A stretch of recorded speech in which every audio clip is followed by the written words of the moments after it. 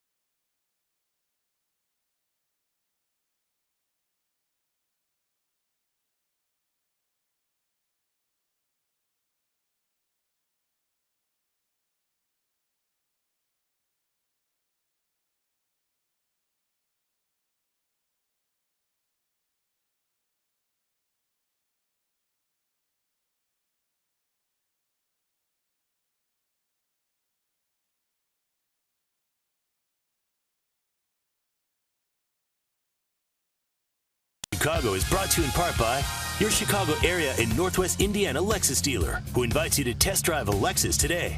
Blue Cross and Blue Shield of Illinois, through it all. Ford, inviting you to check out their fuel-efficient lineup at your local Ford store or at localfordstores.com. Southwest Airlines, transparency, low fares, nothing to hide. And by your local Kia dealers. Visit mykiachicago.com to learn more. Been a while since we've been here in the friendly confines, and it's great to be back. The Cubs have the best home record in all of baseball at 45-19. And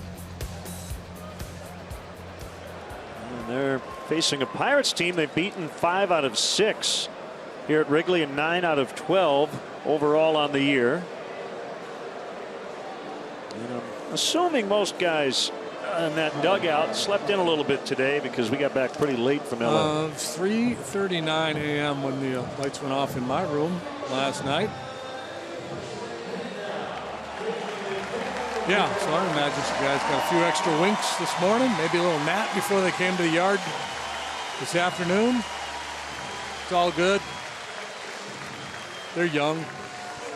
Right. Let's check out the Pittsburgh Pirates Southwest starting lineup. Again, they've won 8 in a row on the road. Josh Harrison in the leadoff spot, playing second. Josh Bell, what a major league debut he had against the Cubs in Pittsburgh in July. McCutchen putting together a great month, not a great year. More on that later. Polanco, Marte, the All-Star. David Freese and Francisco Cervelli signing contract extensions earlier this season. Jordy Mercer, the shortstop, batting 8th, and Stephen Brault can handle the bat. He pitches, and bats 9th. Cubs defensively, and it's brought to you by Arby's. You'll see an outfield alignment of Soler, Fowler, and Hayward. Chris Bryant, third base. Javi Baez spells Addison Russell at short tonight. Zobrist Rizzo on the right side of the infield. Wilson Contreras back behind the plate as he continues to get a look at Jake Arrieta, who is our Lexus Pursuing Perfection starting pitcher. 16 wins, leads the league, 2.62 ERA, good for 4th best in the league. He's allowed just 11 home runs. Here in his home ballpark, 6-3 with a 2.18 ERA. That opponent average also the best in the biz. Umpires, that's Trip Gibson. Trip with 2 P's. Brian Knight, silent K, is at first. Tony Randazzo, Chicago native, went to Lake Park High School, is at second. And Bill Miller, the crew chief, at third.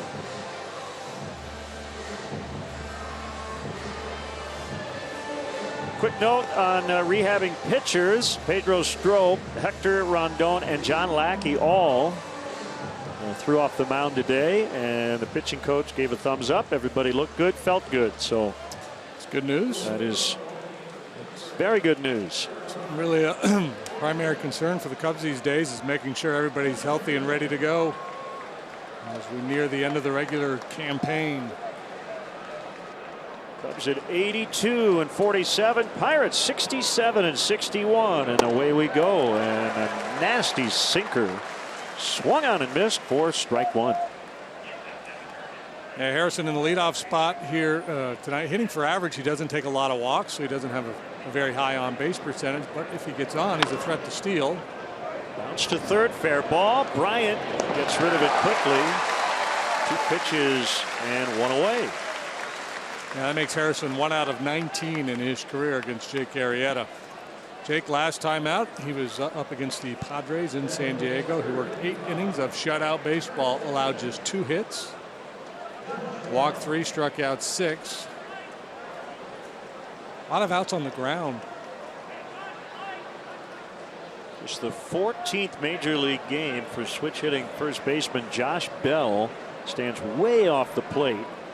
We should do a little side-by-side with Anthony Rizzo later. Big debut weekend in July against the Cubs. He didn't even start. His debut, a pinch hit single off Arrieta on July 8th. And it leads us into our Xfinity high-speed action. So his first career plate appearance, he would come around to score. The next night, off the bench, pinch hit grand slam off Adam Warren. And then in game 3, a pinch hit walk and a run off John Lackey. Can't start much better than that. No, and that's a problem. You set the bar that high, people are going to come to expect big things. A lot of pressure on this kid now. And you see how he starts so far off the plate and then dives to cover the outside part of the plate. So as a pitcher, when you see that, you think hard in should be able to tie him up.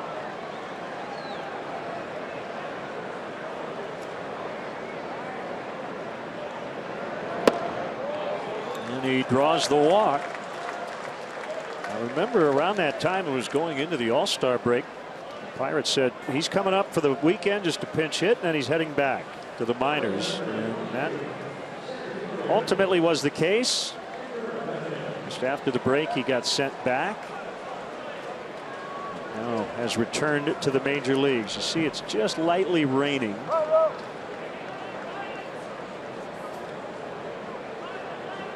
As Andrew McCutchen digs in.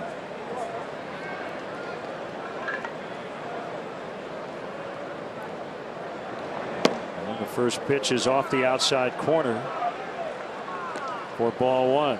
McCutchen sat out kind of like Jason Hayward did recently. He was given 3 games off to start August. He didn't ask for it. His manager said this is what we're going to do as a figurative reset button. At the time and close, he was hitting .241 with an OPS of .719 on the year. Well, since he's returned here in August, .304, .421, .468 slash line. This has been his best month of the year.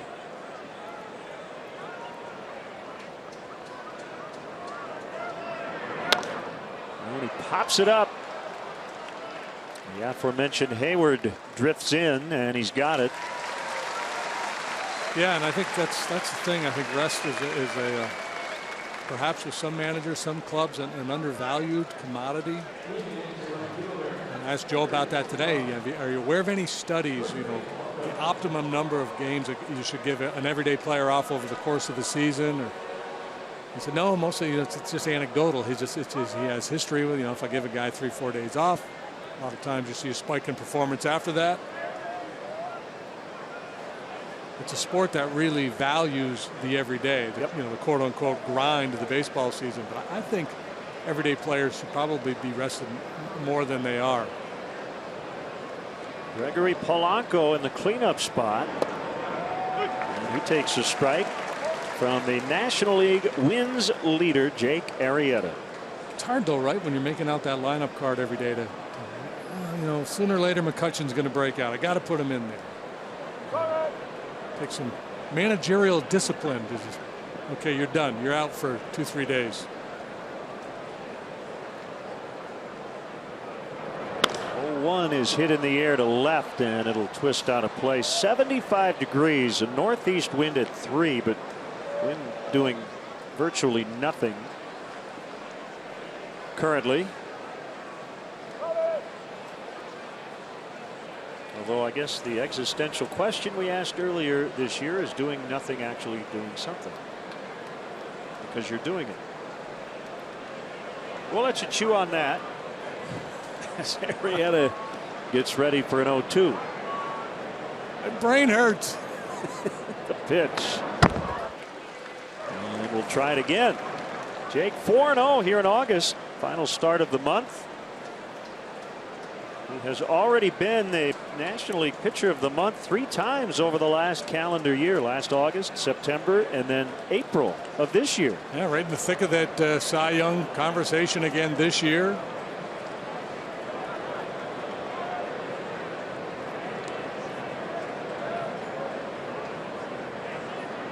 Bell takes off. The pitch is outside. The throw! Got him! That quick tag by Javier Baez. He and Contreras team up to get Arrieta out of the inning. That never gets old, does it? So quick.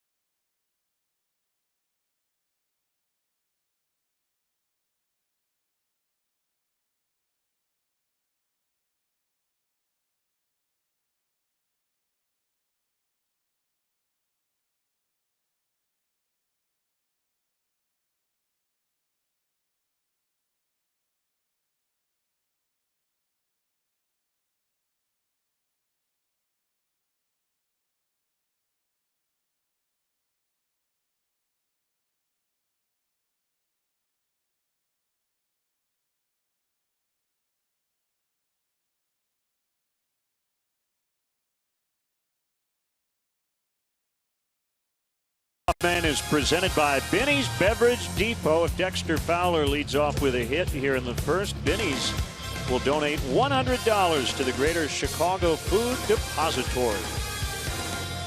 Cubs will line up this way offensively. Brought to you by Southwest. Fowler. Bryant's going to play third tonight. Rizzo. Zobrist in the cleanup spot playing second. Jorge Soler is in left with Hayward in right. Wilson Contreras has already had an impact on this game defensively, along with Javier Baez, who's playing short for Russell, and Arrieta, the pitcher, bats ninth. Harvey's defense for the Pirates this evening: Marte, McCutchen, Polanco, a talented outfield. For the Buccos, Freese, Mercer, Harrison, Bell, third to first. Francisco Cervelli is behind the plate. Lexus pursuing perfection starting pitcher. The rookie left-hander Steven Brault made just a couple of starts. 0-1 with a .360 fastball, slider, changeup. Word on the street is he's got a real good change of pace. Not a real hard thrower. Average, a tick below major league average in terms of velocity. Good command. On the outside corner against the switch batting Fowler, who's hitting right-handed. Pirates did put Garrett Cole on the DL with a sore elbow.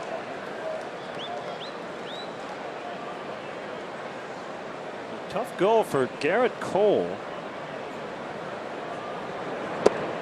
It's a strike. And it's 1-2.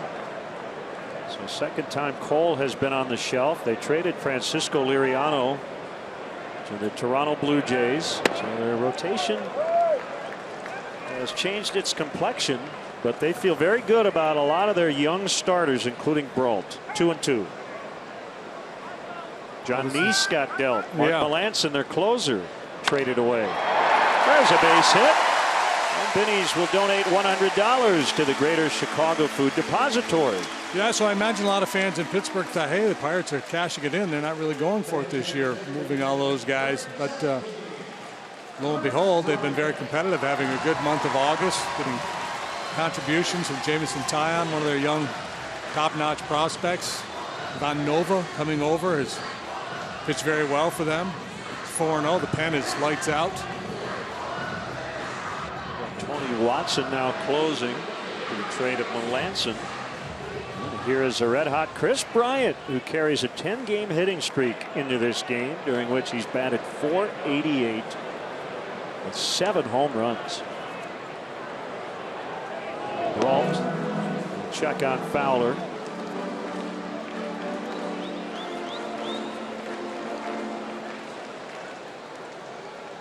Bryant now only 8 points behind Daniel Murphy in the National League OPS race, 994 to 986. Swing and a miss. Tied for the National League lead with 35 home runs. He leads the majors with 107 runs scored. Other than that, he's just been all right. Oh, hum.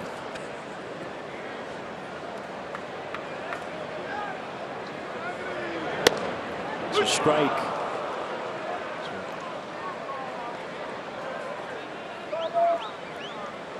That's on the road in his last home game. The game before that, he went 5 for 5.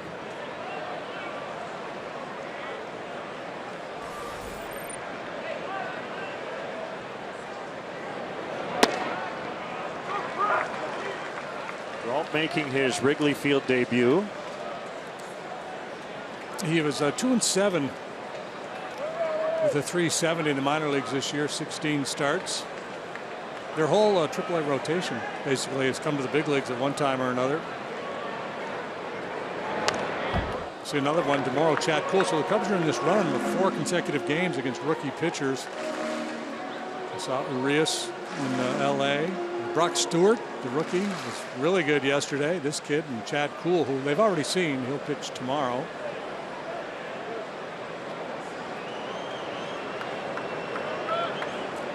Bell holds on Fowler as Brault fires to the plate. It's 2-2. Brault's trying to figure out how to get out Chris Bryant and how to navigate through this game, but he's also probably hoping He can stay in the rotation for more than one start. Major league debut was at St. Louis July 5th. Went back to the minors July 29th at Milwaukee. In the dirt, and then tonight. Still looking for his first win. In that debut in St. Louis, he forgot his glove. Left it in Indianapolis, so he had to borrow his teammate Jeff Locke's mitt. So left-handed. He was a vocal performance major in college at Regis University. He was a rock lead singer too. Oh, he just made a nice defensive play and he throws it away. Instead of possibly turning two or at least getting one out, nobody out and runners at first and third. Boy, he opened the door wide open. It appeared to be a very easy double play ball, and he hurries to throw. This reminds me of the Cubs. Remember 2-3 years ago, maybe they had so many issues. Edwin Jackson in particular making this play. So the veteran Cervelli just trying to calm him down a little bit. Brault was a two-way player in college. He's a really good athlete. He can hit. Played some outfield at Regis University and pitched. So you saw the athleticism as he was able to field that ground ball, but then in a bit of a hurry.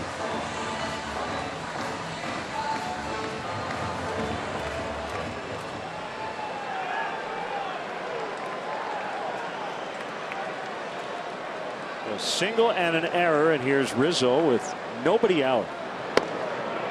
Again, you mentioned Bell so far off the plate. I bet, yeah, if you could superimpose where Bell is in the batter's box versus where Anthony is, you could probably squeeze another big leaguer right in between the two of them.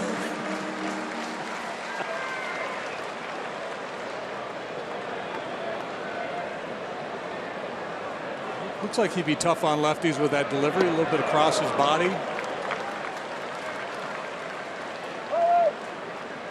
Works from the first base side of the rubber, which used to be the norm. Just about every left-hander used to work from that side of the rubber, and every right-hander from the third base side of the rubber. But more often now, it's the other way around. 2-0 on Rizzo. Here's the pitch. Outside. He's not been particularly close to the strike zone on any of his first three pitches to Anthony. He had a nice trip, hit 361.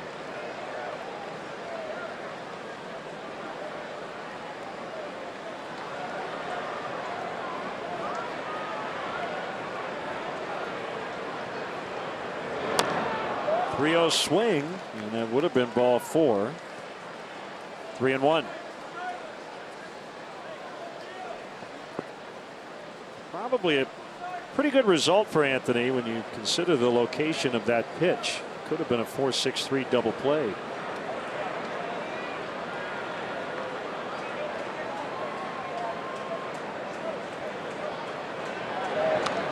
Three and two.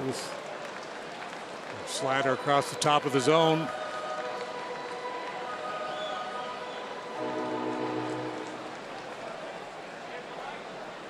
Well, from El Cajon, California, went to Grossmont High School, grew up a Padres fan.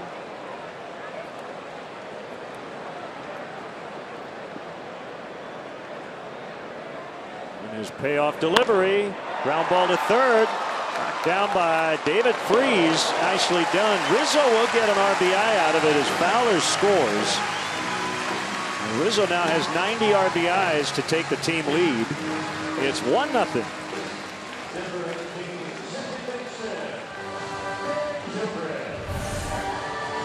Well, challenges with a 3-2 fastball. Anthony trying to shoot it the other way. Successful in that regard, but Freese there to make a play on him. But good enough to get that first run home. Bryant now at second, one out, and it's Ben Zobrist who had a 7-game hit streak come to an end yesterday, and he sends one deep to left. Marte back on the warning track, and he's got just enough room. A loud out for Zobrist.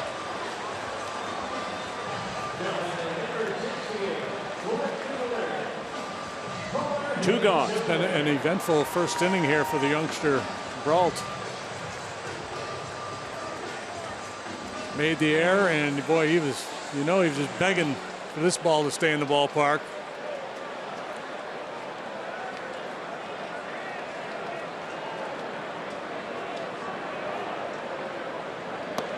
Soler couldn't hold up.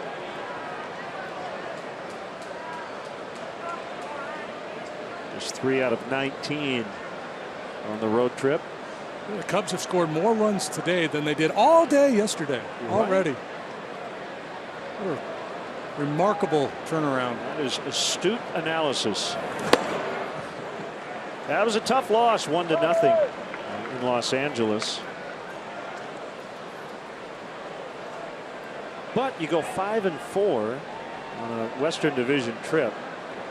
You take it.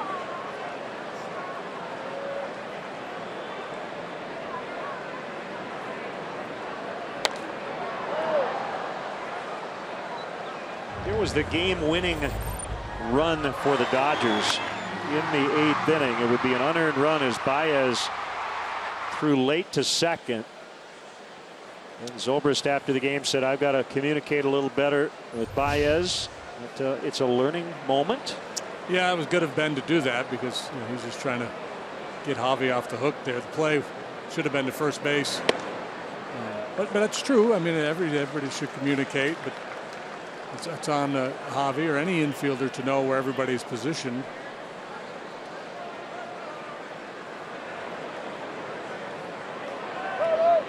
The other part of it, teachable moment. And Baez even mentioned it. It was Adrian Gonzalez who hit the ball, so he had a lot of time to get the out at first. Soler did not like that called strike 3. Cubs get 1, and I guess both teams happy. Cubs score, and Brault limits the damage.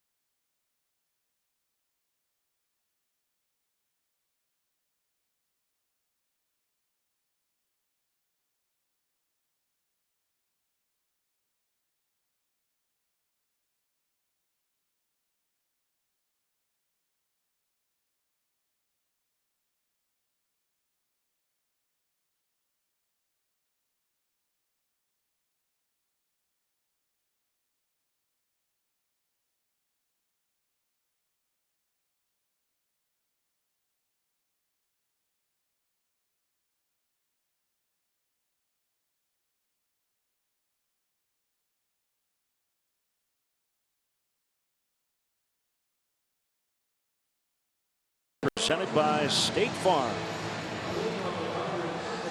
Cub fans, let's go. The best availability for tickets during the final homestand of the regular season would be the Reds Series, September 19, 20, and 21. Don't miss your chance to catch a game at beautiful Wrigley Field. Visit Cubs.com to get your tickets today. An unearned run for the Cubs in the first inning. Pitch to Gregory Polanco is taken for a strike. He was at the plate, and Bell was caught stealing. Yeah, and you would expect the Pirates to push it a little bit on the base paths here tonight, and that's why Wilson Contreras becomes such an important guy. This year with Jake on the mound, opposing base stealers 17 out of 19, and you're looking for a little kryptonite with this guy who is so hard to hit. You're thinking about the running game, but Contreras hasn't hot take a whole lot, so he changes the math a little bit with that arm back there. And again, the great tag by Baez. This is what, the third consecutive game or fourth where these guys are paired up. Yeah. Polanco nearly got hit by That 0-2 slider. That's why it was important to get Contreras some starts with Arrieta. As you contemplate a postseason matchup, maybe another frontline starting pitcher, and it could be a low-run game. Stolen base or two could prove to be the difference. He will give opposing base runners pause. P-A-U-S-E. I was trying to come up with a pun, but you beat me to it. The spelling. The 2-2 was grounded just foul past first. Polanco turns 25 next month. You like the trajectory as you watch his development. 650, 701, 843. That's his OPS first year, last year, and now this season. And he has made starts in the top 8 positions in the Pirates lineup. 16th time he's been in the cleanup spot. 3-2, and with Marte and McCutchen and now Polanco, that is pretty formidable. Yeah, and Polanco's a guy we first saw in 2014. We heard a lot about him before he got to the big leagues. He was perhaps their top prospect, one of the top hitting prospects in minor league baseball at the time. High drive to center. Dexter Fowler on that new turf after concerts. One away.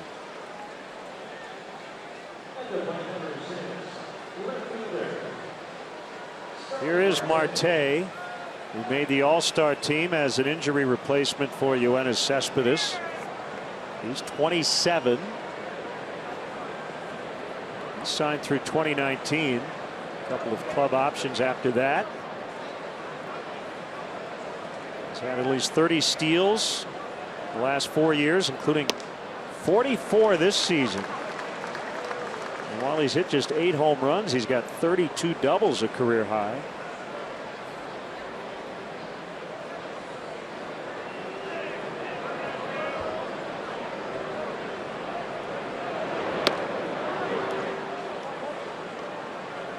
One ball, one strike. The numbers on Arrieta in the open, including the wild card game. He's gone 8-2 in 12 starts against the Pirates as a Cub with a 163. Zobrist makes the call and he makes the catch. 2 outs.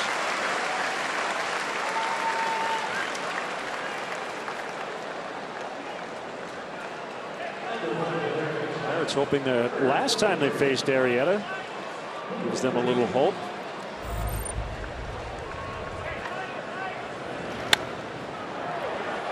Freeze to the opposite way on July 8th. And we got to Jake for 6 runs on 9 hits and 6+ innings in that ball game.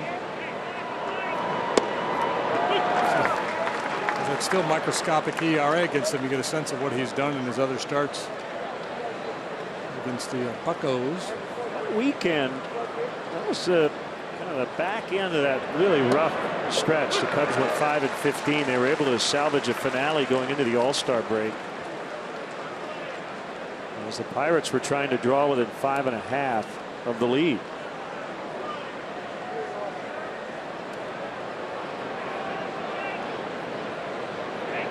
Two on Freeze. 1 week ago signed a 2-year extension. He signed as a free agent on March 11th. Real nice pickup by the Pirates. They have liked him so much they're going to bring him back for a couple more years. Swing and a miss. Strike 3. They go down in order in the second. It's 1-0 Cubs early.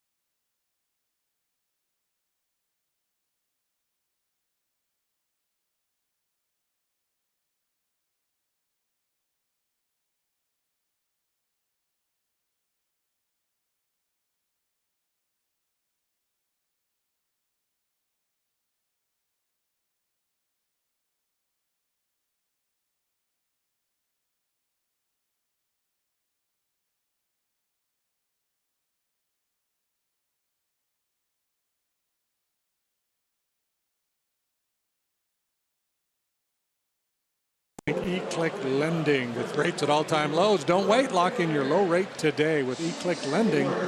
You never pay lending fees. Point, click, save. E-Click Lending.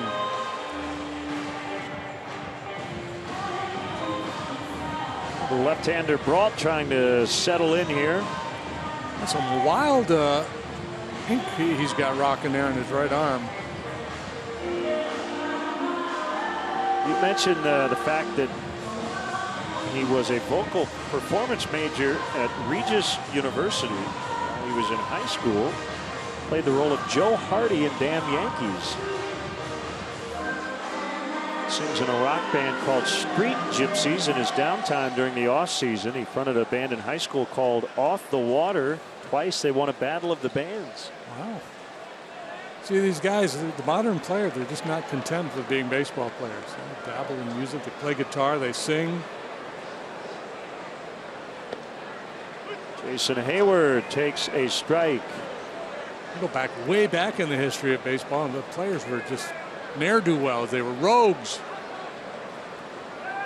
Carried on, got in fights, they spit in umpires' faces. They'd leave the club for a week at a time, disappear. That doesn't happen anymore. Hayward has a 7-game hitting streak, and at one point in Los Angeles this past weekend had 5 consecutive hits.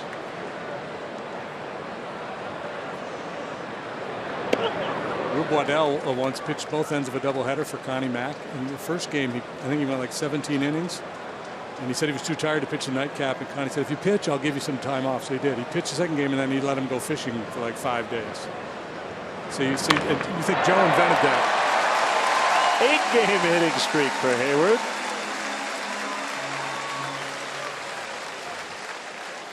Well, Yeah, he also didn't have Twitter to follow people around on their excursions. Well, and this is a good look, and I'm not a hitting guy, but what I see there as he's striding in, the hands are pushing away from his body, so he's getting some separation there. And this is a very, very nice trend. And I know we've said that a lot this year when he strings a couple good games together, but I don't know. There's something about that swing and just the way he's getting after it. It's got a little different look here over the last few days.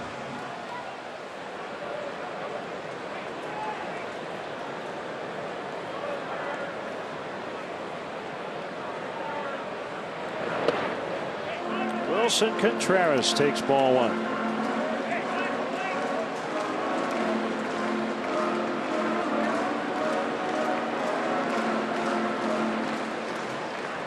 Pirates playing a traditional double play depth. So Harrison really pinched towards the bag. That gives Contreras a lot of room to push that ball through the right side, and we've seen him do that from time to time.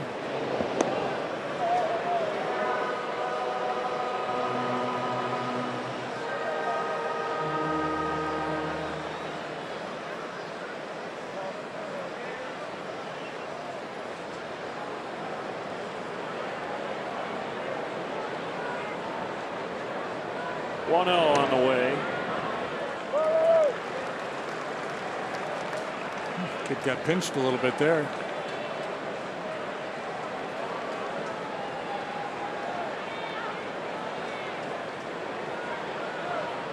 He is one of 5 rookies to make at least one start with the Pirates this year. JD referenced basically their whole AAA rotation. Pitched up here at one point or another. 3-0. Cervelli. Yeah, beat him halfway. Kind of like the Dodgers in that respect, that they had a lot of guys make multiple starts. They haven't had the injury problems to the degree that the Dodgers have, but they've had to deal with injuries, and of course they've made some trades too.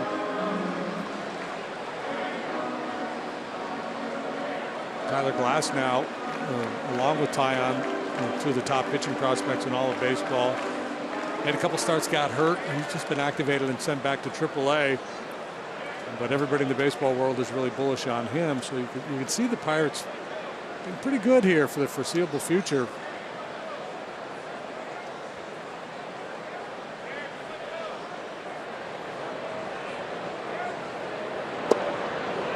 It's a strike, 3-1.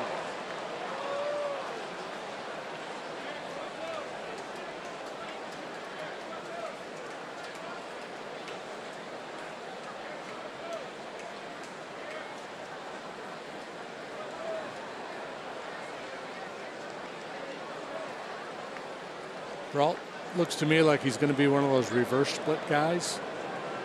Maybe a little bit better against righties and lefties with that changeup. 3-2. Open the bottom of that strike zone here against Contreras.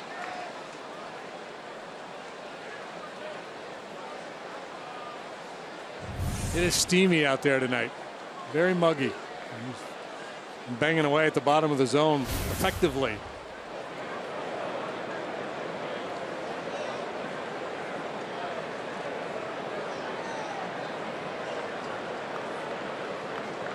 It'd be hard to lay off if he ran one letter high right now, wouldn't it? Instead, he gets one at the bottom of the zone again for a called strike 3. What a comeback in that sequence. Wow. Yeah, I think at the end of the day there, Contreras thought he was going to come with an off-speed pitch. He just kept banging away. Right over the heart of the plate at the knees to get the strikeout.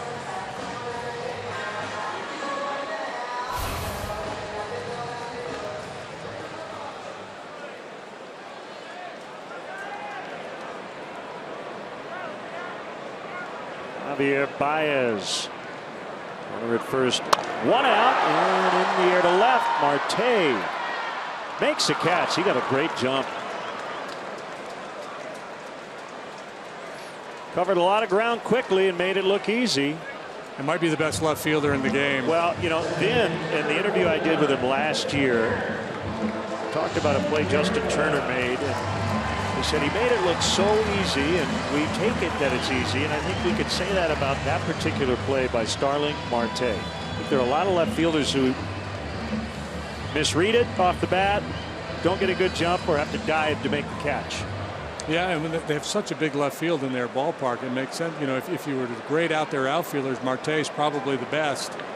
And usually you think, well, that's center field. But in their ballpark with a big left field, probably makes sense to have Marte in left, keep McCutchen in center. Arrieta with 2 outs. And one quick thing, you mentioned Tyone. Actually, Tyone is still here. It was Tyler Glasnow. Yes, that's what I thought. That's what I said. I think you said Tyone, but yeah, you meant Glasnow, just to clarify. But yeah, you're right. He'll be a big part of this thing before it's all said and done.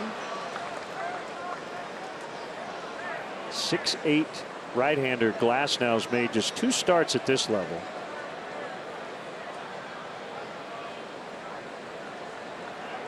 Tyone will not pitch in this series. Chad Kuhl will tomorrow, and then Ryan Vogelsong on Wednesday. Jeff Locke is currently in the bullpen. They have an 8-man bullpen tonight. 4 lefties, 4 right-handers. So plenty of options for Clint Hurdle. He needs to make an early move with his young lefty. Jake at 264, a couple of homers, and he's knocked in 6.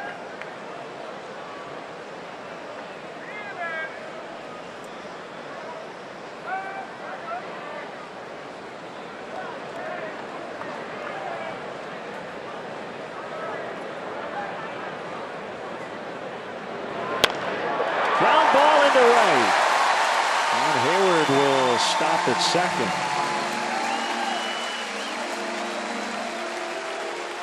It was a floating changeup from Brault.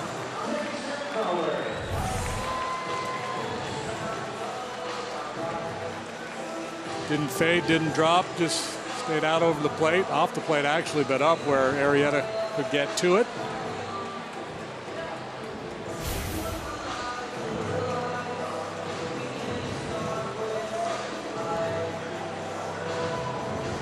Fowler a single and the only run of the game in the opening inning.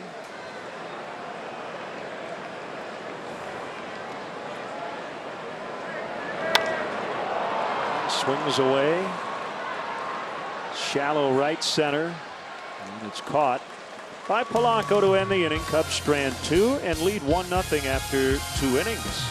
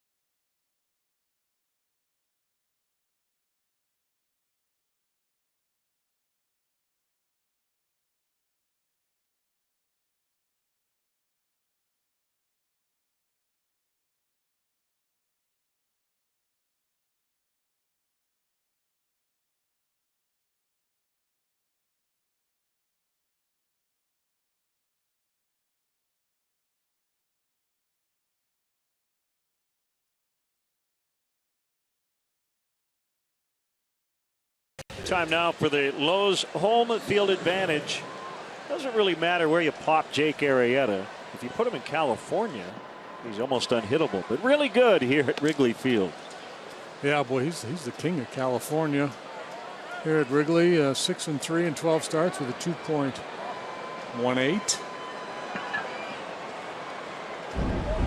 Of course, everybody in this rotation is so good here in their home ballpark. Hendricks has got a 131, tied for the best in baseball. Lester a 201, Jake 218, Lackey 247, Jason Hamill 179.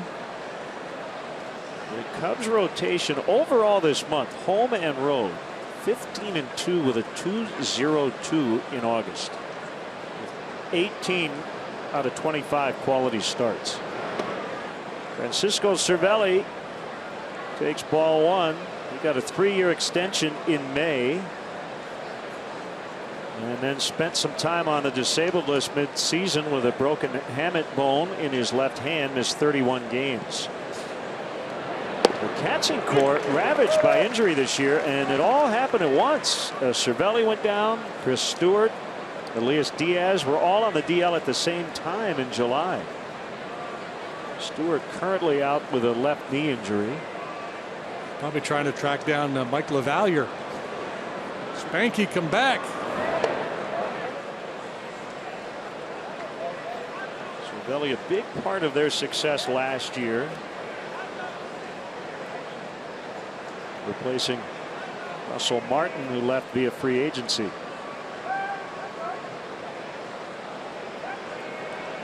We see the Pirates a lot, so we've mentioned this in the past, but they need to, and they've gotten very good value on a lot of their players. He bounces to short. Baez, high throw, but Rizzo on the bag.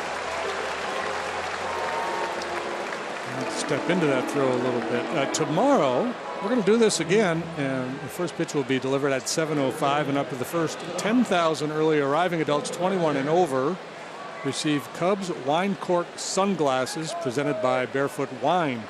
Tickets are still available for this game. Visit Cubs.com. Do it now. Come on out.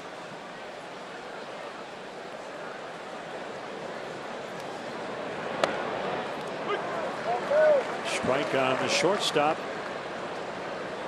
Jordy Mercer. Get a chance to see Kyle Hendricks pitch.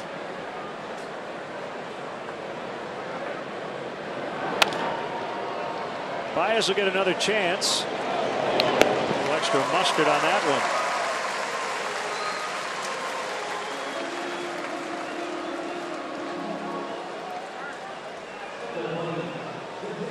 Well, the pitcher Brault,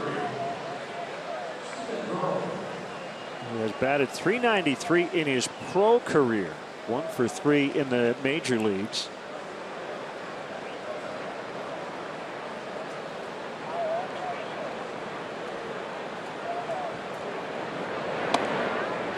Top of the zone strike.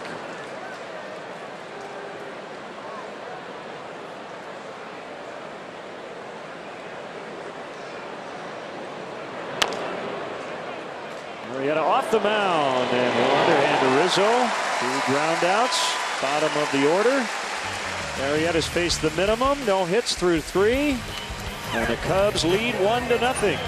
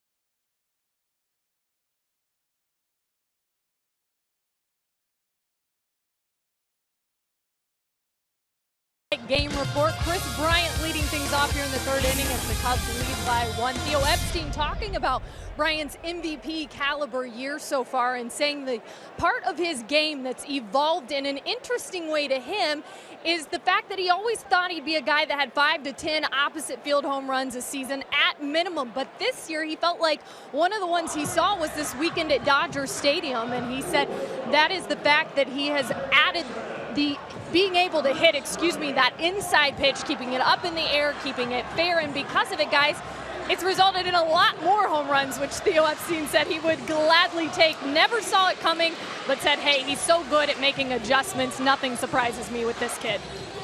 Well, he's coming off a great road trip.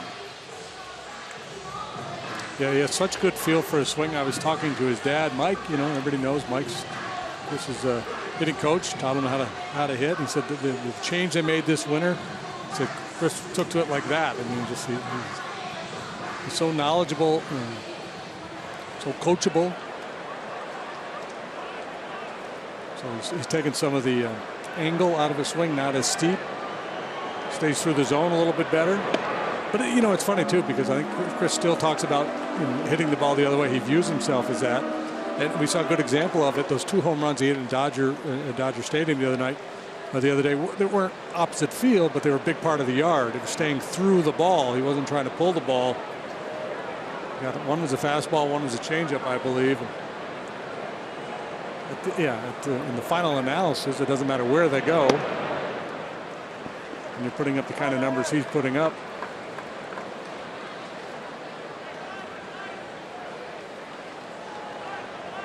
He's got a favorable count, and the 2-0 is fouled off into the upper deck.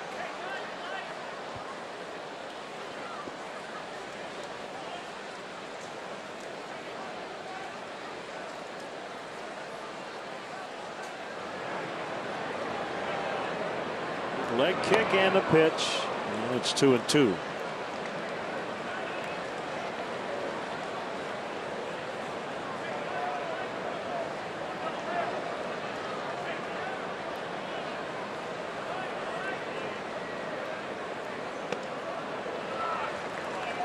Rizzo next.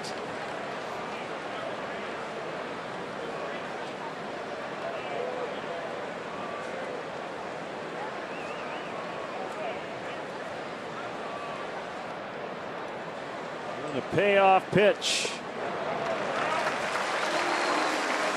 So Bryant is aboard. A fairly predictable outcome of that plate appearance, as you saw that pitch tracks graphic there. Doing all that work out of the zone, and if you do that against Bryant, he's going to walk. A lot of hitters, they get 3-2, and all of a sudden, okay, now he's going to challenge me, and end up chasing a bad ball. We rarely see that with Chris.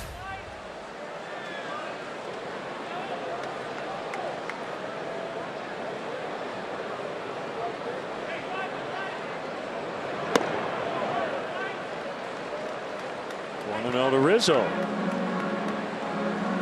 Sad news. We lost Gene Wilder. I know. 83 years old. I was surprised to read that he was 83. That's Frankenstein. First foul, 1-1.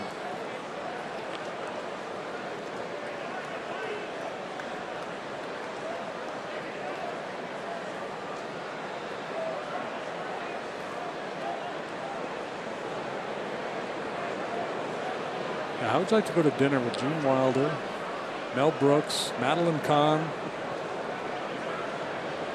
I would just listen. Outside, it's 2-1.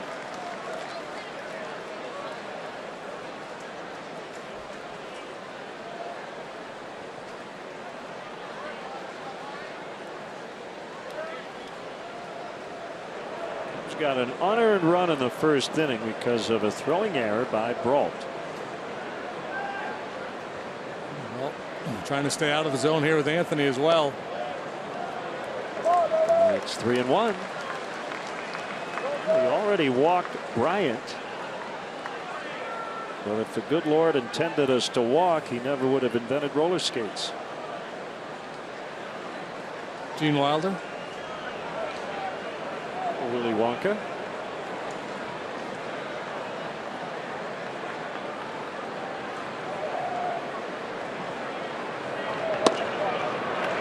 Back-to-back free passes.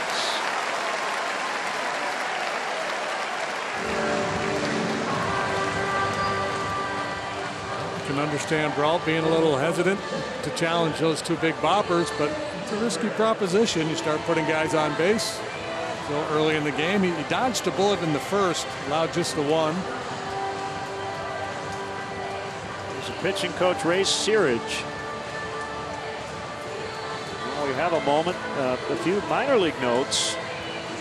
Albert Almora recently activated off the AAA disabled list. He had a thumb injury. He's now back playing for the Iowa Cubs. Jamer Candelario hitting .354 in August. Both those guys September call-up candidates.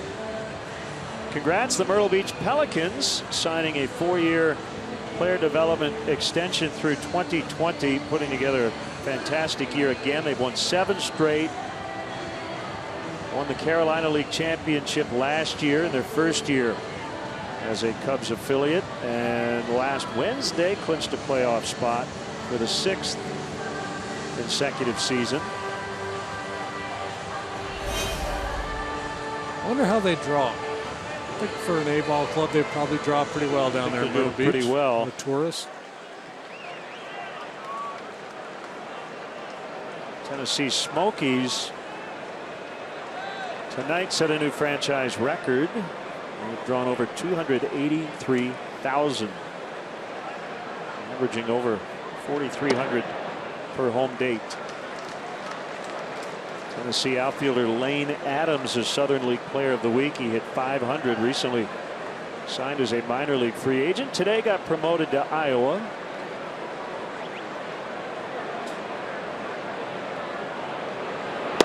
That's a strike. It's 1-1. Myrtle Beach right-hander Trevor Clifton, the Carolina League Pitcher of the Week. And the Eugene Emeralds of the Northwest League have tied a club record for most wins in a 76-game season. They're 49-19. Cubs' 3 A-ball clubs will all be in the postseason. South Bend, Myrtle Beach, and Eugene.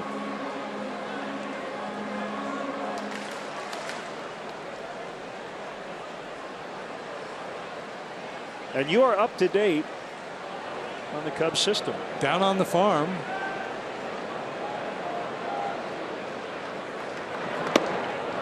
Oh, strike 3. Zobrist rarely argues, but he's saying that pitch is outside. Tripp. Yep. You know, when Ben starts barking at the umpire, and it's not really a bark, it's just making his point. If you're Tripp Gibson, you're probably, as soon as Ben starts talking, you probably think, you know what, I must have blown it.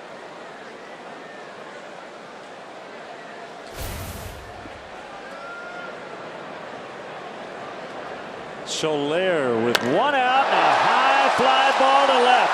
Marte goes back. He's on the track, and it's off the wall. Coming around third is Bryant. Throw to the plate, not in time. How did that ball stay in the yard?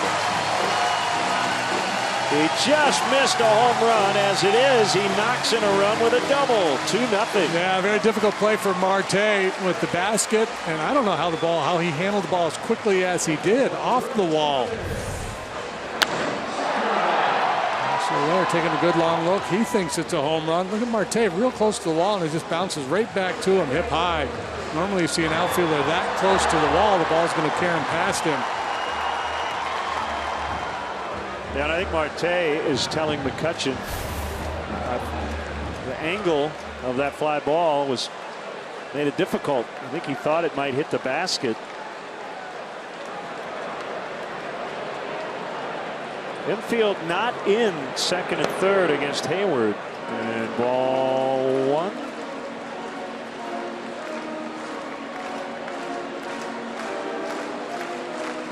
Still early enough in the game where Clint Hurdle's going to be willing to trade an out for a run here with 2 runners in scoring position. Yeah, he kind of lost. Need a little GPS there. Rizzo to the plate. Going to be close at first. Out as Brault gets it from Bell in time, but Hayward will get an RBI to make it 3-0. Taking a page out of the Dodgers playbook from the weekend with the ground out RBI. Anthony had one in the first. Hayward gets one here, his 36th run driven home. Brault a little bit late to break and did not take a particularly aggressive angle to first base. Maybe closer than it should have been. A little surprised, lefty-lefty, that he didn't bring his infield in. Now, with 2 guys in scoring position, and I think he's just trying to get outs, trying to keep this kid, you know.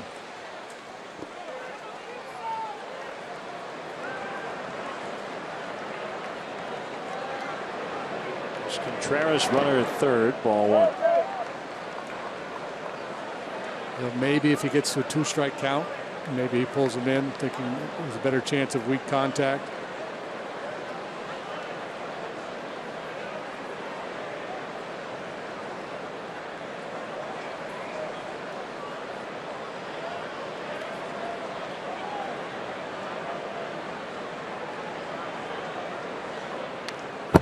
Oof. That's the way to turn it loose. He got cheated a little bit, got caught looking last time up. This time he's going to get his money's worth. Yeah, I think a lot of managers, you know, in the first third, maybe even the first 6 innings of a ball game, and that all depends on who the opposing pitcher is and just the rhythm of the game. But a lot of times, this stage of the game, you're still with 2 guys in scoring position. You're still in that. Let's prevent the big inning as much as possible. I was thinking 2-0. You're trailing Jake Arrieta here early. But oh, absolutely, yeah, that's right. And it's a gray zone. It's like so many decisions in baseball. It's not black and white. Arguments to be made on both sides. 1-2.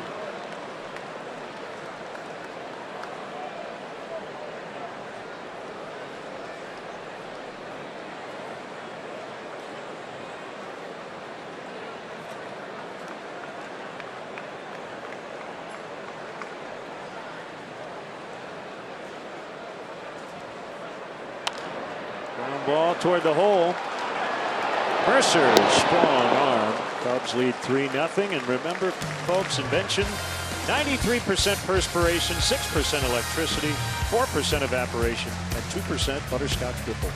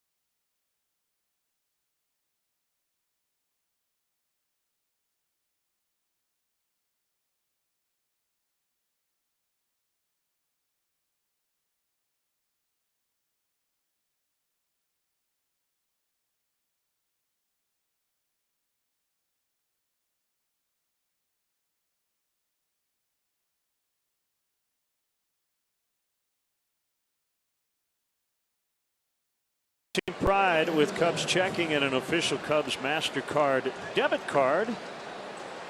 Only available at your local Wintrust Community Bank. Go to wintrust.com/Cubs to learn more. Member FDIC. Jake Arrieta has a 3-0 lead as he faces Josh Harrison. First pitch strike. Good movement on that two-seamer tonight.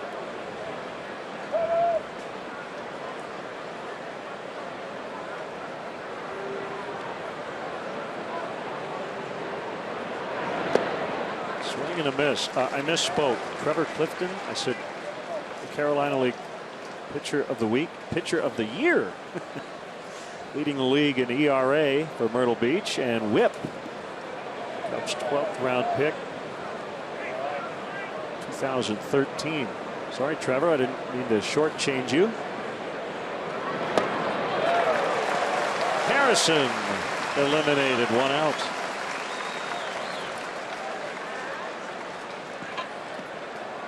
Two strikeouts for Arrieta.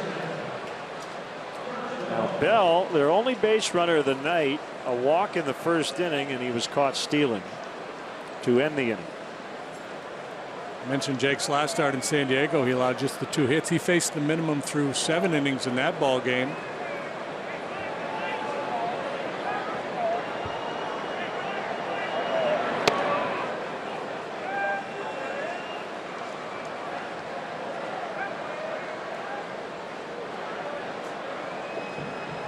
$5-0 when he left that game. And Padres scored 3 in the 9th to create a little drama.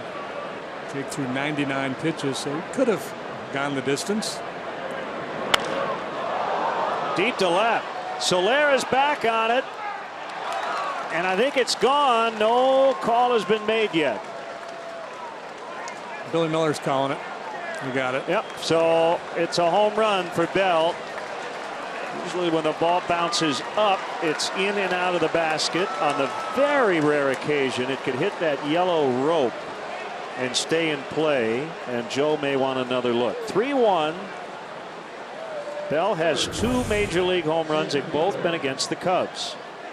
Yeah, I think he hit the sign, the auxiliary board out there, our Ford home run replay. And Soler was not arguing. So no, he was going to play it back in, but you could tell by his body language he knew it was out.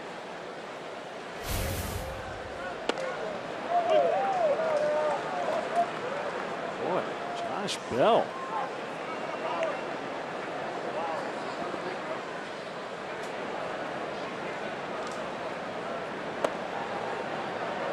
One and one.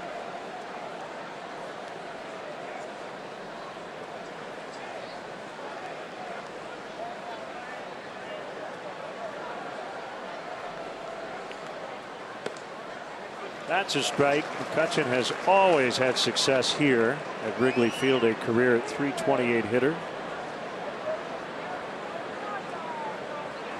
29 years old. He is signed through next year with a club option for 2018. While he's had a down season, he's making $13 million this year. That's the most he's made in a season.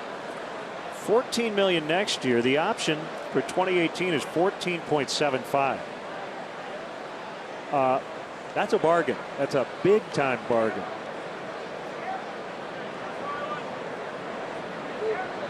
Who previous to this season had been a perennial MVP candidate and won it 1 year.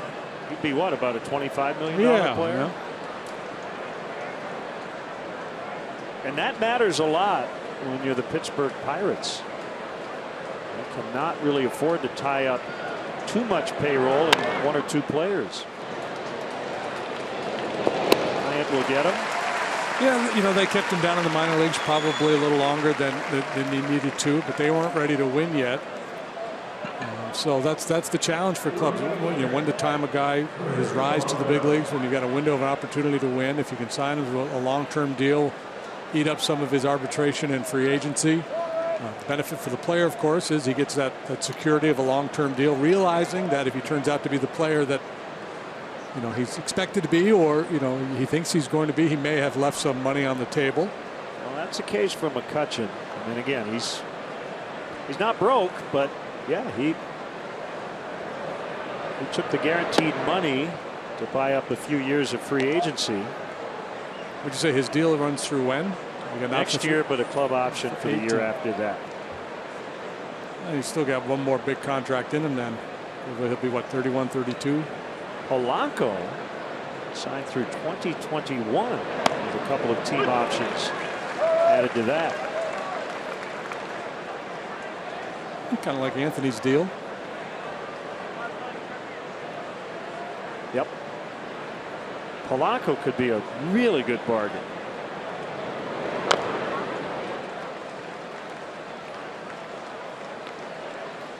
Making essentially the minimum this year, 1.6 next year, 4.6.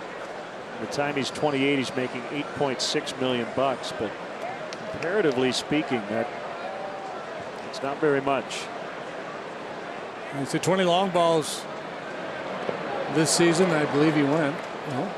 Miller says no. It's 2 times more than he hit last year, +2. He had 9 home runs last season, played 153 ball games. Driving the ball this year, pulling it more, hitting it with authority. Not on the ground as much. See that a lot with the young hitters.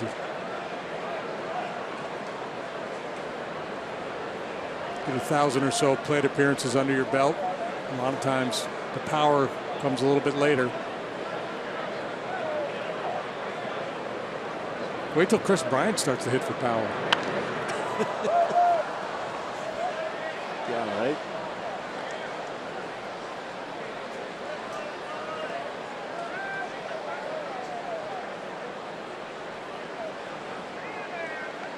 Yeah, the value the Pirates are getting out of their 3 outfielders is pretty stunning. Marte, McCutchen, and Polanco. That's to first. It's a fair ball right over the bag, and Arrieta covering. And that will end the inning. Cubs lead 3-1.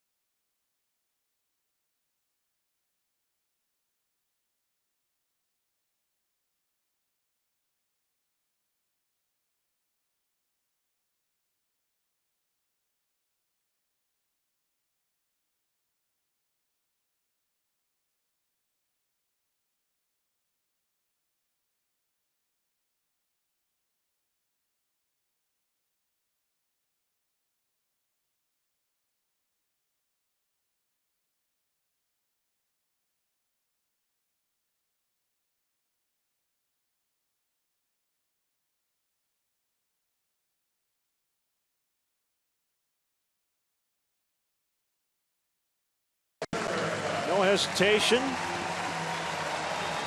And you can always count on a good feed from Anthony Rizzo.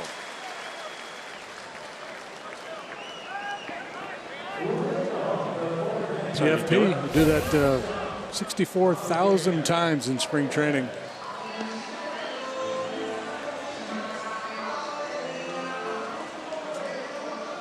And then depending on the speed of the base runner, you have to take a more aggressive line to first base. Ideally, you like to get over there before the cutout, so you present an angle to the first baseman. You're running straight towards the base for latter stages. But if you got a real speedster, you can't afford to do that. At least I couldn't. With my foot speed, you know, I needed to take a more direct path. 3-1 ball game.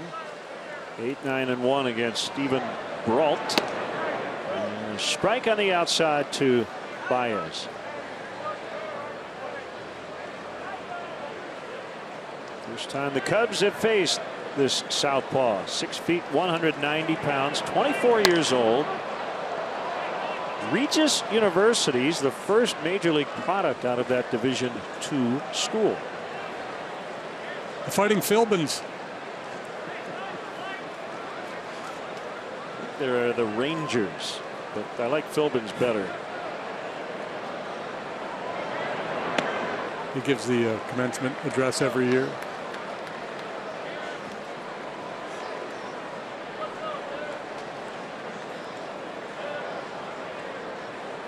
Javi They've got a hotel in honor of this school's saint. There we go. Get down, ball. One hopper to Marte. Pretty good swing last time. Just a little bit down off the end of the bat. Marte made a pretty good play on him. This time a ringing line drive base hit. He was just 3 out of 27 on the road trip.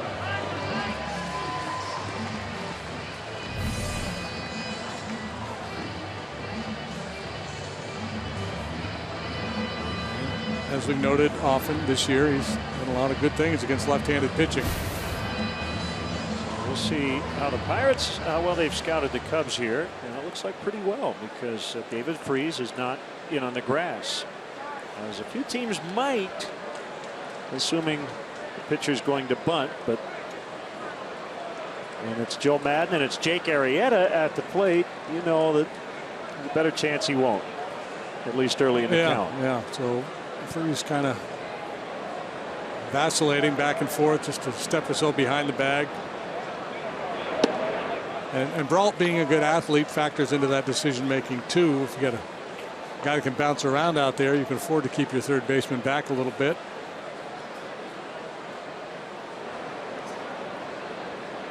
Freese will be king on that top hand of Arrieta. He's start to slide up the bat, and he will come. I just hope Freese is in the lineup with Cool pitching tomorrow. Gotta be, right? Yeah, if not, we're going to have to get a memo down to Clint Hurdle.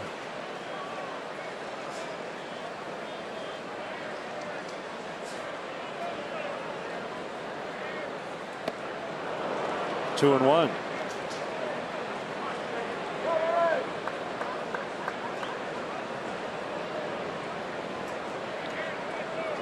Cubs out hitting the Bucks 5-1.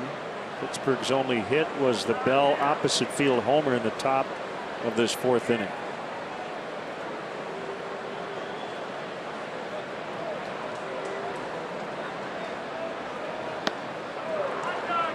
Two and two.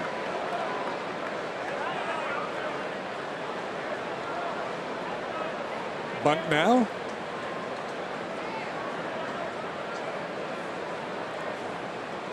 It's always in play. The Cubs pitchers. Now Freese is still back at third.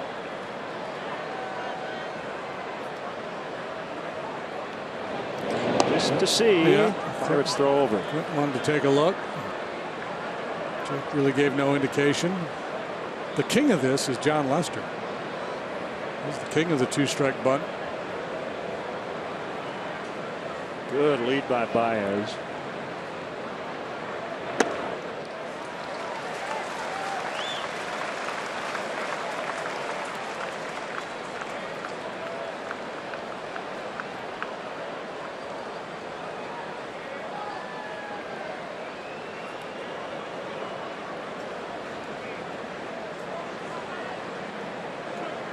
Did not show bunt 2-2. In fact, he hasn't shown it this entire sequence.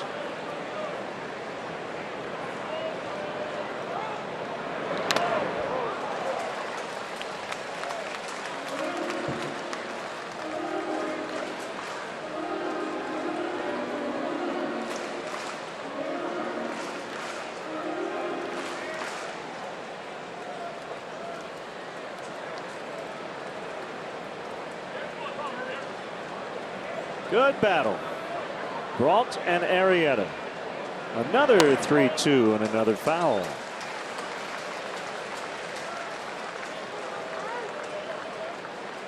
Big series in Baltimore starting tonight. The Blue Jays have a late lead, 3-1 over the Orioles in the ninth. Toronto 2 up on Boston, 3 ahead of Baltimore. Going into play tonight. Another foul. Just looking out at the big board, looking at Jake's numbers, 278 average, 328 on base, 463 slugging percentage. Couple that with just the look of his swings in the box, and if you didn't know it, you would assume Arrieta was a position player. I mean, this isn't a guy where you go, hey, that's a pretty good hack for a pitcher. It's just a good hack.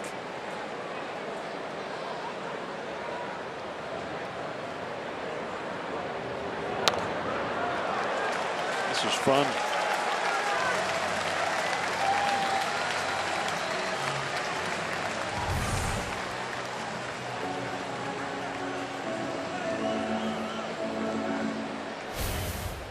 How does this at bat end?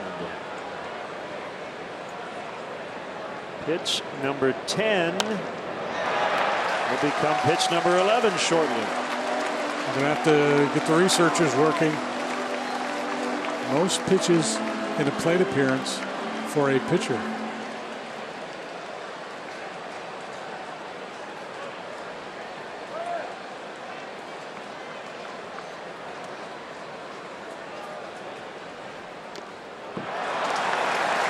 Crowd now rooting for foul balls.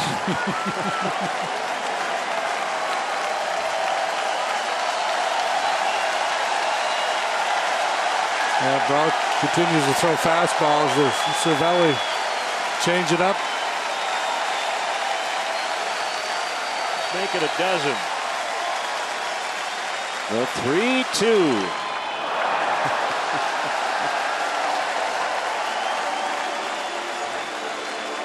They're nearing an average innings worth of pitches for Stephen Brault.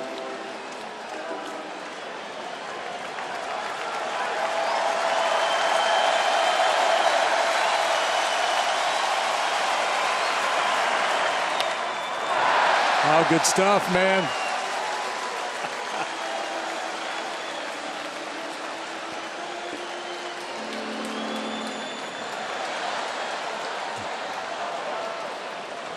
I mean, Dexter Fowler has to love this on deck. You'd be tempted just to throw a BP fastball. Just here, please put it in play. This time he got him after 8 consecutive fouls. And Jake Arrieta, after striking out, gets a standing ovation. And well deserved.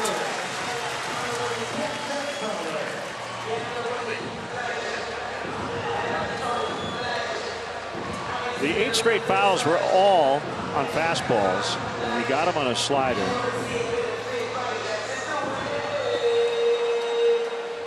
So that's the first out of the inning. Yeah, and you can see if it was a position player up there, you could see them going to a changeup or a breaking pitch earlier in that sequence. But with the opposing pitcher up there, you're thinking, yeah, if I try to trick him and I miss and he takes ball 4, then you're really feeling bad about things.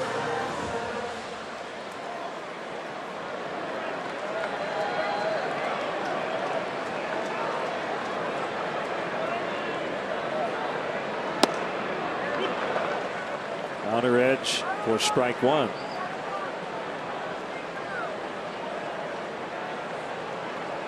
Sometimes an out is not just an out.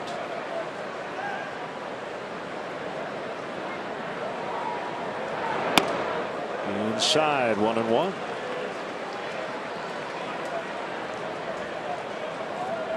That at bat, if Pedro Baez were pitching, would have taken an hour. Oh my goodness.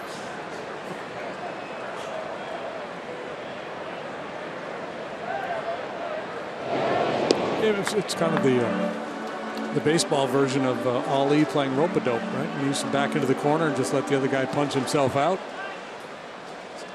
Keep fouling the ball off. Force the guy to waste a lot of energy. Baez runs. Fowler bounces to third. Freeze will get him. Baez trying to get to third, and he's in with 2 gone.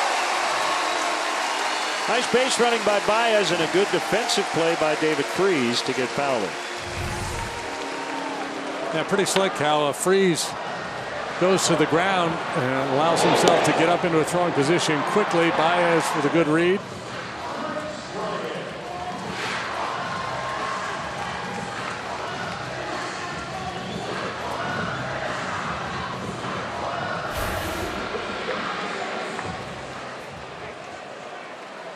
We'll bring up Chris Bryant. Hit into a fielder's choice in the first. Walked and scored in the third, and he just got hit by a pitch.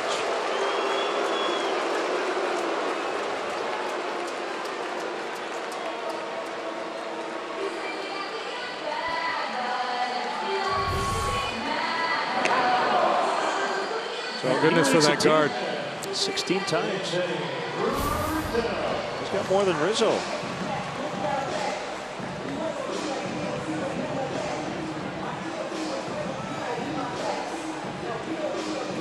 Searage out for the second time tonight. The Cubs are proud to salute the men and women of the United States military this Wednesday. It will be the 31st. The Cubs have specially priced tickets in the Terrorist Reserved Outfield section, and each ticket includes a special Cubs military cap. For more information, visit Cubs.com/special group nights.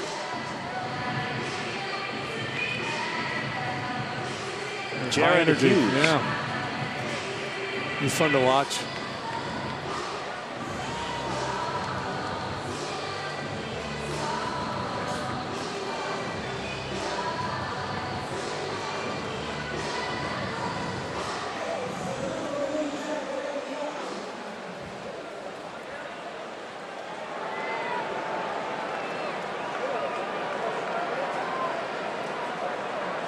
First and third, 2 outs. No one outside to Rizzo. 3 against the Pirates, and the Giants come in for a 4-game weekend.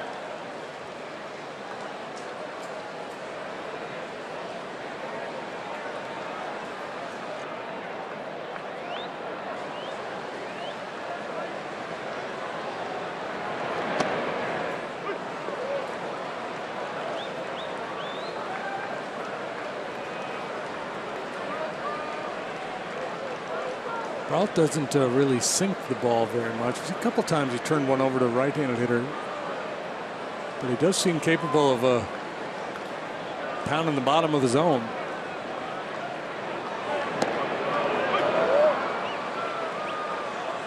One and two.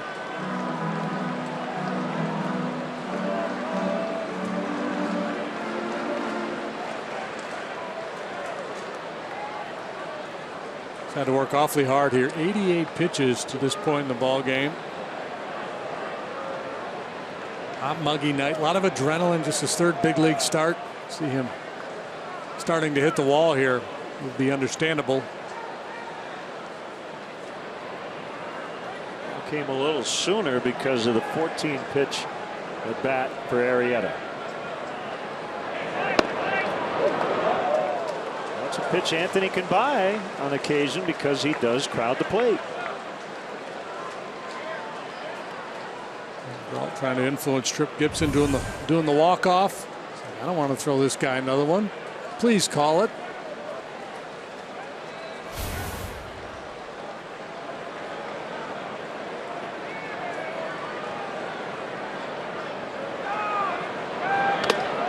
Back. He got away with him there. A spinner right in the middle of the strike zone. Already got the title of this lefty's memoir. Tales from the Brault. What do you think? Sure. It would have to be a musical, though. Well, he can sing. Yeah. So. Yeah.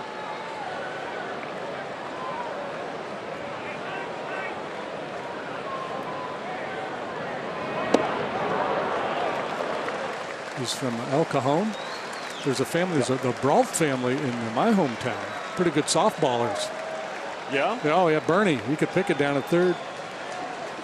Bernie Brault. Bernie, Kevin, Bougie, they can all play.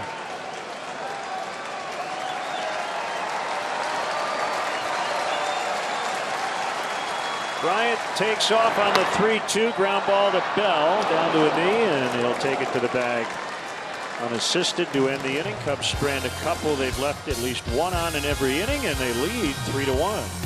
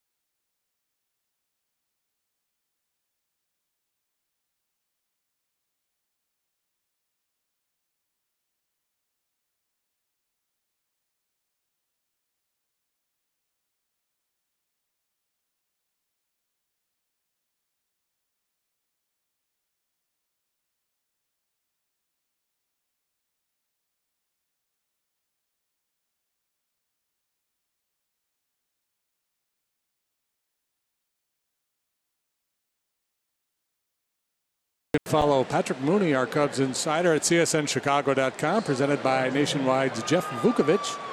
Serving the community for 38 years. Go to jeffvuk.com. Nationwide is on your side.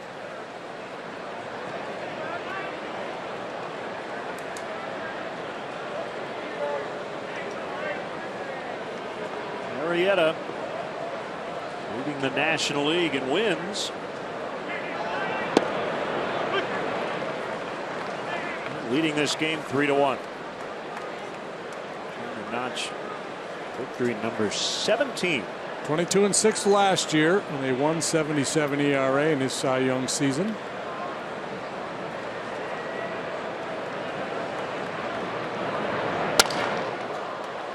Softly lined the other way. Marte is on, and he is a big-time stolen base threat. 44 steals. He's been caught 10 times.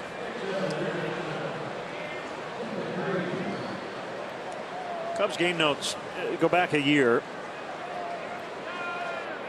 Arrieta, 3-time pitcher of the month in the National League, 2 no-hitters and 1 Cy Young award.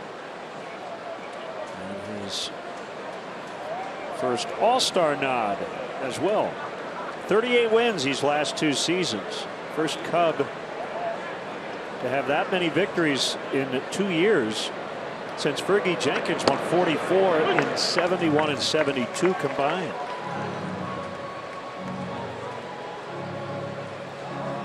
He has not been as sharp with his command this year as last. Of course, it would be almost impossible to duplicate what he did last year, but the walk rate is up significantly, but still, you know, the batting average against is so low, really hasn't paid much of a price for those walks.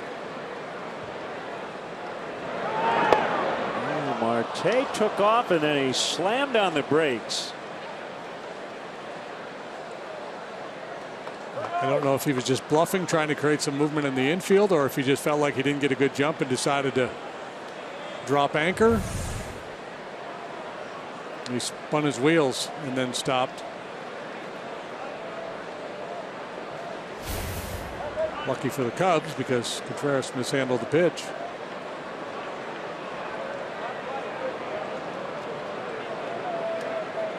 Free's a ground ball guy, so double play certainly in order here. Swung on and missed. Hey, we'd like to welcome all our viewers watching on Lisco in Fairfield, Iowa. Make sure you drop in down there to the Fairfield Diner. A.J. Schugel up in the Pirates bullpen. Want to send out happy 88th birthday wishes. Big Cub fan Margie Bew taking in the ball game here at Wrigley Field tonight.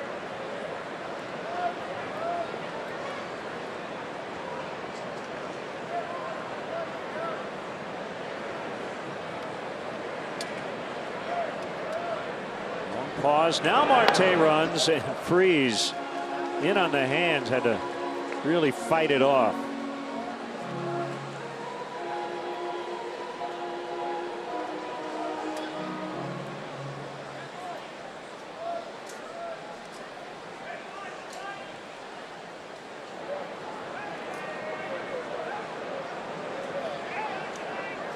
Clint Hurdle, when asked about this interesting season, said before the game to reporters, it hasn't been linear. It's kind of been an etch-a-sketch type of season. Well said. Pirates right now just a half a game out of a wild card spot. They have been a National League wild card team each of the last 3 seasons. They're 1-2 in those win or go home situations, including getting shut out by Jake Arrieta last year in Pittsburgh.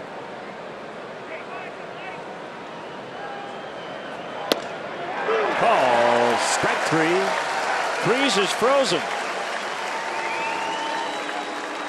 And he also struck out for the 2nd time tonight. Number 3 for Arrieta. You see Contreras splitting the outside corner. Arrieta just clips the edge. If the Pirates do grab one of those 2 wild card spots, invariably the narrative in some circles will be, well, they're experienced, they should have the upper hand because they know what it's like to play in that game. And that was somewhat the narrative last year, but as we all found out, if you have the hottest starting pitcher on the planet, that helps too. Yeah, I think experience in that situation means absolutely zero. I agree, and I think a lot of things mean absolutely zero going into the one or done.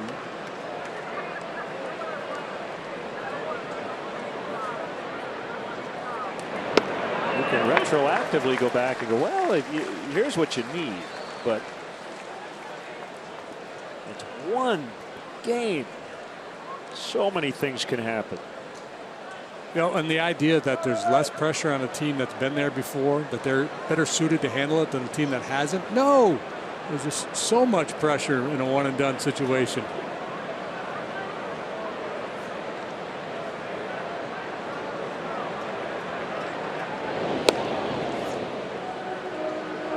That is not going to go down without a fight in terms of Marte trying to steal this base. Wants to give his catcher every opportunity. This is fun. Marte and Contreras. I don't often think about catcher base stealer matchups, but this is a good one. Well, you saw where he set up for that first pitch. He was way off the plate, so he was thinking Marte was going to go, and he wanted a shot to throw him out. And Arrieta was like, well, yeah, you can go out there, but I'm going to throw a strike, and he threw it right over the heart of the plate. Marte goes. Here's the throw. He had a chance, but he threw it to the shortstop side. It eludes Baez and Marte all the way to third. Almost hit Jake with that throw.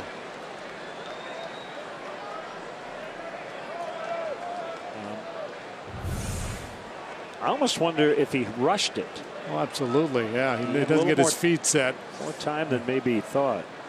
45th steal and an error charged to Contreras. Jake should have cut it off.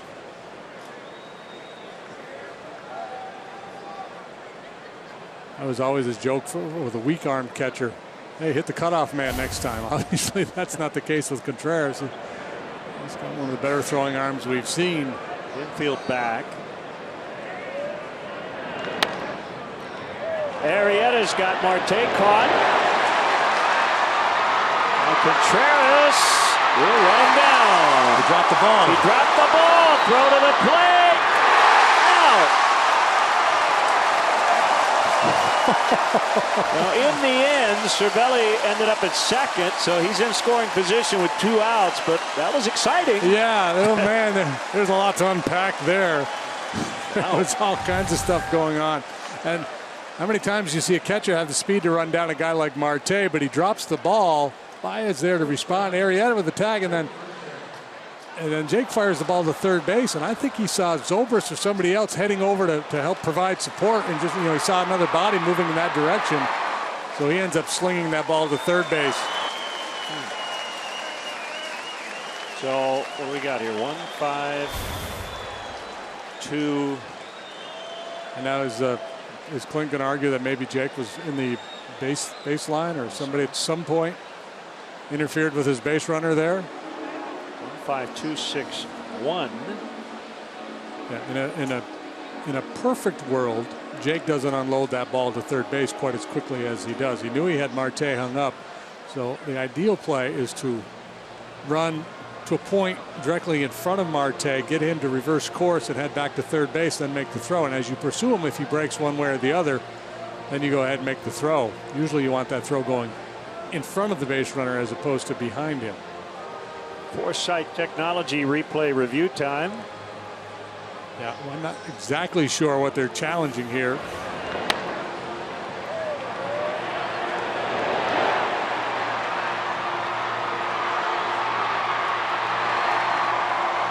Could it be Contreras? I don't think the Arrieta one is an issue. I think it's Contreras maybe that he interfered.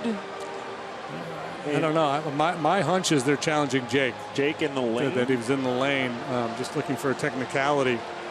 A rule that was put in a couple of years ago that we have not seen called in quite some time.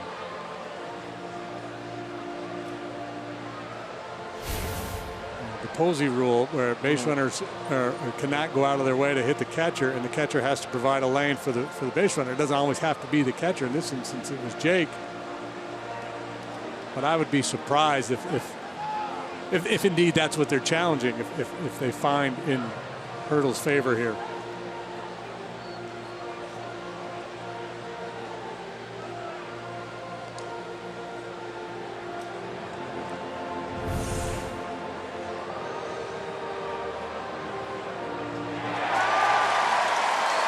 Whatever the challenge was, it has been denied. Cervelli's at second, 2 outs, and Joe's saying, what did they challenge? And he said, wow. So yep, so they were challenging exactly what you said. The home plate collision rule. From Clint's perspective, worth a shot.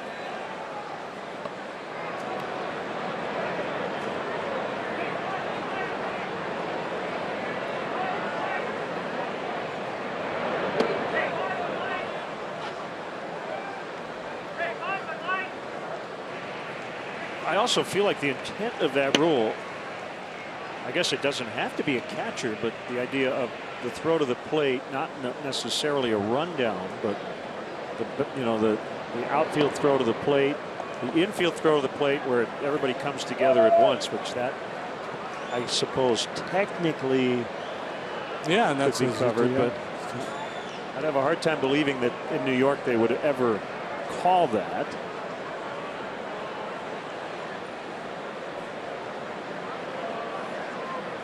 Two-0 to Mercer. There's a strike, 2-1.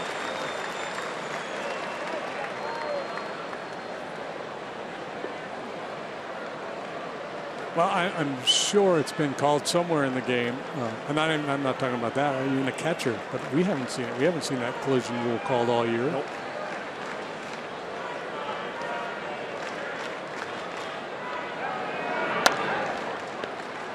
Rolled to Ben Zobrist. Eventful, scoreless inning comes to an end. Midway in the fifth, 3-1 Cubs.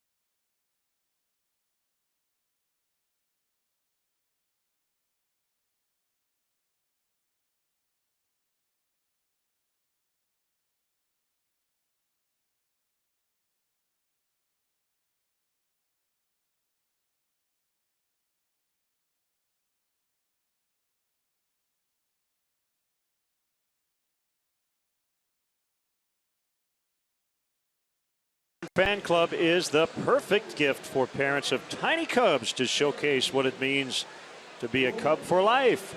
Receive a customized photo of the Wrigley Field marquee, a Cubs birth certificate, baby stocking cap, and unique Cubs onesie.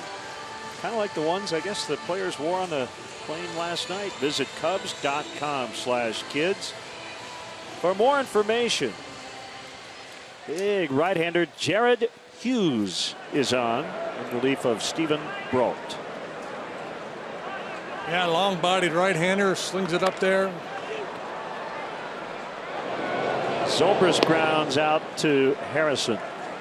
No surprise there. That's Jared Hughes' game. A lot of ground balls when he's out there. Sinkers, slider, occasional changeup.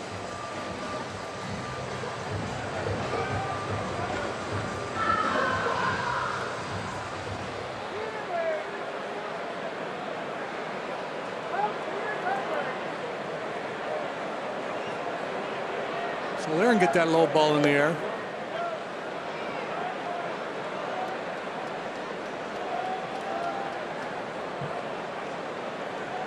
Strike on him. RBI double in the third. The ball that nearly got out.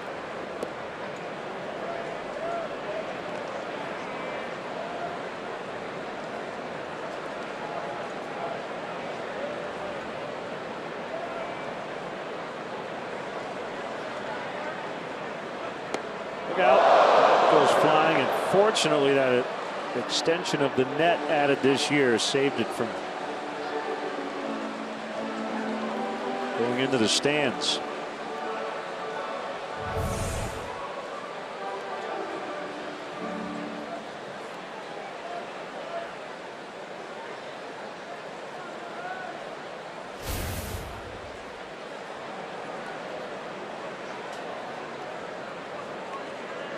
Hughes with a 1-2. Sliders off the outside.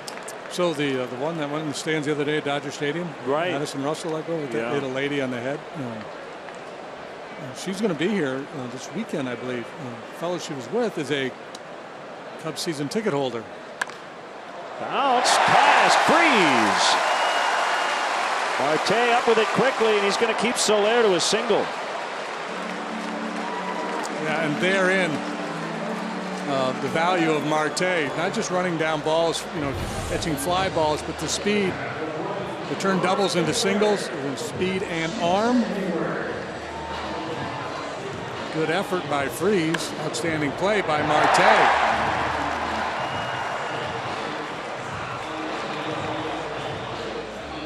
The fan who was hit, your understanding is she's okay? Yes. Good.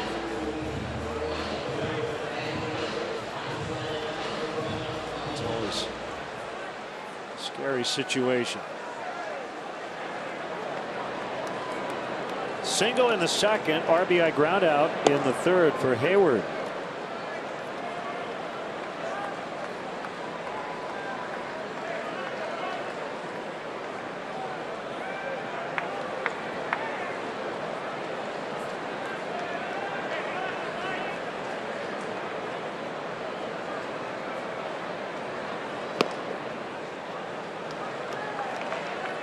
Ball, one strike. It's over in Baltimore. Blue Jays beat the Orioles 5-1.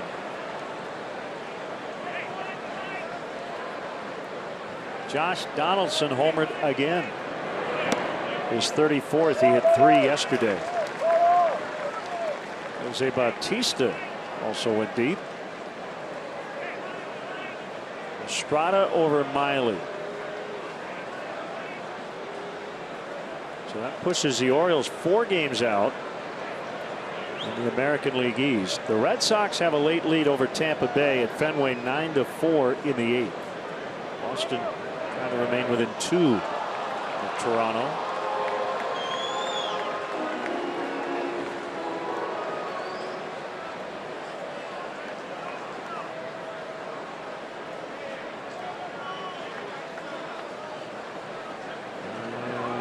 Porcello, I believe, is the pitcher of record for the Red Sox. Harrison gets Hayward. 2 down. And Porcello looking for his 18th win. He went 7 innings, gave up 3 runs. Who is the front runner for the American League Cy Young Award?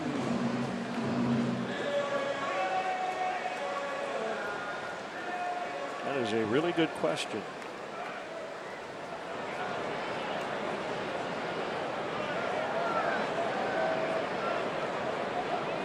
Zach Britton.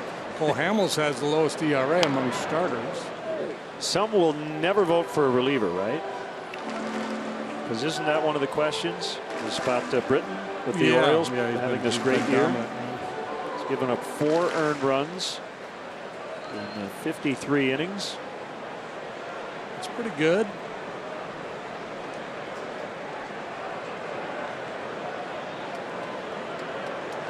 Well, I guess the year to do it, if you're a reliever, would be a year in which there's no kind of one obvious starter choice.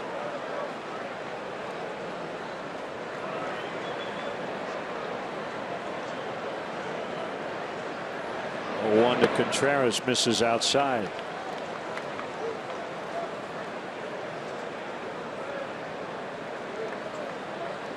Hamels leads the American League in ERA and in wins above replacement, according to Baseball Reference, at 5.8.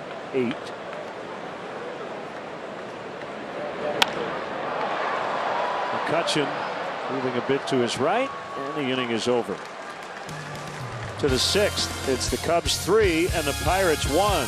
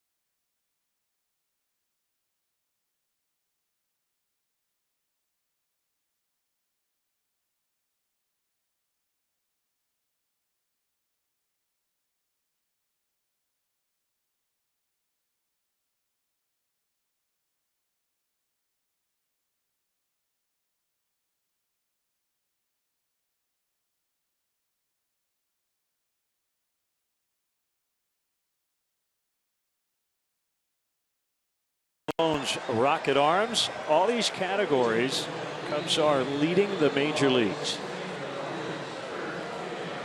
And that's why they have the best record in all of baseball, among other reasons, but I'd say this is the main one. Yeah, opponent batting average of .212. League average is .258 for starters.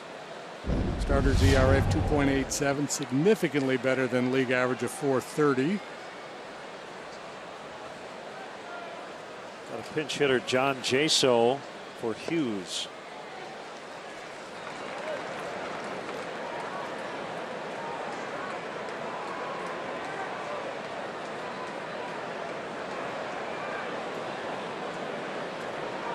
He's a patient sort. He'll take his walks. Nasty curveball right there. 102.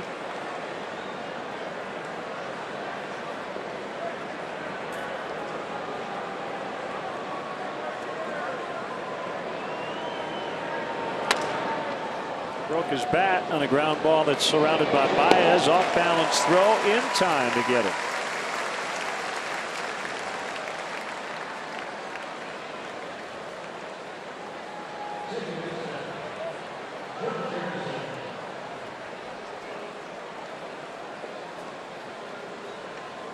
Harrison 0 for 2. 7 Pirates to be in that leadoff spot this year. Jaso's done it most often. Beware of the bunt with Harrison. Pretty versatile guy defensively as he serves one into right for a base hit. But this year he's played all but 1 inning at second base. Placing Neil Walker. He was traded to the Mets over the winter. Jung Ho Kang back on the disabled list. We got a lot out of him this year. What did he do this time? Do you know? I don't even know what's going on with him. He's got a sore left shoulder.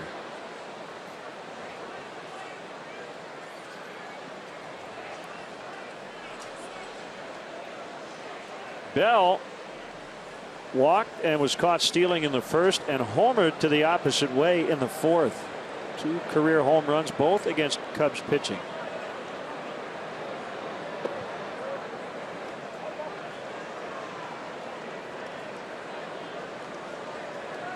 The scouting report we got on Bell when he first came up when we were in Pittsburgh, hey, this guy can really swing it. Struggles defensively.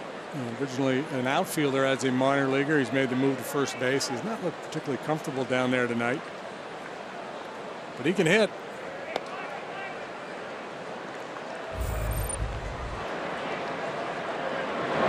You see where the target was. They're trying to go in on him, and that ball drifts out over the middle of the plate.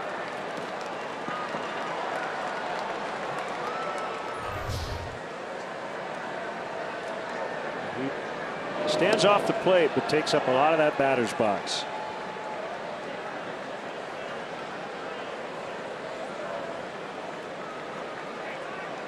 He's always run high walk rates as a minor leaguer without striking out a whole lot.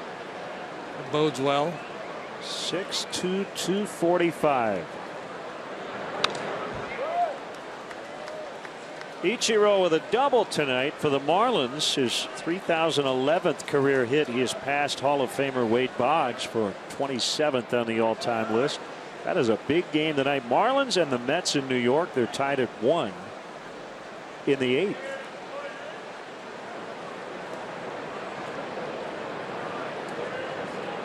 This is a game with wild card implications. Marlins are a game and a half behind St. Louis. Mets are 2.5 out. It's amazing how so much of the season we talk about the marathon, and then all of a sudden you wake up one day and it's the sprint. And all these teams in wild card contention now, they're in sprint mode. Harrison runs, pitches a strike, throw to second, save. Quick tag again by Baez, but Harrison just got in. His 19th steal. Yeah, good percentage too. He's only been caught 4 times. I always love Javi as he's applying the tag. He's making eye contact with the umpire.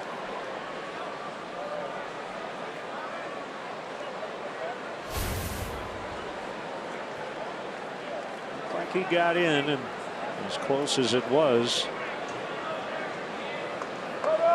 Tony Randazzo got it right.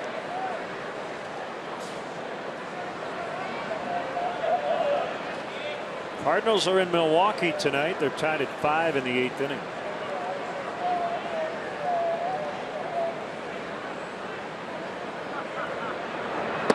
Starters were good.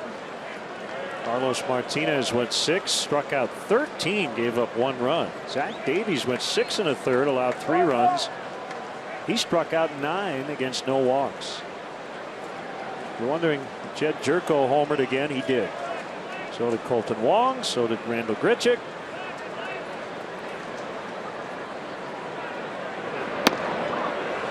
Ball 4. Hey, what? He hasn't made it out against the Cubs. This guy's got an idea at the plate. Yeah, he's, for a young player, usually comes to the big leagues. They're a little jumpy. They'll chase, especially up against a guy like Arrieta. 2 walks and a home run here tonight.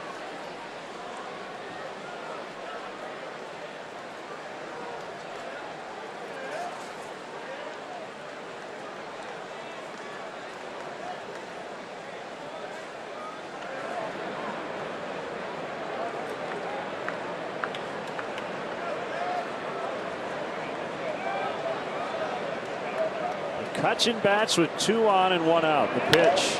He pops it up. Infield fly rule in effect as Baez makes the grab.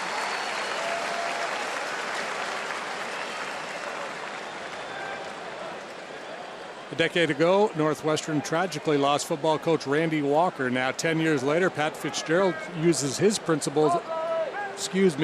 principles of his mentor to carry on his legacy every day. Don't miss a walk to remember Wednesday night after Cubs postgame live on CSN Chicago.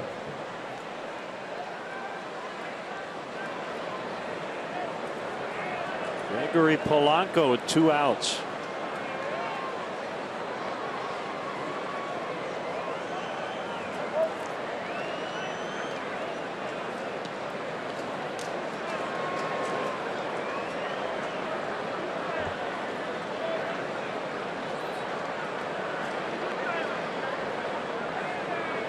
Harrison at second, Bell at first.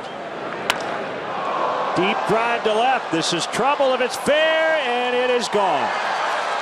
They've hit 2 home runs to the opposite field. This one a go-ahead 3-run shot.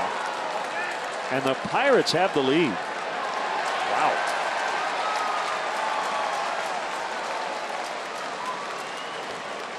You don't see many left-handed hitters hit home runs into that particular area, right inside the foul pole here at Wrigley Field. And normally a ball hitting that direction by left-handed hitter is going to have more slice on it.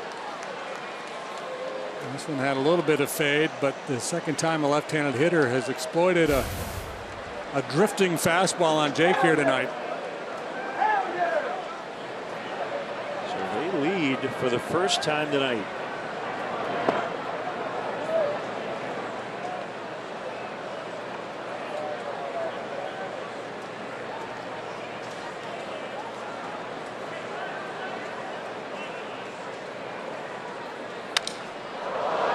Bat grounder to Bryant. Not only does that give the Pirates the lead, that is the 11,000th home run in Pittsburgh Pirates history. 4-3 they lead.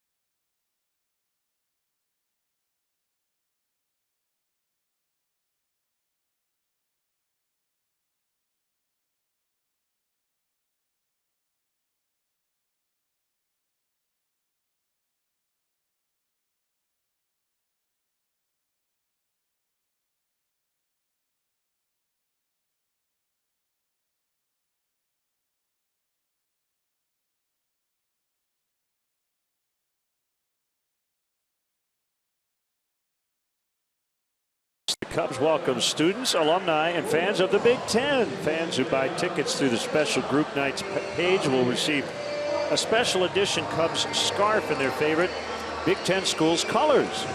Also, one lucky individual will get a chance to throw out a ceremonial first pitch. For more information, visit Cubs.com/special group nights. All of a sudden, the Cubs are playing from behind as right-hander AJ Schugel will face Javier Baez with the Pirates leading 4-3. Bunt attempt by Baez. It's foul as it came back up and hit him. Schugel's been an important part of the bullpen for the Pirates this year. 2-2 with a 3.86 ERA. He'll give you multiple innings out of the pen. He's got a real good changeup.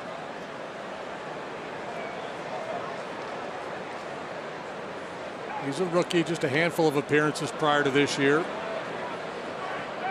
Has tried it again and fouled it. 0-2. Fastball clocked at 94. That's a little more giddy up than we've seen from Schugel in the past.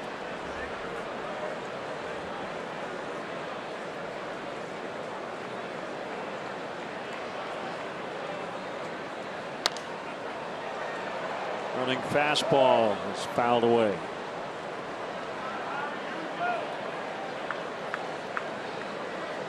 On a very nice roll. Second best bullpen ERA in Major League Baseball this month.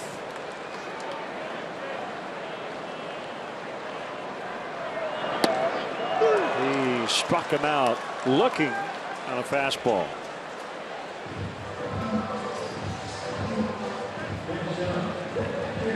Bring up Arrieta.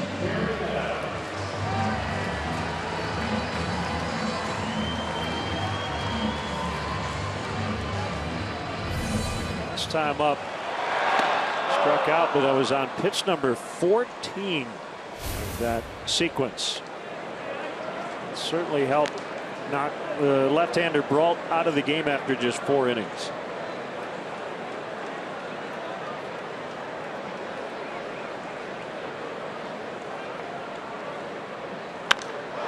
High deep drive to left.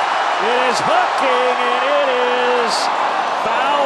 Whoa, way onto Waveland. He just couldn't keep it fair, and the wind has kicked up a little bit, and it definitely hurt the cause. Man, did he get on the backside of this one. This ball is crushed.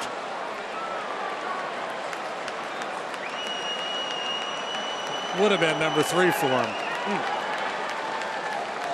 More importantly, would have tied the ball game.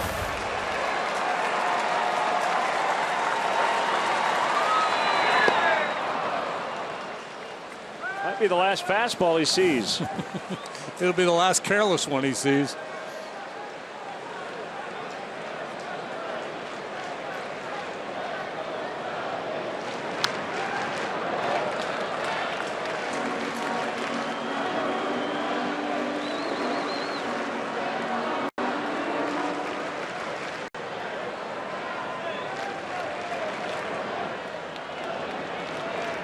Schugel was brought back on Sunday. It's a fastball outside.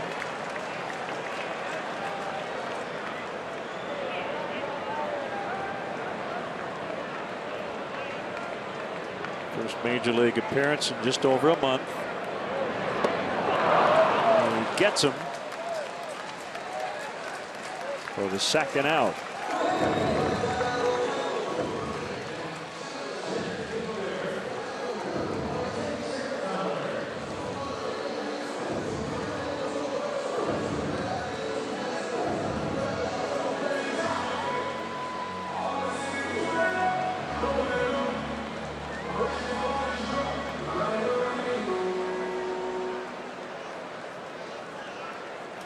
Fowler 1 out of 3 with a run scored. And an awkward swing as bottom hand came off the handle of the bat. Yeah, everything just gets a little out of whack when you take a big swing at the changeup like that. The guy's tends to have a little issue with the wrist.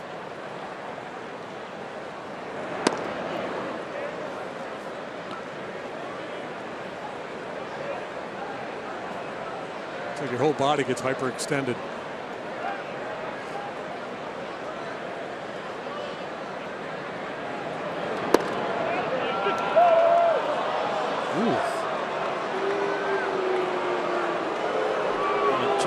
Hey, great to see Cubs clubhouse manager Tom Otis Helmet back at the ballpark full time. They've been a bit under the weather. Welcome back, Otis. But he looks great. Into center, Harrison, a tumbling, diving grab, and that'll end the inning. That was a great catch by Harrison. Lost his hat, caught the ball.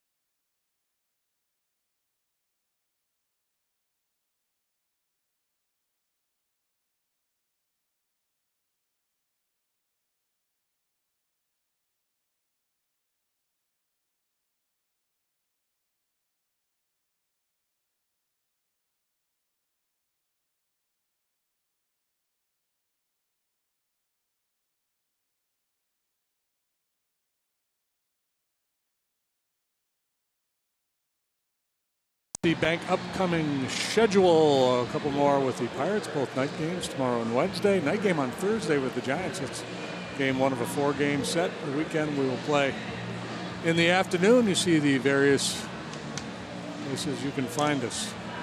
So we'll get a good close look at these teams battling for the wild card / Western Division title, the Giants and the Dodgers.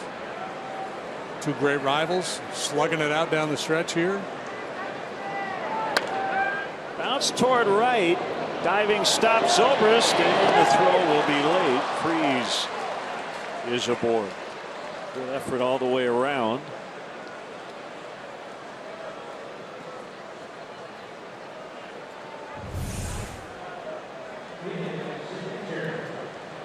I have one for you.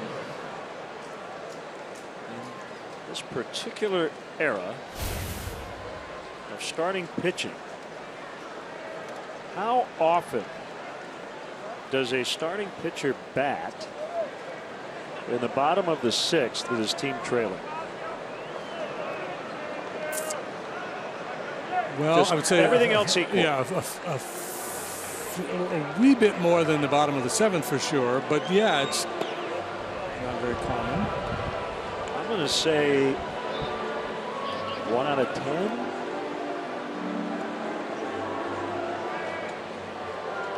At home too, so that guy's already pitched 6 innings, right? Yeah.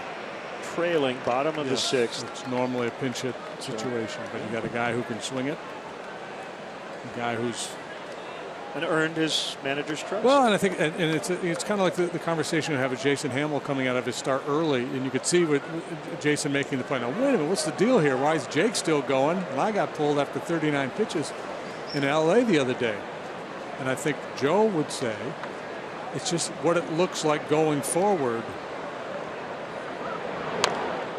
I think actually this game kind of proves the point.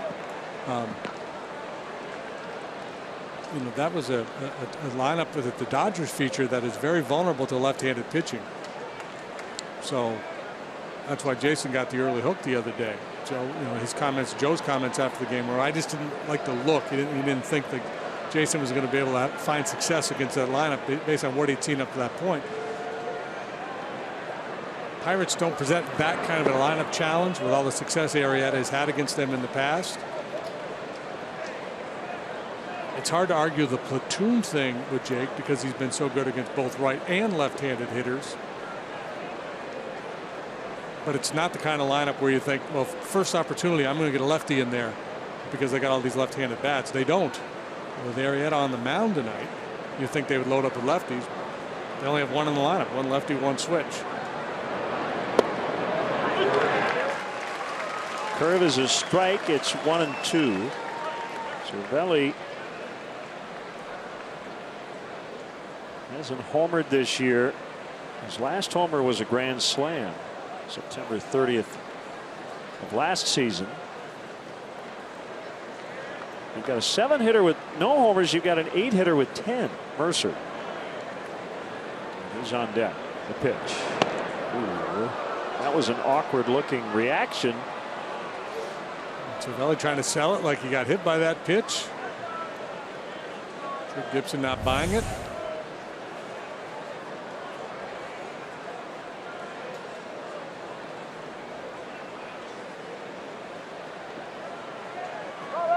Cervelli there's a lot of drama in his game.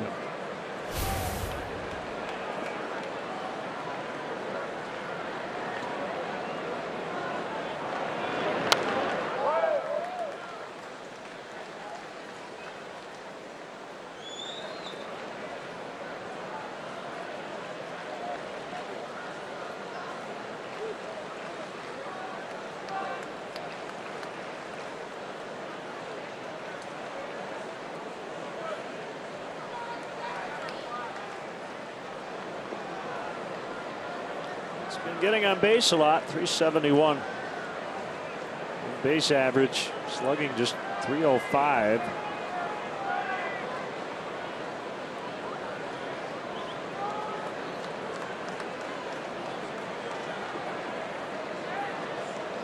Now he steps back in.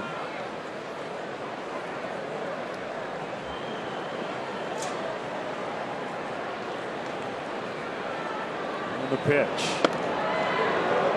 3-2.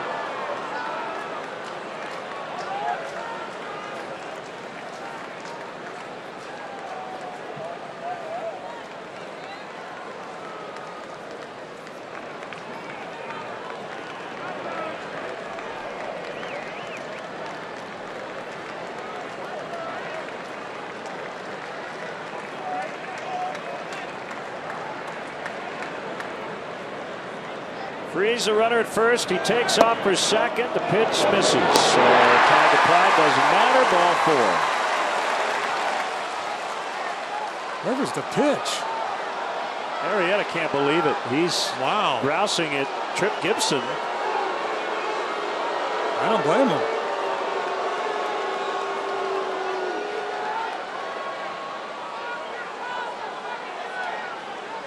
And here comes Joe. Gibson hoping for peace, but he might get an earful here. Wow.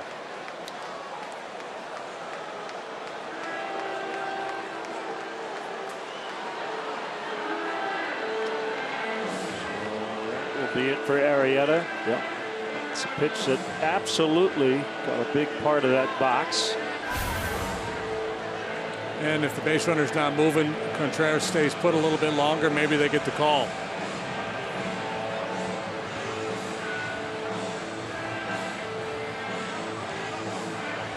Waiting for Gibson to come out as they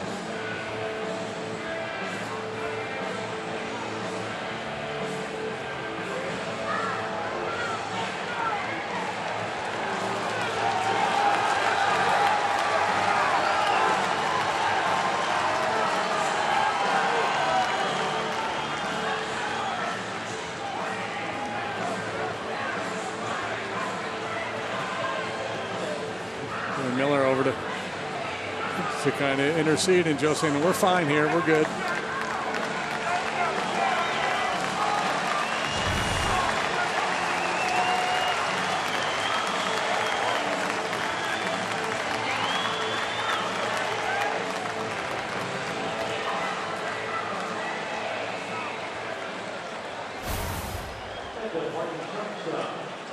So it's Mercer with 2 on.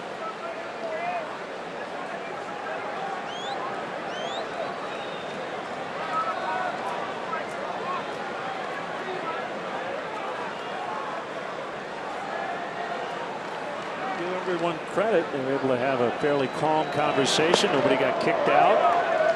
Curveball up and in on Mercer.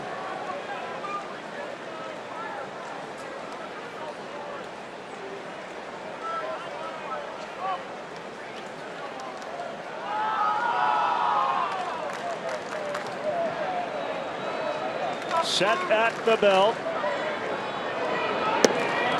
Outside, 2-0.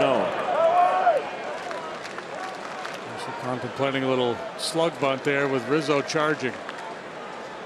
Well, the best way for an umpire to diffuse that situation is to admit that possibly he missed the pitch, and then it becomes very difficult for the pitcher to argue anymore. Right, because you both agree. Right. Ground ball back to Arrieta. He will throw to third. And they can only get that lead man. So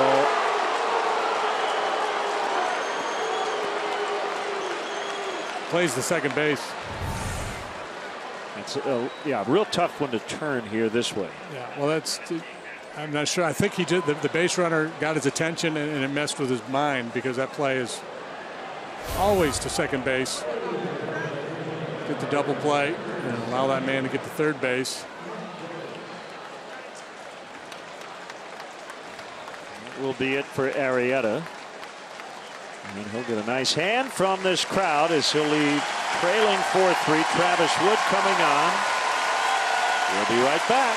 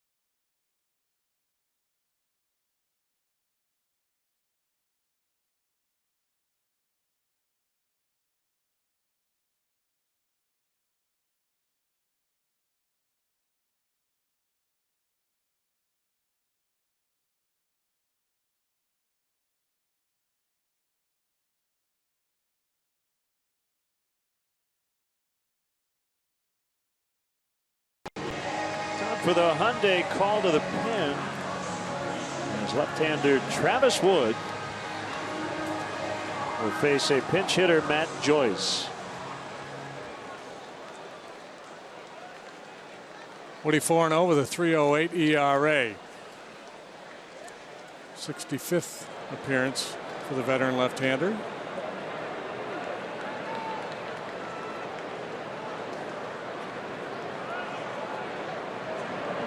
Swing and a miss. Strike one. And even with the left-handed reliever, Clint Hurdle goes with the left-handed pinch hitter. Joyce has been awfully good off the bench, 13 out of 46 with 4 home runs.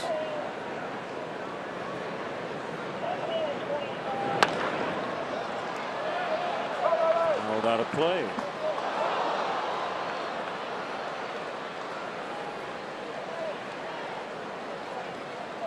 I think the Cubs got away with an extra mound visit. Boz came out after the first batter, and then Joe came out after Cervelli. Boz was out there? I think so, yeah. I don't remember seeing Boz out there. Called strike 3. I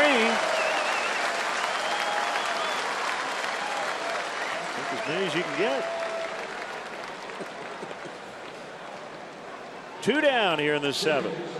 Must have been reading a promo or something. You know what? We were discussing how often a pitcher Bats for himself in the bottom of the sixth.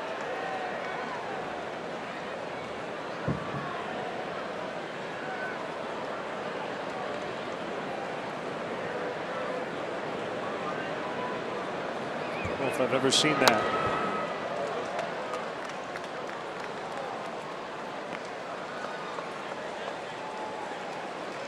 The point is kind of moot now.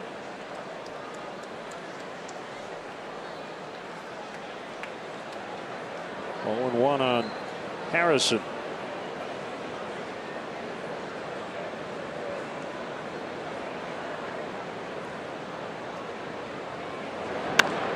Do you think Joe said, I'm not coming out here to visit my pitcher, I'm coming out here to yell at you? Therefore, this shouldn't be a trip. I like it.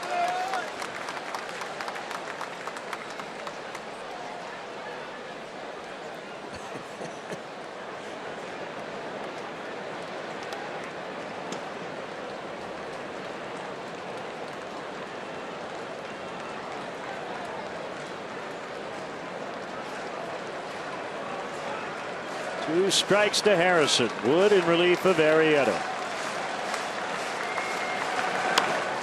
Another foul.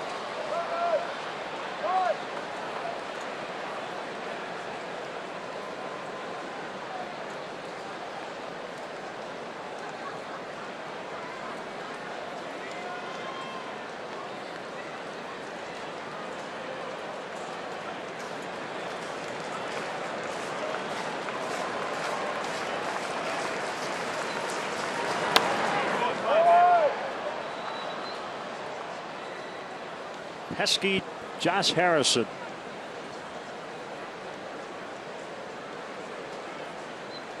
Excellent play on defense to end the bottom of the sixth, robbing Fowler of a hit. Everything but the after play. Instead of behind the back, he should have spiked it like a football. Pulled into left, and it will get in there, and they could score a couple. Cervelli is in. Mercer scores. Those runs will be charged to Arrieta. 6-3 Pirates. Right now, Jake lamenting the fact that he didn't throw that comebacker to second base. Had he done that, this inning would have been over after the strikeout. But ifs and buts and all that good stuff.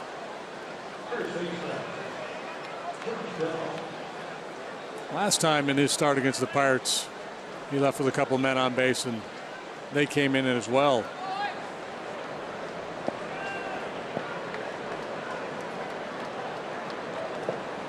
Bell batting right-handed. First time tonight. Lefty against Arrieta. Walk. Homer. Walk.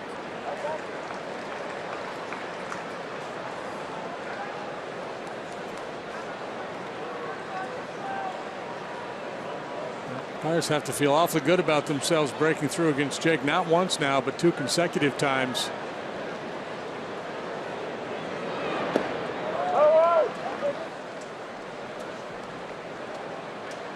Spencer Patton up in the home bullpen.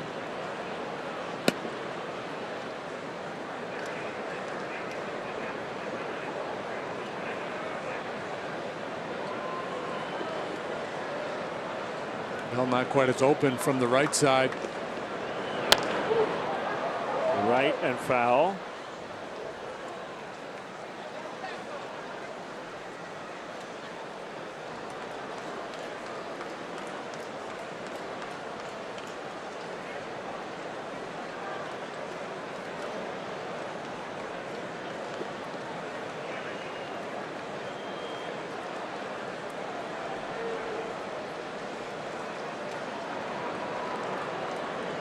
Contreras will head out.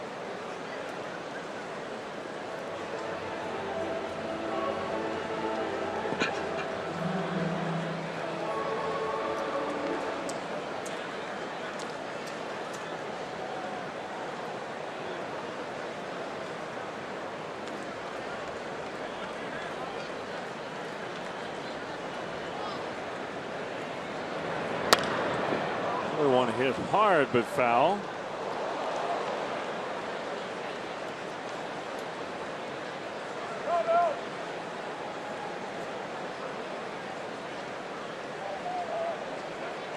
The lettering on the front of Bell's jersey looks smaller on him than it does the rest of his teammates. Pittsburgh nameplate looks small. A large human. He grounds out to short. Mazda's 7th inning stretch. Harry on the big board. For tonight's stretch, please direct your attention to the outfield video boards. All right! Let me hear you! Good loud! On 1, on 2, on 3. Take me out to the ball game. Take me out to the crowd. Buy me some peanuts and Cracker Jack. I don't care if I ever get back or it's rooting for the party. If they don't win, it's a shame. For it's 1, 2, 3 strikes you're out at the old ball game.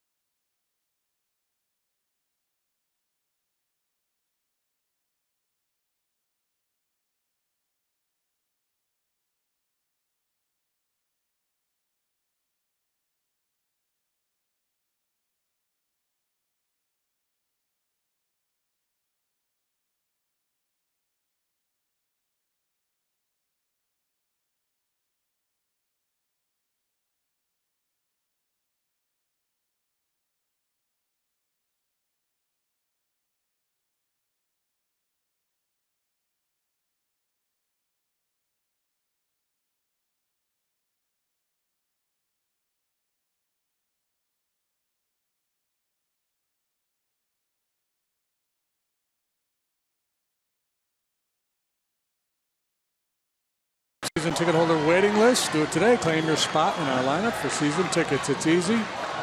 It's also free to register. For details, visit Cubs.com/waiting list. Go time. Yep. Felipe Rivero is on. Left-hander to Bryant, and line foul. Knocked down by Franklin Font. Font. Big lefty can light up the radar gun. He has struck out 75 in 63 2/3 innings. Over from the Nationals in the Melanson deal. Sean Rodriguez, versatile defender. He's playing first, kind of swing and a miss. Right now he's way off the line.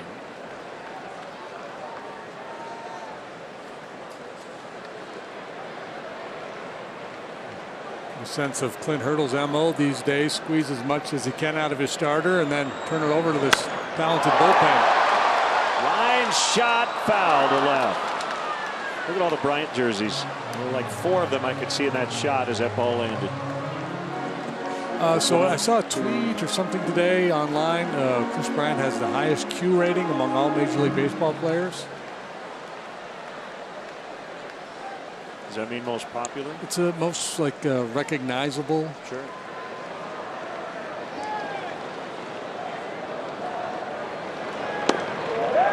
Called strike 3. Well, he gave him the edge. 1 out. Yeah, that's not going to play well. No. Cubs dugout.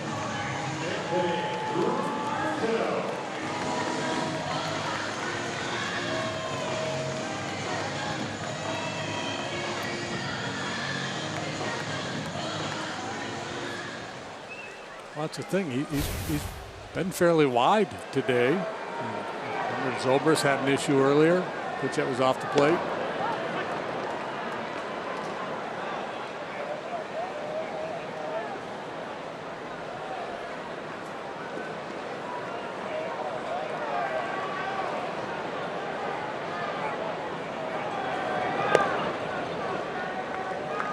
287. 1 ball, 1 strike.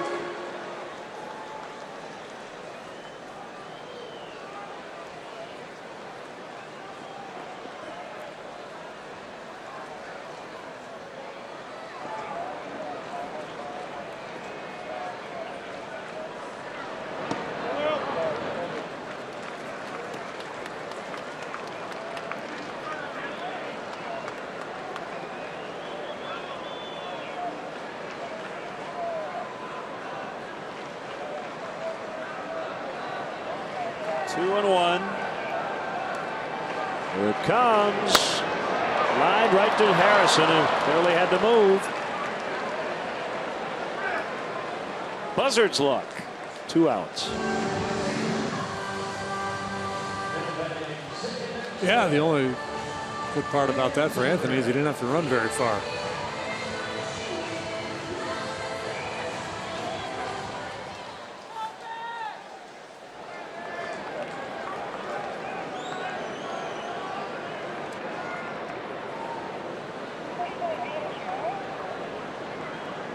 Zobrist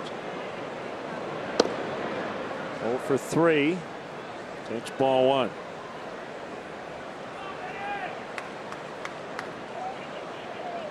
Cubs led 3-0 at one point. Now trails 6-3.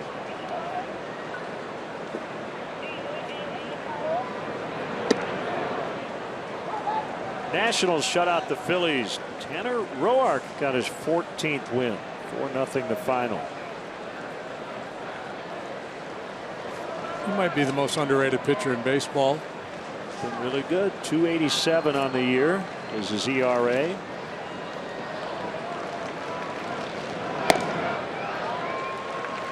Boston did beat the Rays 9-4. Rick Porcello had his major league leading 18th victory.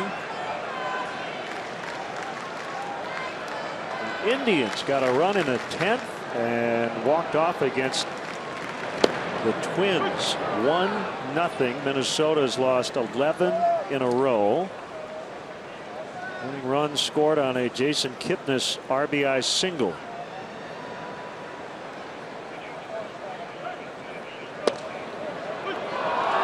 Three and 2. Been frustrated.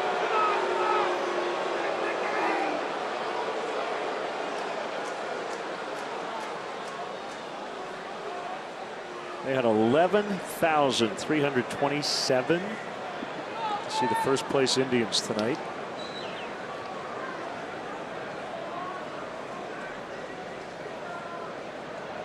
Here's the pitch. 3-2. Oh man. Cervelli wants to know why did he call that a strike, and Gibson may say, have you not been watching this game? Can't call it a strike.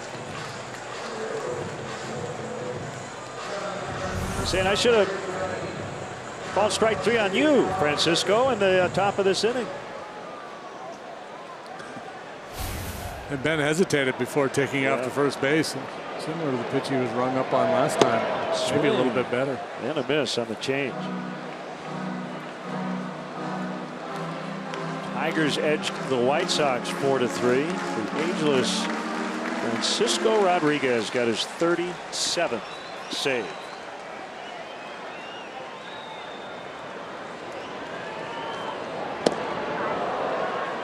Seems as you get older, you should be age full, and not age less. I think we should start that trend. I'm in. Mets beat the Marlins with a 10th inning run, 2-1 the final. Yoenis Cespedes, a game-ending home run.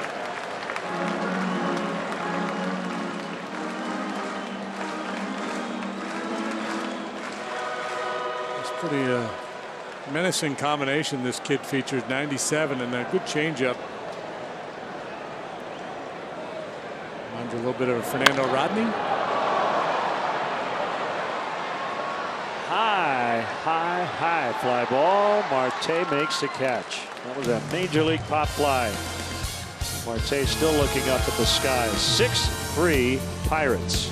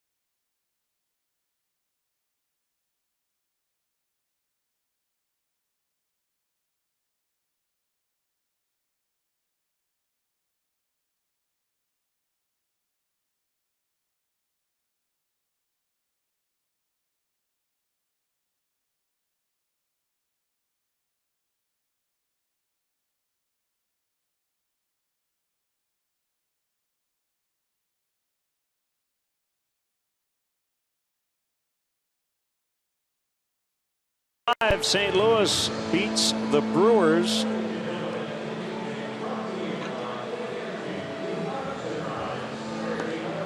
It's a big win for the Cardinals to try to hold on to their wild card position. Spencer Patton. Well, it's been a while for Spencer. He's working for the 12th time. The big club this year. Last pitched at the beginning of the road trip in Denver. So it's been 8 days since he's been out there. Doing great work down at AAA. It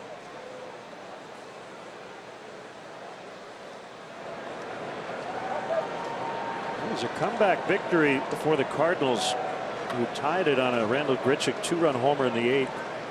And they won it in the 9th. Cutchin's ball gets past Bryant. That should be an error on Chris. They're going to give him a hit. It was an unearned run that allowed the Cardinals to take the lead and ultimately win the game with that 9th inning run. All I have here on the play-by-play is Molina bunted into a fielder's choice. There was an out recorded at third. It was a throwing error by Jonathan VR that allowed Stephen Piscotty to score. So very good. Tully Feliz up in the Pirates' pen. Here's Polanco. He hit the go-ahead 3-run homer in the 6th.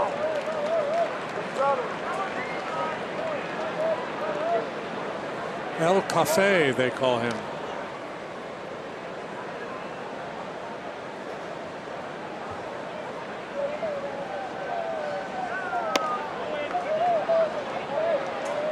Ball, 1 strike. I'm not sure exactly why. I think I heard the story once, but I don't recall. Maybe he just drinks a lot of coffee.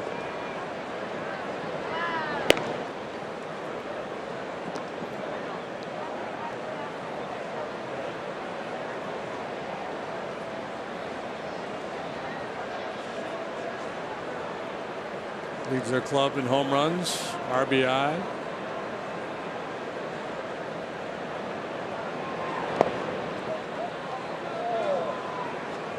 Contreras pounces on it. Keeps McCutchen at first. Seems like that was one McCutchen should have been able to advance on.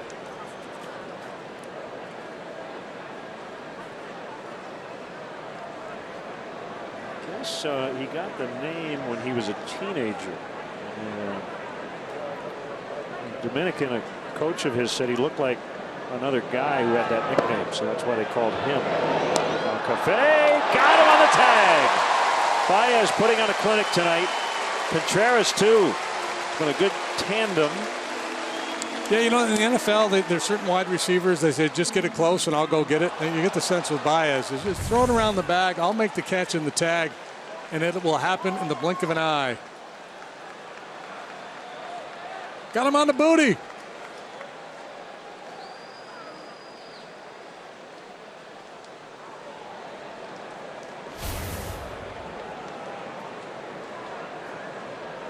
Polanco. Ryan's foul. 3-2. Stung. Top hand.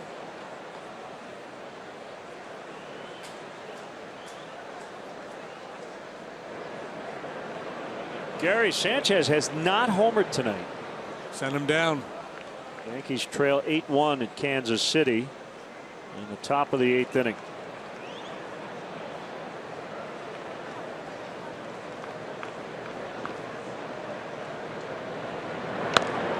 Foul tip, strike 3.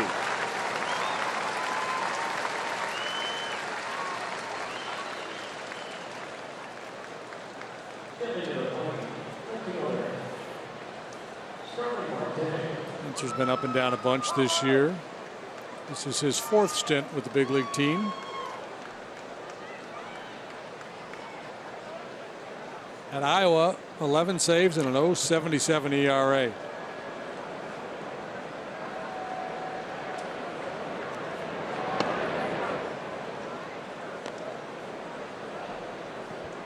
downstate Illinois. Patton. Town is Kinmundy. SIU Edwardsville. 1-1 on Marte. 36 appearances with Texas over a couple of seasons before making his Cub debut this season.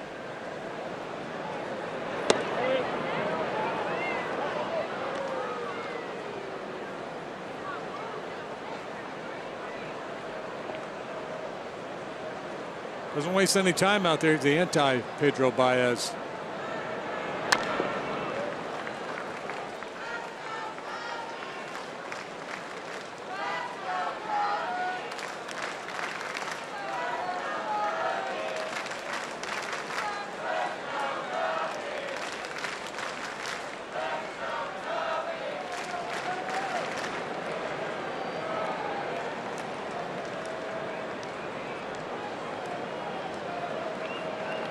The pitch.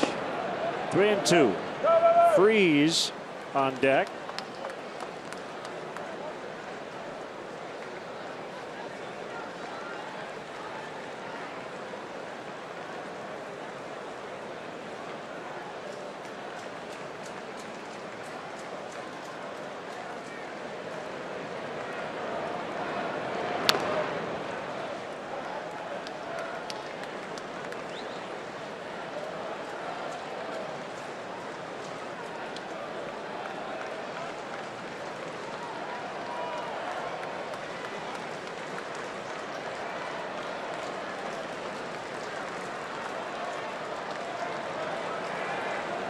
Two on Marte, grounded into center.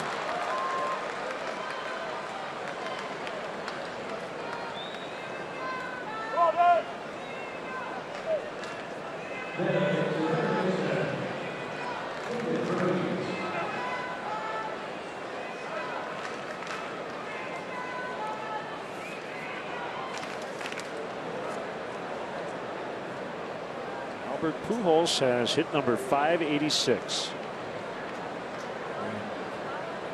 Most baseball fans of a certain age will know 586. That sounds like Frank Robinson's total. Yeah. Yep. Tied for 9th all time for Hall of Famer. Runner goes, throw late. Marte has his second steal tonight. 46 now in the year.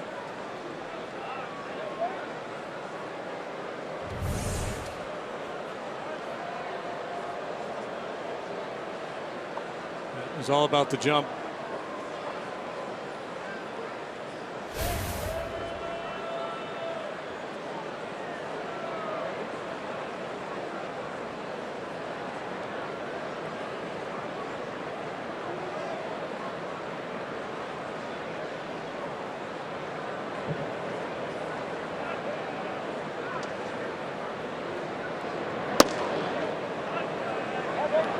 Hitters count now to Freeze.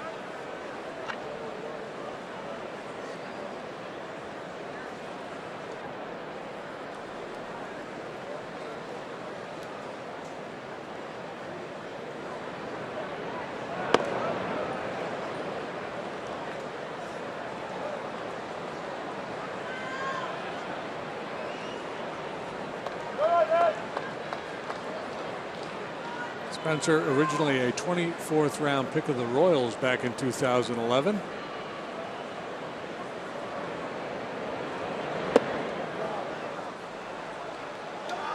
All four.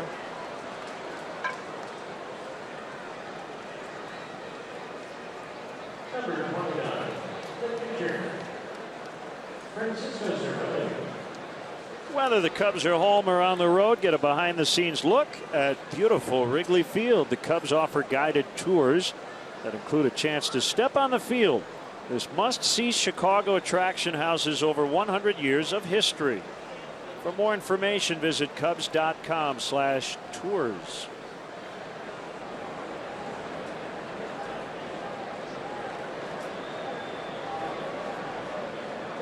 Cervelli. 2 on, 2 down. Which lead late.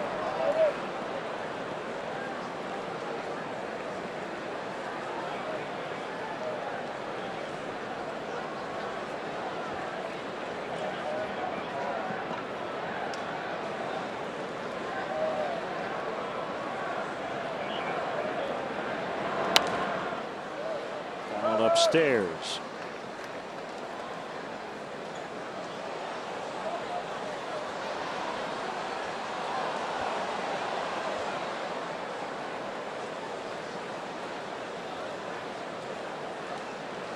Chad Kuhl, the rookie righty, against the Major League ERA leader Kyle Hendricks tomorrow night. 7:05 first pitch. 1-1. Right field on the back pedal. It's Hayward to end the inning. Pirates strand 2. Cubs down 3 late in the 8th.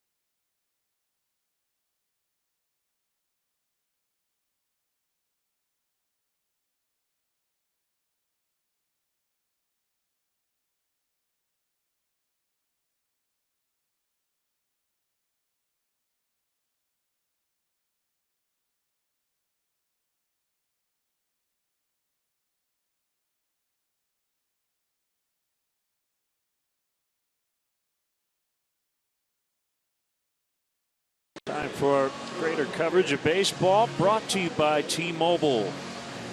So those standings are up to date. Right now would be the Giants and the Cardinals in a wild card game. Giants, however, would like to win their division. Pirates trying to stay within a half game of St. Louis.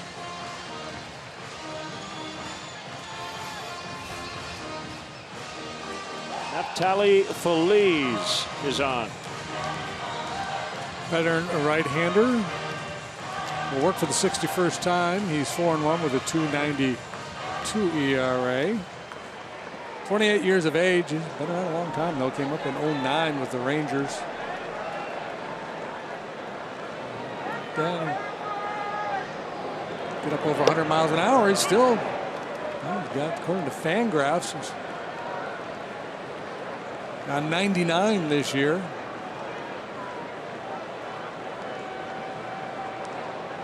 Also slider and occasionally a change. And ripped into the right field corner. It is a fair ball.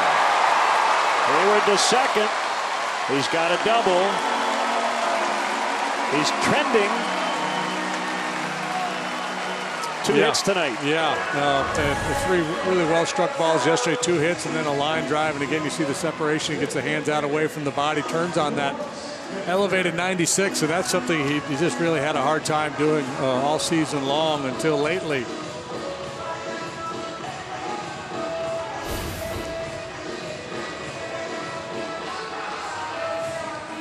So, even though the Cubs lost 2 out of 3 to LA, they're on the wrong side of the scoreboard here tonight. Recent work by Jason Hayward, very encouraging. And Contreras shows bunt, takes it low and outside.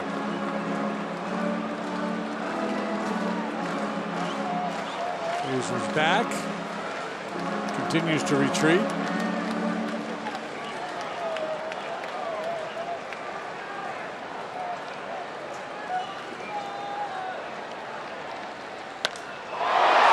Fly ball to center. And gone! Into the basket.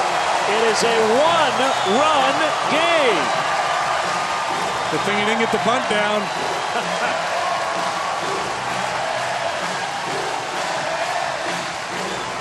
That's number 9 for Wilson Contreras. A 2-run shot. The Cubs within 1. That's a cement mixer. Woof. High hanging slider. I wasn't sure he got enough of it. He seemed to like it.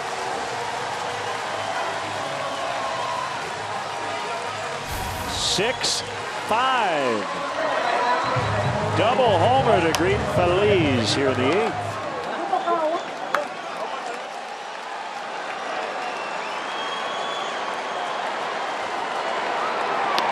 Outside to Baez. Pitch thrown with a little anger at 98.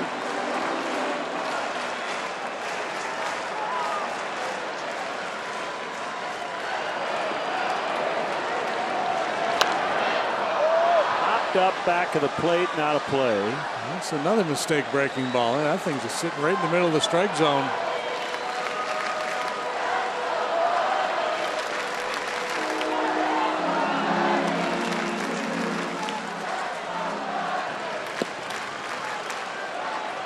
Felix Pena and Aroldis Chapman.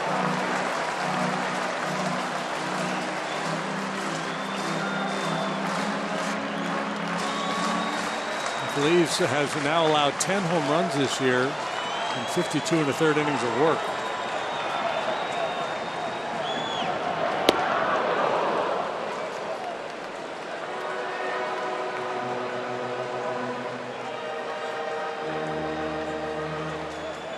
No movement in the Pirate pen.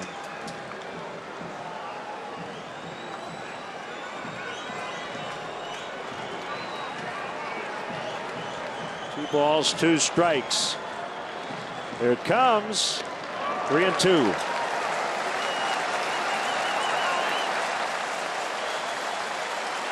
Matt Caesar on deck. For Patton.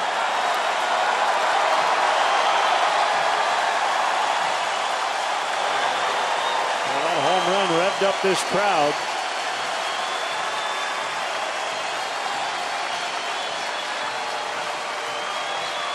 Payoff delivery. Base hit. McCutchen will have to chase it down on the warning track, and Baez has a double, and the tying run is at second with nobody out. Phillies fooling no one here. Boom, boom, boom. Double, home run, double. Every one of those balls scalded.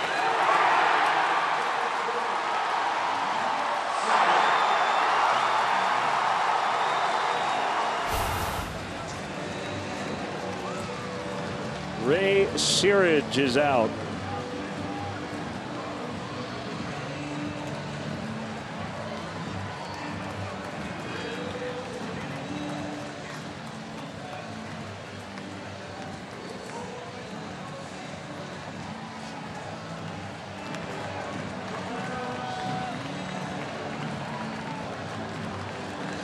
Stay aggressive, I believe, is what, among other things, Ray was saying there. That's what most pitching coaches will say, right? One pitch at a time. The message is always positive. I've said this before, it bears repeating, but the last thing you want to do as a pitching coach is say, don't do this, don't do that. Plant that negative seed in a guy's head. Give the guy negative thought.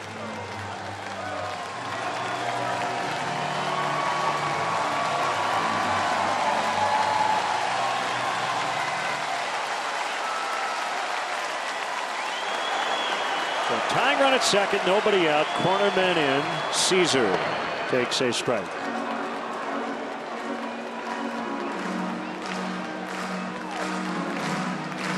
Serge also knows that he's got to start getting some outs with this lineup about to turn over. But the big boys are lurking.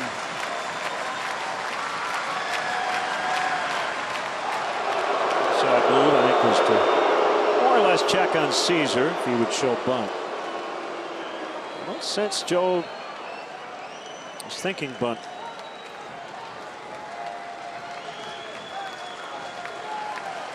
But we'll find out.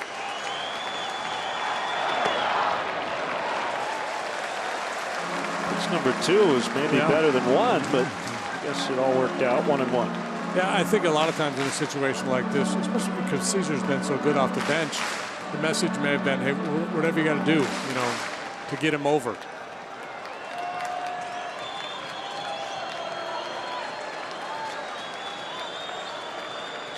just go have a good at bat. If you want to drop a bunt down, make sure you advance him. That works. You want to try to drive him in, we're good with that too.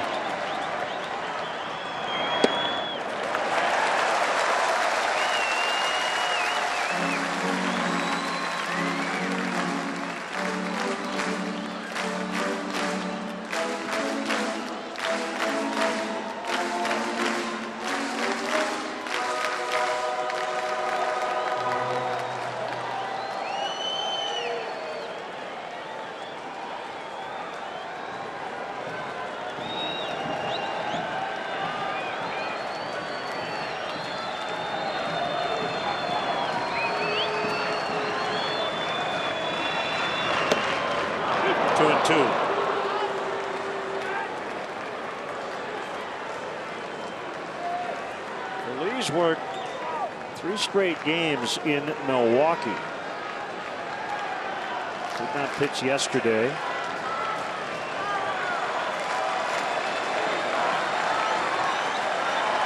And the 2-2 struck him out.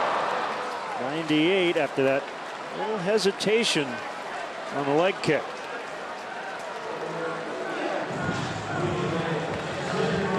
One out.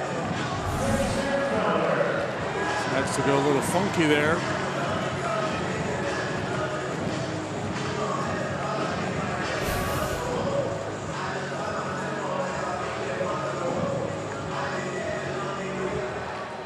So Rivero has worked 5 out of 6 now. Feliz 4 out of 5. Watson has worked 4 out of 5. So their bullpen's been pretty busy lately. And a strike to Fowler.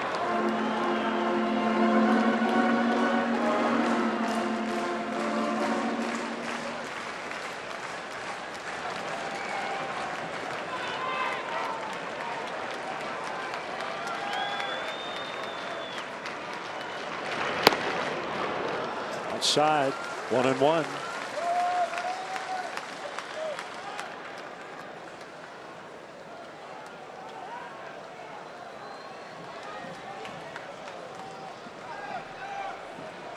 Two-run homer, Wilson Contreras, after Hayward started the inning with a double.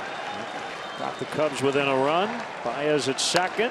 Fowler pulls out of play.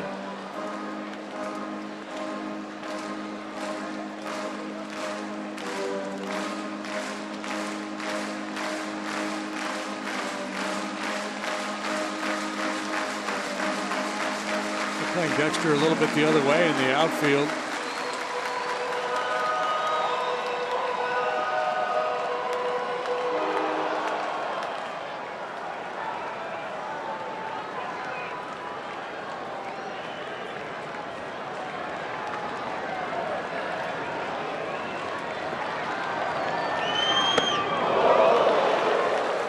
Two and two.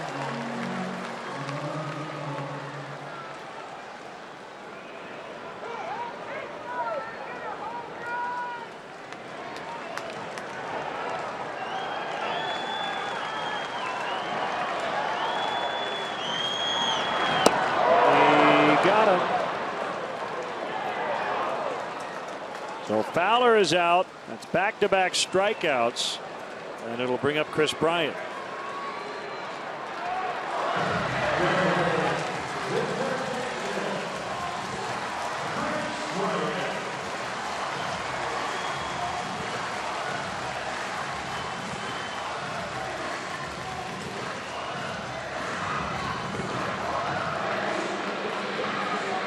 Send this place up for grabs if he could get a hold of one.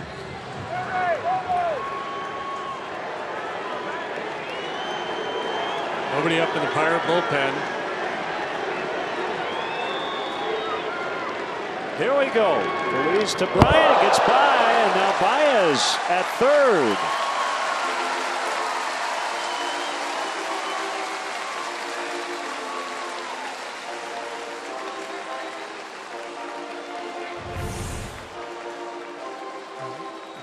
Just rears back and airmails that one, trying to throw it 110 miles an hour.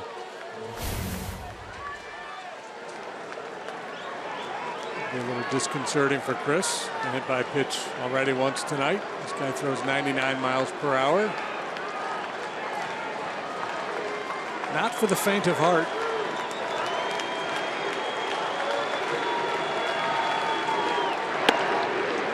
High again. It's 2-0.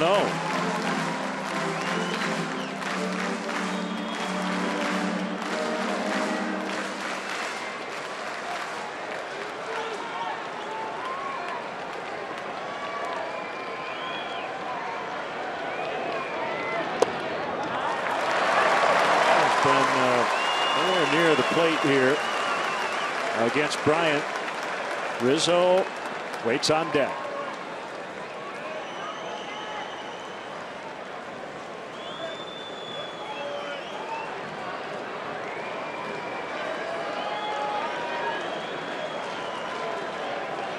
That's the thing. You walk Chris, you bring up Anthony, you lose the platoon advantage with the left-handed hitter up. And you put the go-ahead run on base. And he wanted no part of him. Bryant walks. The batter is Rizzo.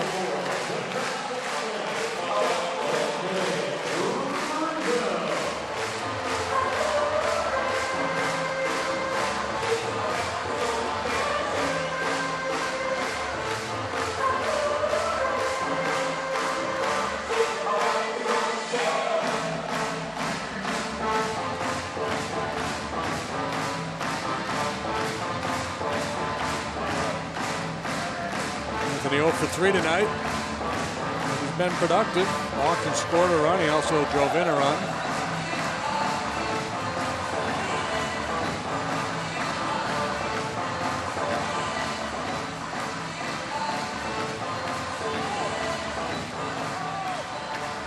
Baez a tying run at third. Bryant the go-ahead run at first. Cervelli will tell his infielders here how they're going to play it if Bryant takes off.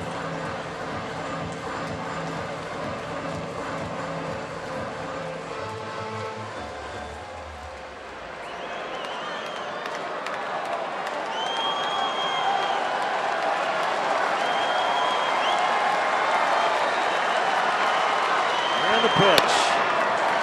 Ball one.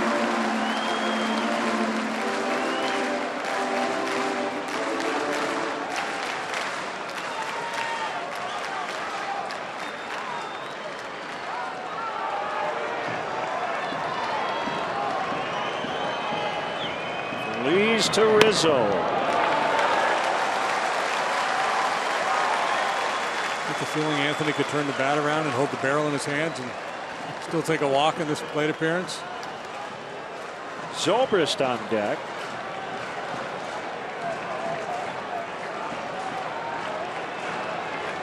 Trying to change up on 2-0. Driven foul. He was out in front as a result of that pitch being at 90 miles an hour.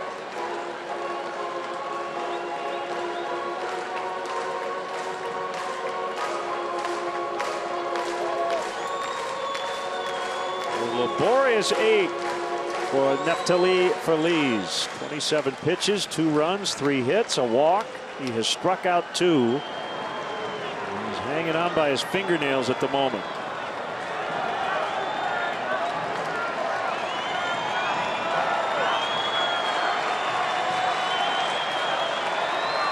Harrison, the second baseman, at shallow right, swing and a miss. 2-2. Mercer almost behind second. You see Freese well off the line at third. They shade him toward left in the outfield. Polanco very deep and right. So Bryant might run now with 2 strikes.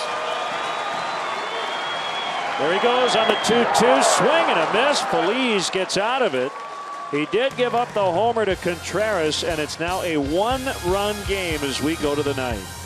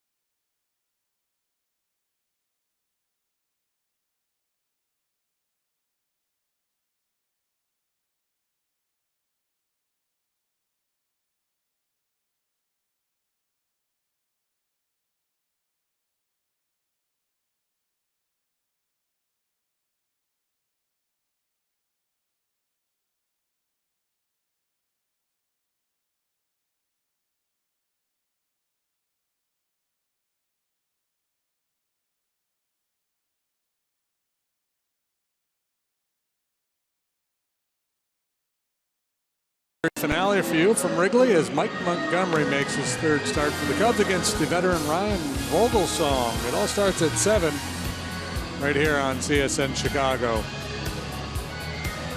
So we've got a Wrigley Field debut now for right-hander Felix Pena, called up on the 19th of this month. Made a couple of appearances on the road trip, one in Denver, one in San Diego.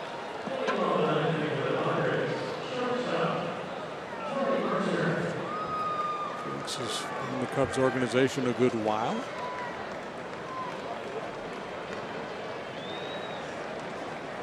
Fastballs and sliders. 1-0 to Jordy Mercer.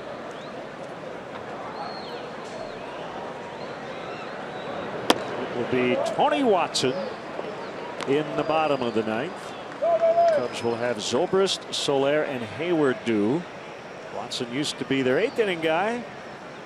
I guess used to be their 7th inning, then 8th, now in the 9th. Right when they had Jason Grilli. Yeah, Melanson set up Grilli. So they just keep graduating to a later inning here in Pittsburgh, as most bullpen guys do. It's almost like you're a sophomore, junior, senior. I was thinking the same thing, the progression, yeah. And then, you know, once, and I'm not saying specifically to the Pirates, but you see sometimes as that closer gets established, starts making big money, and the team says, okay, let's go to some cheaper options here. Well, they did that with Melanson. They didn't expect to necessarily re-sign him. Yeah, and I think it's a good strategy. I think sometimes closers, by the nature of the way they're used, can be overvalued. Pitching an inning at a time. I think it's really important to have a talented, deep bullpen.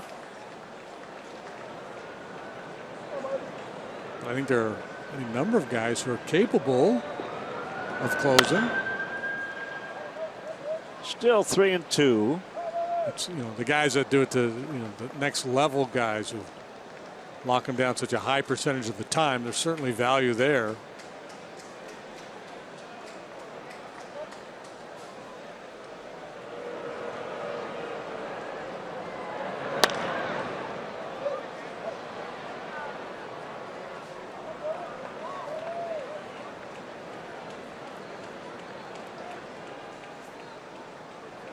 Talking earlier about Zach Britton of the Orioles as they Cy Young candidate in the American League. He's having a great year. It's hard to quibble with his numbers. The last one, I believe, was Eric Gagne. Sounds right. 03.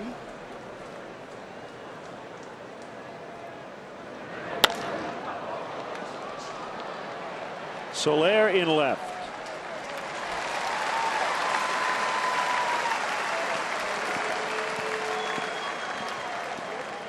I guess my point would be that I would be less convinced by the save totals if I was going to consider a closer for the Cy Young Award than I would some of the other numbers. Huge strikeout numbers, low batting average against, just something that indicated that kind of dominance.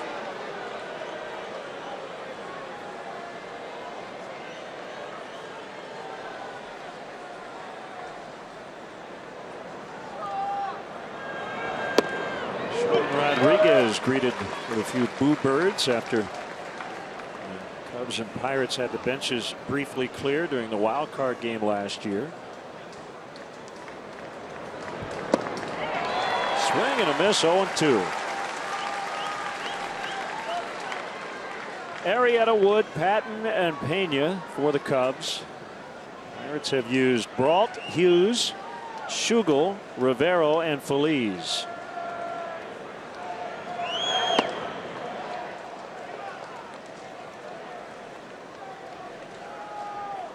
Pena at AAA this year had a 3.41 ERA, 81 strikeouts in 63 innings.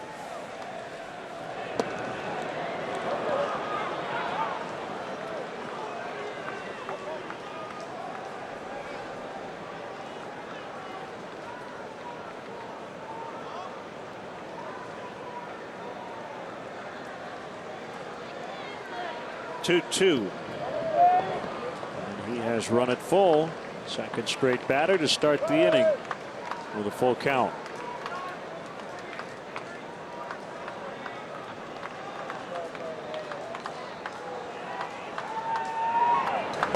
Swing and a miss, strike 3.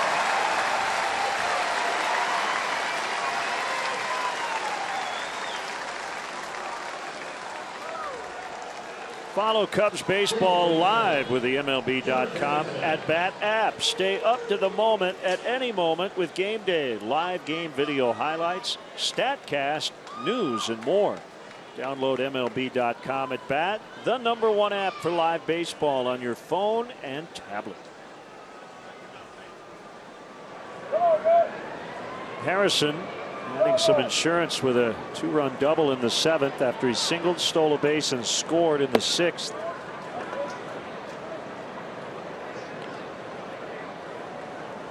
Pirates with a big comeback in this game.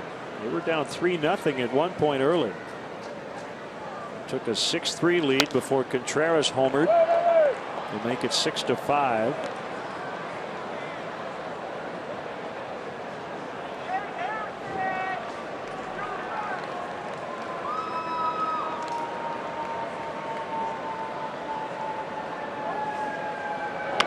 Bunted. Bryant will barehand and throw late. 3 consecutive hits for Harrison.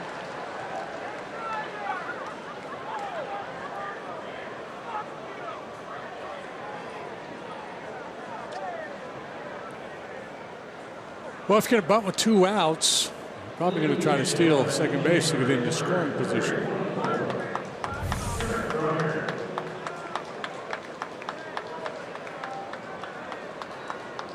Eric Fryer will pinch hit for Feliz.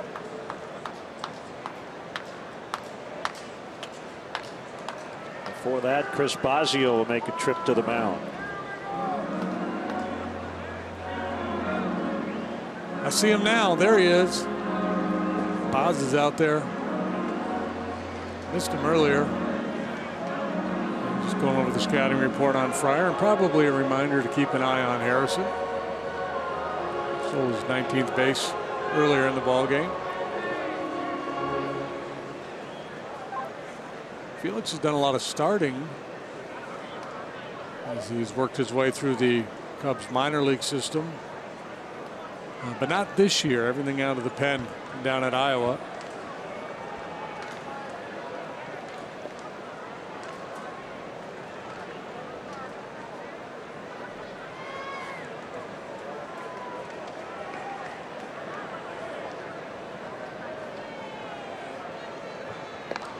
So at the moment, they have a Fryer, a Freeze, and a Francisco in their lineup.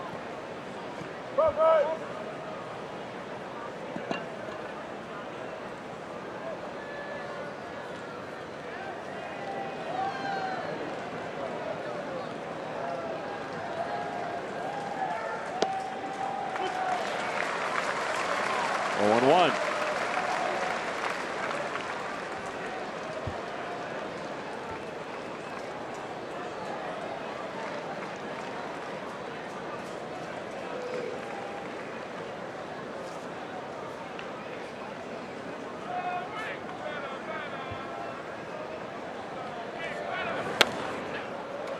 Two strikes on him. Paid crowd this evening, 38,951 to start a 7-game homestand. If the Cubs manage to tie this ball game and send it to extra innings, Ken Hurdle is out of position players.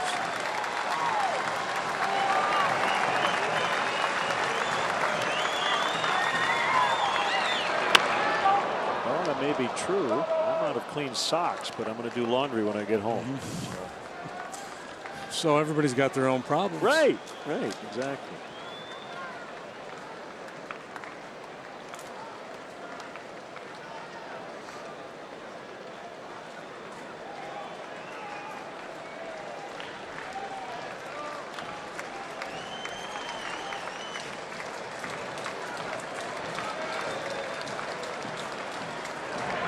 Swing and a miss. Pena with his scoreless ninth, giving his team a chance, down 1.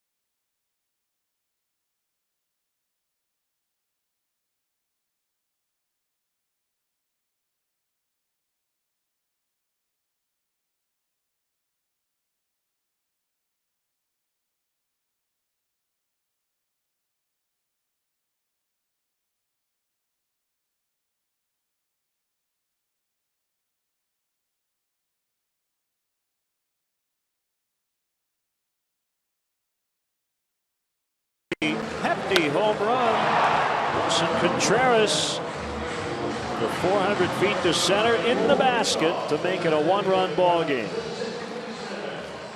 The Cubs a fighting chance here in the bottom of the 9th.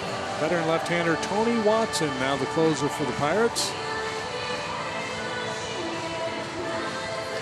To a 2.57 ERA, 56 innings, 40 hits, 20 walks, 48 strikeouts. He's always been good against both left and right. Easy. Likes to sink his fastball. Iowa native, born in Sioux City, went to Nebraska, 9th-round pick, 2007. And Ben Zobrist looks at ball 1. Watson was an all-star 2014. That's the other thing. Pirates, their closers have been pretty elite guys. They've been at the top of their game. Grilly, Melanson, and now here's Watson.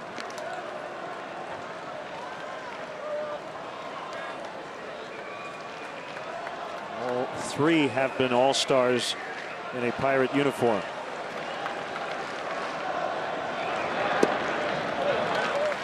Good changeup.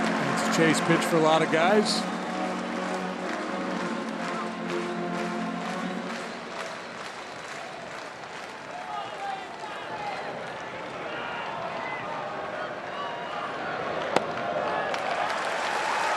3-1.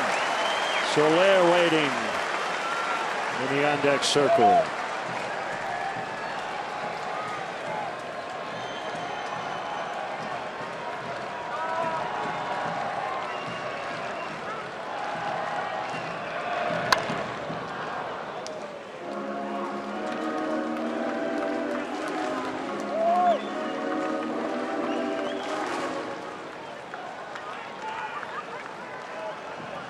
It's late, but want to wish Henry Blanco, Cubs coach, a happy 45th. And his team can come back late here. Tim Buss celebrated a birthday yesterday, didn't he? Happy belated Tim Buss. With the Cubs' next win against the Pirates, they'll clinch the season series. They've taken 9 of the first 12. 19 will be played in all. Another 3-2 from Watson. Fly ball to right. Playable for Polanco, just onto the warning track. How many Cub fans had the flashback of Polanco? I did. Doing that belly flop out in shallow right. It was last year in extras. Early last year, right? Matt Caesar hit that shallow fly early in the year. Well, Polanco, every time he comes to town, we're going to remind him of that.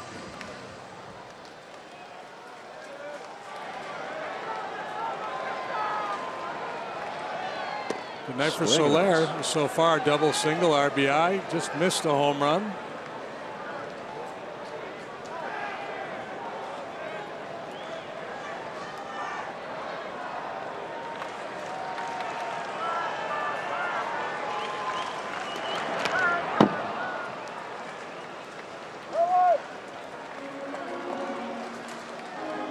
Just a few paces in front of the warning track, very deep in left.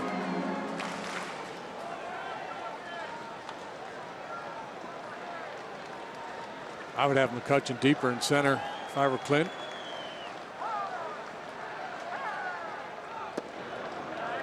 Three consecutive changeups to Soler.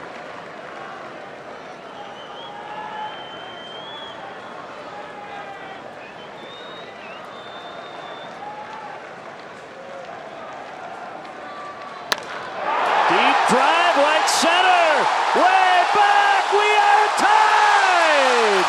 Oh baby, on a 1-2.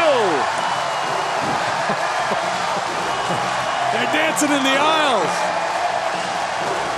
The big boy goes large. There's that home run he just missed earlier. Yikes. And you're right about McCutchen, he should have been playing in the second row. Ford home run replay. And no doubter. As the ball rises, the fans rise to watch that one fly into the seats.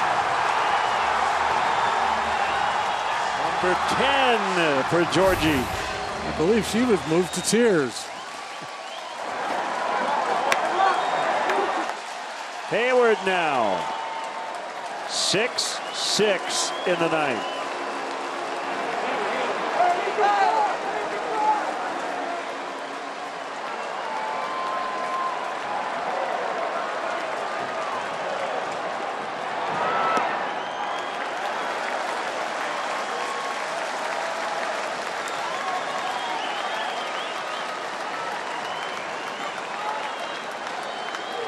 Imagine the intensity if there wasn't a 14.5 game difference in the standings for these two clubs.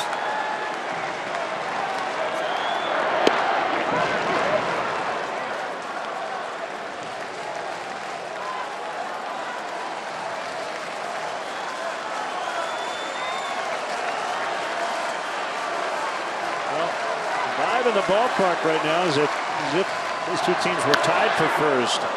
Popped up. Harrison almost misjudged it. Yeah. 2 outs. Held that one a little bit. Aroldis Chapman is ready to go down in the Cubs bullpen. It has has really had that playoff atmosphere all year here, especially with Cardinals here, Pirates.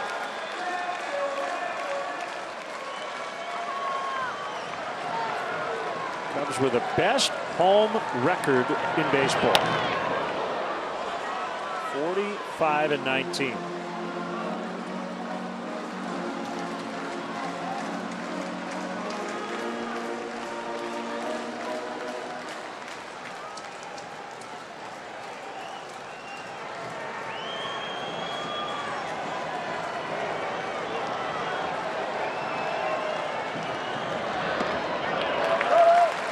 He had a 2-run homer to get the Cubs within 1. He's got a chance to win it.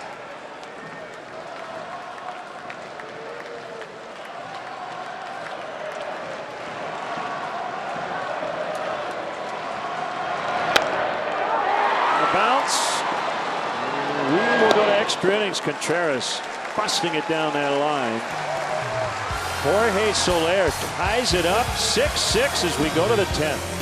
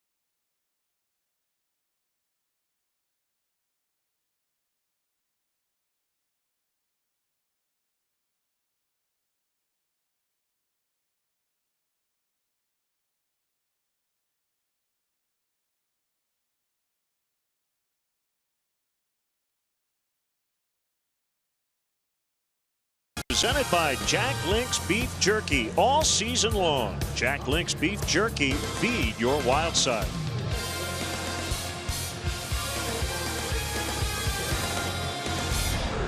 Zobrist goes to the left.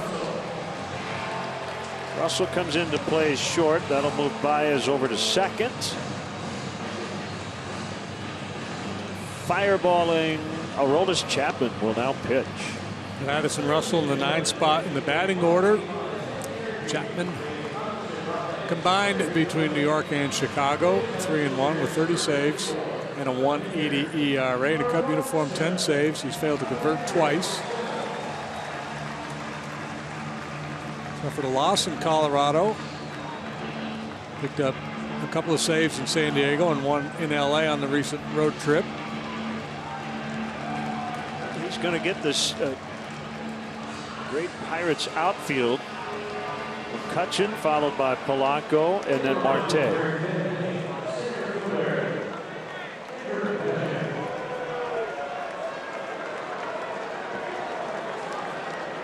Last 3 times out, he has thrown nothing but fastballs.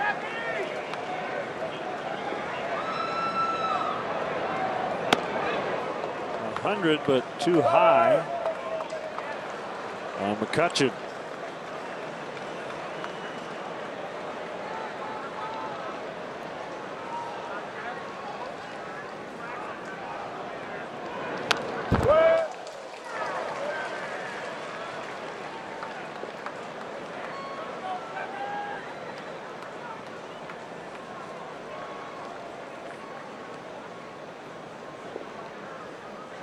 Tell us about that other ball he throws to warm up. Is that like a weighted ball? He plays catch with. Yes. It's You ever helps them loosen up. train with that? No, we used to have a weighted ball that we maybe stretch your arm with, but we didn't throw it. The balls now that some guys use it. There are varying weights. Some dispute out there as to the value of using weighted balls to warm up. Some guys, I played with in Minnesota, used to throw a softball. Swing and a miss. Ball pops out of the mid of Contreras. McCutchen didn't see it, and he's out. There's a slider, and it was a nasty one.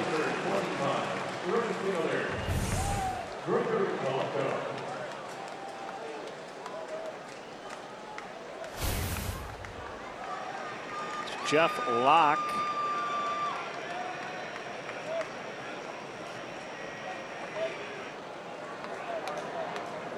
If your last name's Locke, you've got to have that flowing hair, right?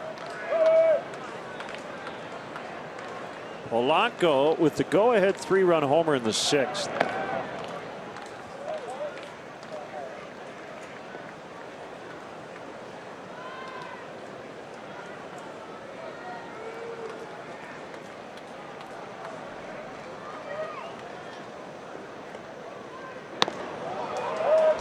Two and 0.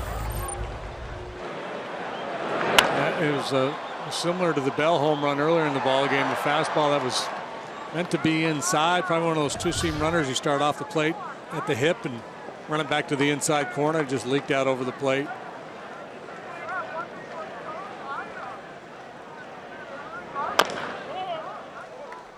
Top foul.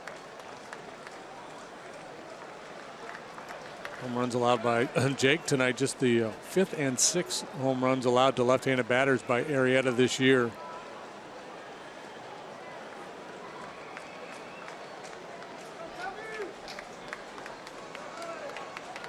The guy just said, "Hey, just wake me up for the bottom of the inning." Catch a few winks here. 3-1. Interesting, behind in the count slider from Chapman.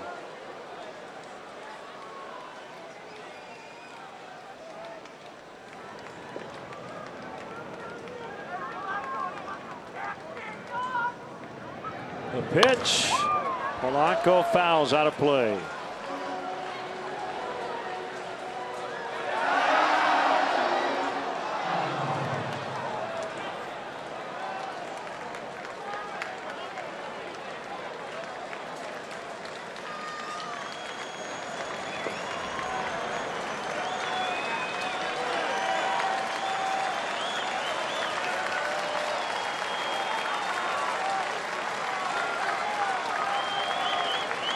Three-two.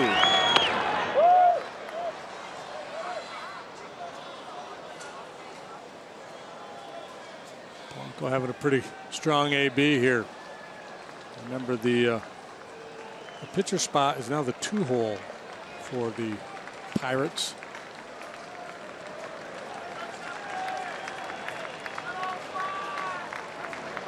So not an issue for a while for Clint Hurdle. Remember, they're out of position players.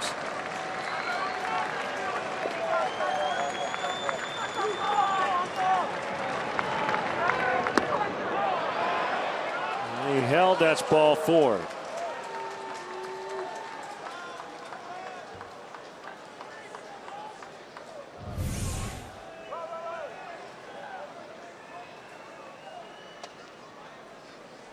brings up Marte, 2 out of 4 with 2 stolen bases.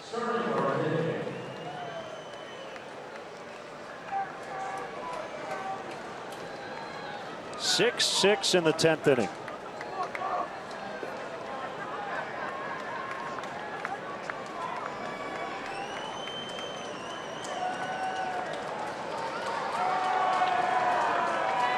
Here's a pitch, swing and a miss.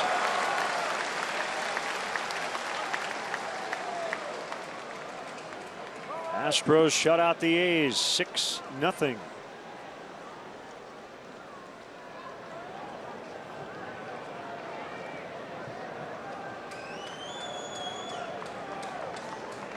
Jose Altuve hit his 22nd. Swing and a miss, 0-2. You see the Astros on this next road trip.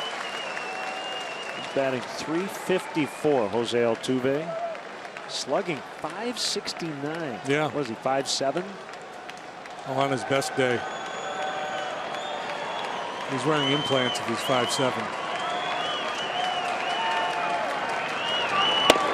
Swing and a miss. Whew.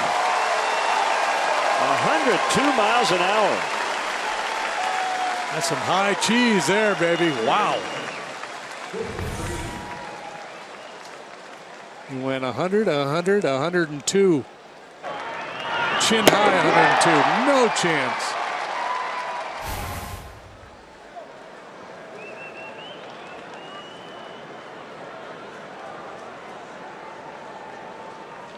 Breeze 1 for 3 with a walk.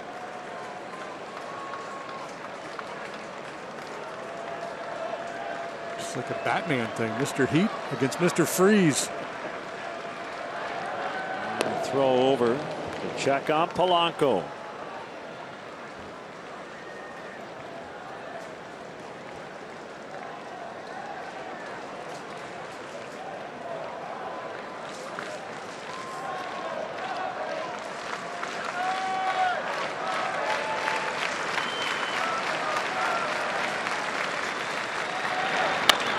Bounce to third, charged by Bryant. Lots of time. Inning over. We go to the bottom of the 10th. Tied at 6.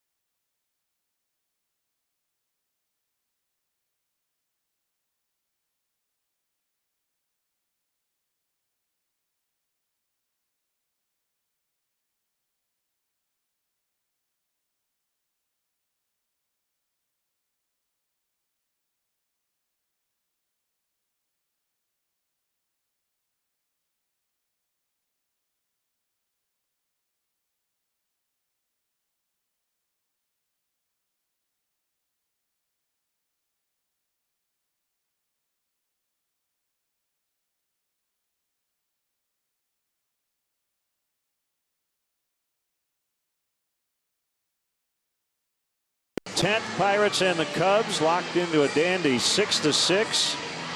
We've seen Jeff Locke a fair amount over the years as a starter, now working in relief.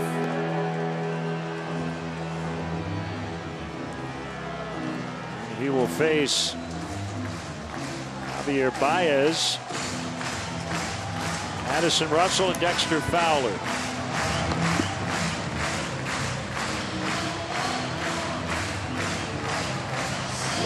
Festive atmosphere in the ballpark on a Monday night.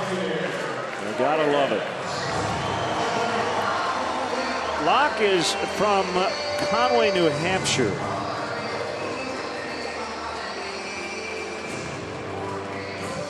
New Hampshire, the state of New Hampshire, in terms of major league players being born there, they turned out some good pitchers. Mike Flanagan, Chris Carpenter, Stan Williams, Bob Tewksbury. All born in New Hampshire. Here's a pitch to Baez. It's a strike. 94 from Locke. Adding a little bit on his velocity, shorter stints. Air it out mode. There's the good changeup. I think you'll find that when you look at most of the northern states, New England, Northeast, higher percentage of their big leaguers are pitchers. The end of the bat, how about that? On an 0-2 changeup. Whatever it was off speed, and Baez was able to stay in the zone. He was out in front. Circle change. It's a good pitch. He will reach out and punch it into center. Addison Russell will bat for the first time tonight. He did not start. He came into the game in the top of this 10th inning to play short.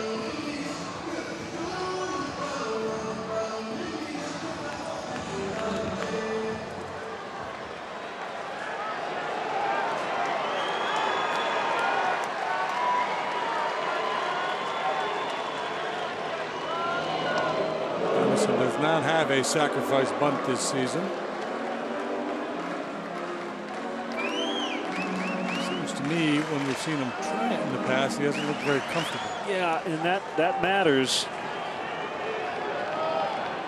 in terms of whether or not you would try it here. Whips it foul. Plus, he's got power and he's had a lot of big late hits. The guy you want swinging the bat.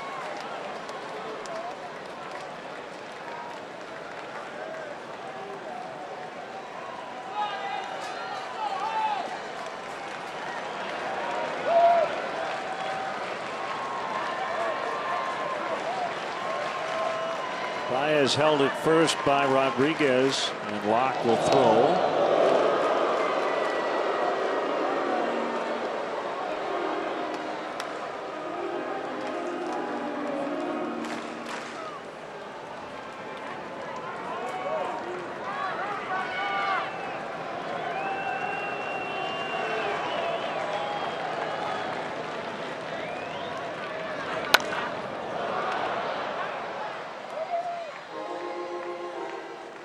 Down 0-2, but then again, so was Baez before he singled.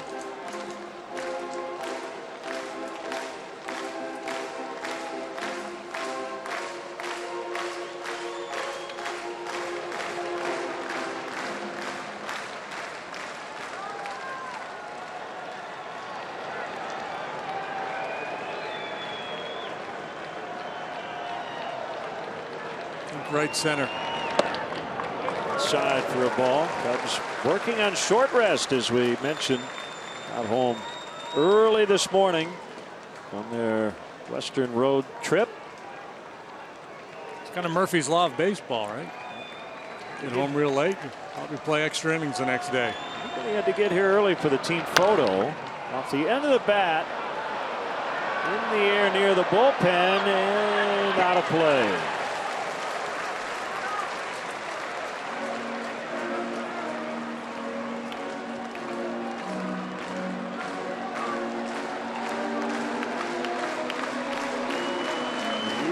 All night games until Friday.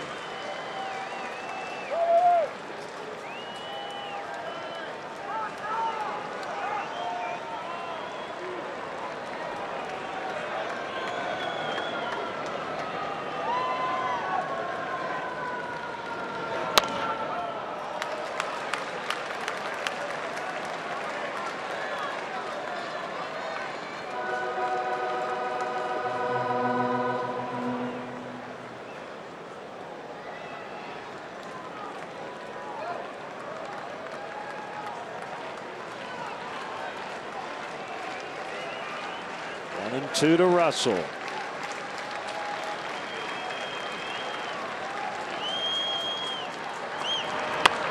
And the foul.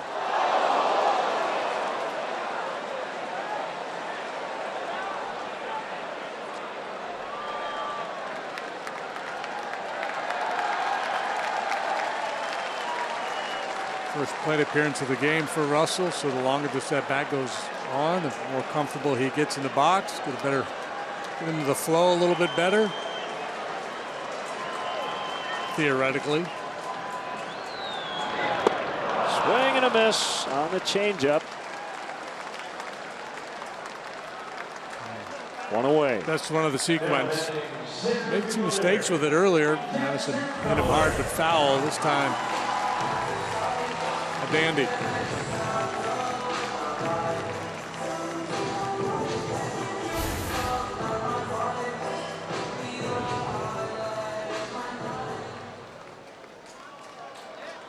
Can Baez get a read on Locke? Be comfortable enough to the point where he can try to steal a base. Side corner fastball to Fowler.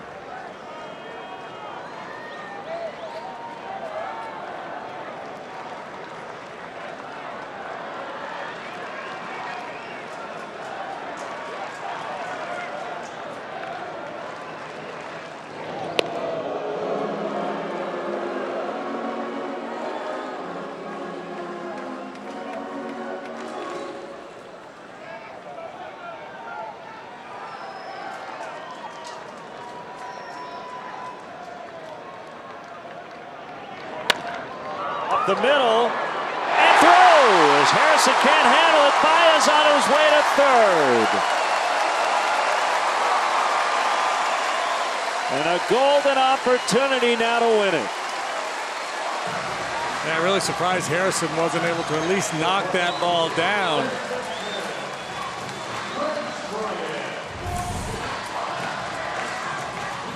No, he's kind of gator arms it a little bit there. Maybe he thought this ball was going to hit the base or something, but an awkward move towards that ball by Harrison, and his inability to at least knock it down allows Baez to get to third base with just one out. Ray Searage out for, gosh, maybe the fourth or fifth time tonight. Various pitchers. Bryant is the batter. First and third as the Cubs try to walk off. Fowler is credited with a base hit.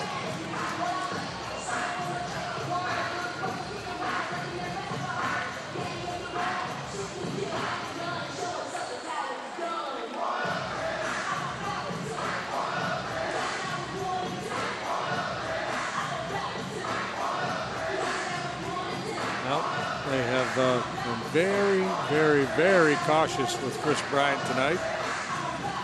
Walked twice, hit by pitch.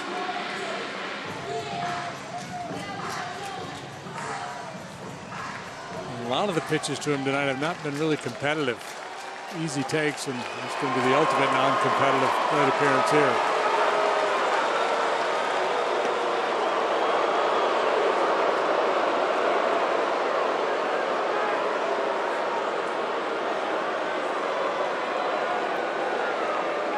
Well, this makes a lot of sense in this spot. You'll have lefty-lefty. You'll have a force at every base, including home, which is where the throw would go on a ball in most places. And I think a lot of it too is the fact that Bryant is so patient. If you had a hitter that you thought, you know what, this guy will get himself out in this situation. He'll try to do something heroic, and he might chase some bad balls. Bryant rarely does that. So I think Clint Hurdleson, instead of wasting the energy, possibly bouncing one back to the screen, let's just go ahead and put him on, set up the double play. There's no easy choice here. He wants to load the bases to face Anthony Rizzo. Right.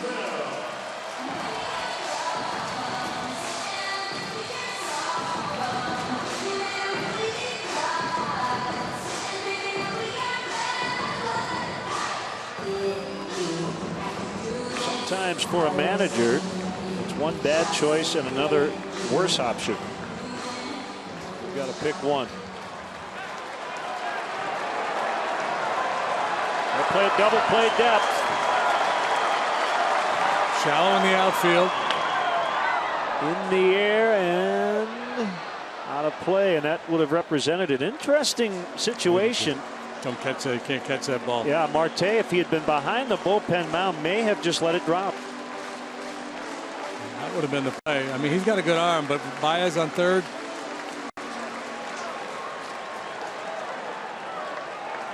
For me, that's a don't catch it. I'll tell you what, Anthony could bunt here. Freeze is back two at third. I'm surprised he's not in a little bit more. 1-1.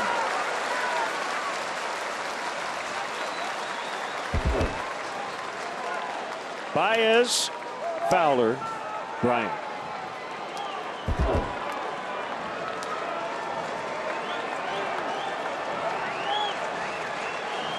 This just feels like a win for Rizzo.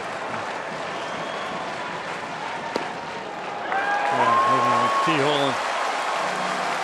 I mean, he's been in choke up.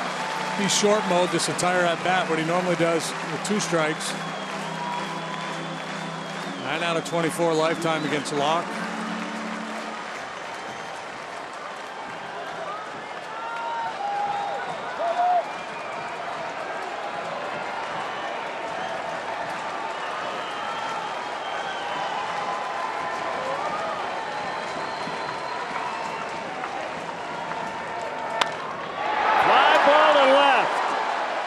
Marte didn't have a play, and again he's trying to catch that ball. I think he was, which would have ended the game. Yeah.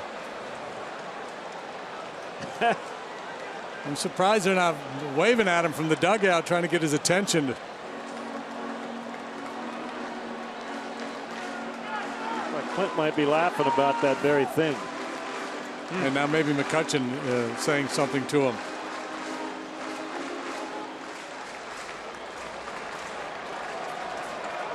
Yes, you can win the game on a foul ball.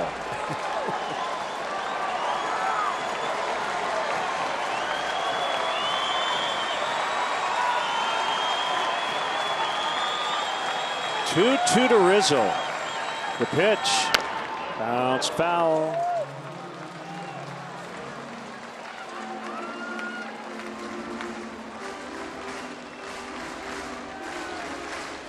I don't know that Locke has it in his arsenal, but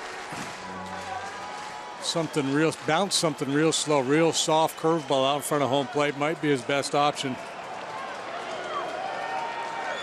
Rizzo crowding the plate, choking up on the bat.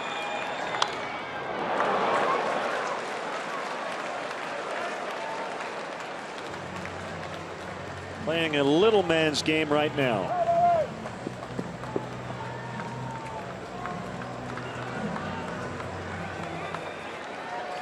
Going all Nelly Fox on us.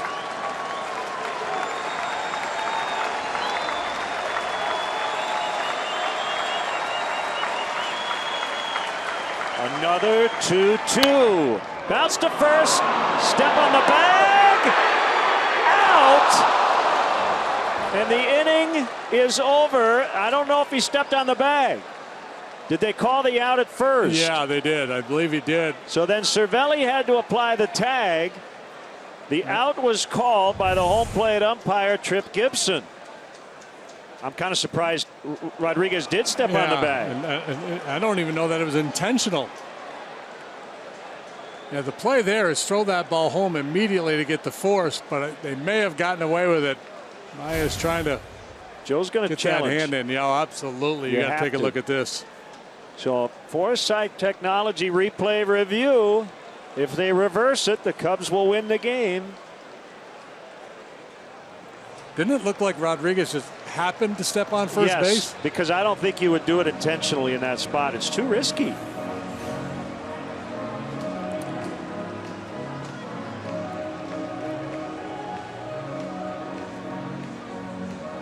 Let's see. Oh, I think he got in. It looked like that left hand got to the corner of the plate before the tag was applied. Well, he is a magician. It was a heck of an effort by Cervelli spinning around to try to apply that tag. Not a good throw. Wow.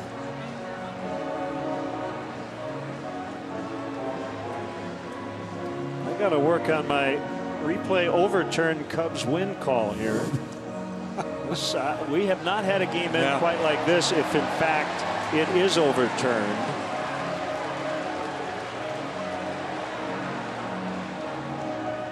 My best guess is safe. But I don't know. They're going to get a good enough look to overrule it back in New York.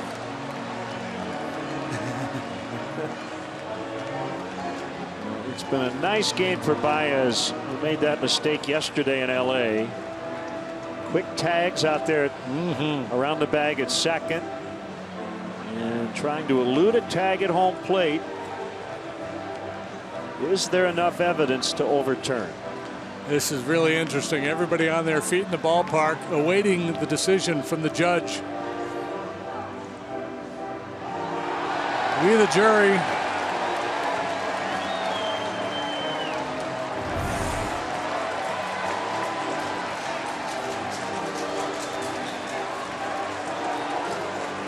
It's hard to tell exactly when the tag is applied, but it just kind of looks like that left hand. Maybe we'll get a better look here. Crowd chanting safe, safe, safe. And I think this one will take a while, and I think it's appropriate that it takes a while. Here we go. We're going to get our answer. Out there. Out there. Wow. Well, we knew out at first base.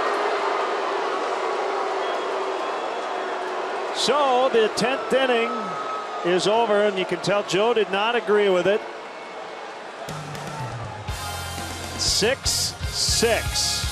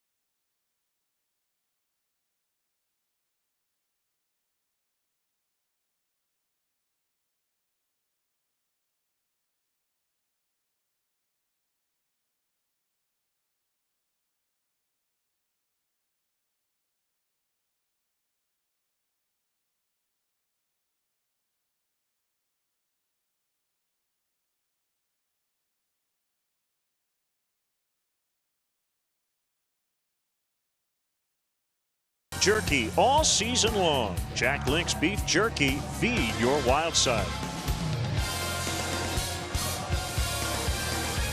We continue on. Here's Trevor Cahill in the 11th.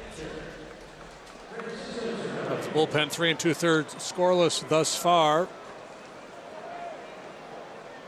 Cahill 3 and 4 with a 268. Been busy lately. The last 2 games in LA. As you said, that was one heck of a play by Cervelli. Whether he got him or not, the call was out. Call stood. In the air to center. Fowler. And he's got it. So if Baez is called safe, Clint Hurdle asks for a crew chief review. They probably give that review to him, and I don't think they overturn that call. I think it was that close. Whatever the original call was, absolutely. probably was going to remain so. Yep.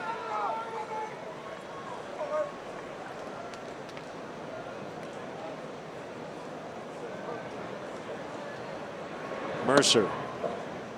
Ball 1.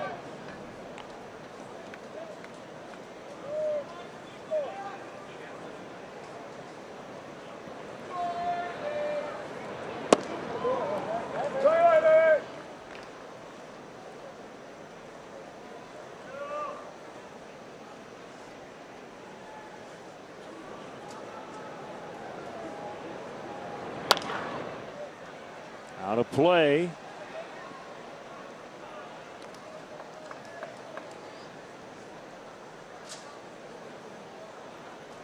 And the other thing for Cervelli, and I might want to get one more look at it. Ground ball in the right. Mercer is on. It looked like Cervelli went right for the tag instead of just touching the plate. And if you're Cervelli, you probably don't know whether Rodriguez touches a base or not, so you're almost going for both.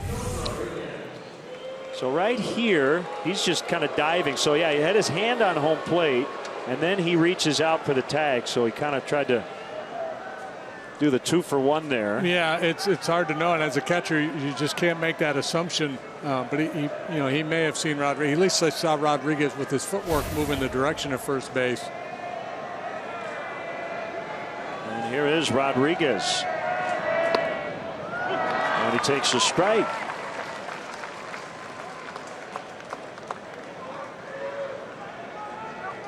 And Hurdle has to feel like he just pulled a rabbit out of his hat there. Marte's out there in left field trying to catch those foul balls that would have cost him the ball game.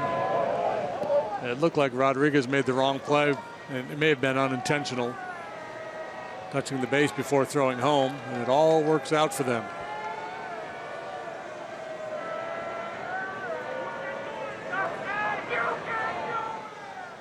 One. Deep to center, but playable for Fowler. 2 outs.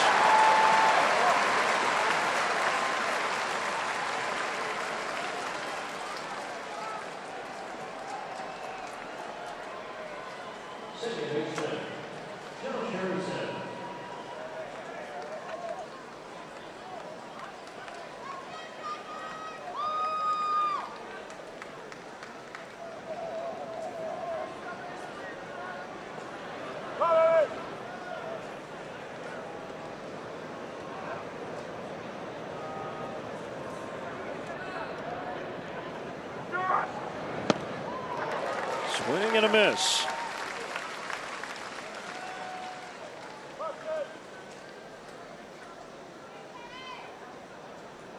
He had a home run hitter up there. I'm going to go ahead and put him on and pitch to Locke, the pitcher who was on deck.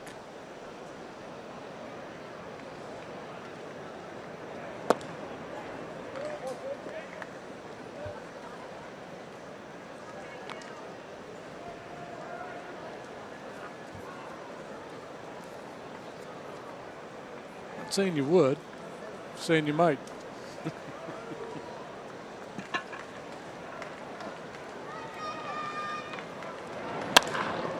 Ball sharply hit. Under the glove of Baez.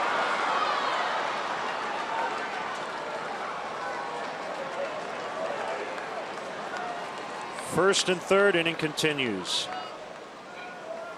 Well, that's the bad news, and here's the good news. Again, Hurdle out of position player, so Locke will take the at bat. Just a little bit of a hurry there, maybe, for Baez.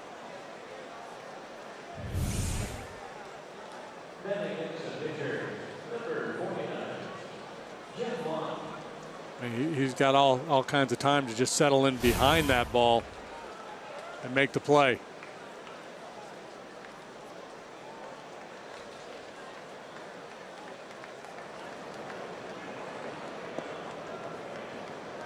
Contreras wants to know first and third situation. Well, he should handle it. They're going to let Harrison take second base here. He's not running. Strike.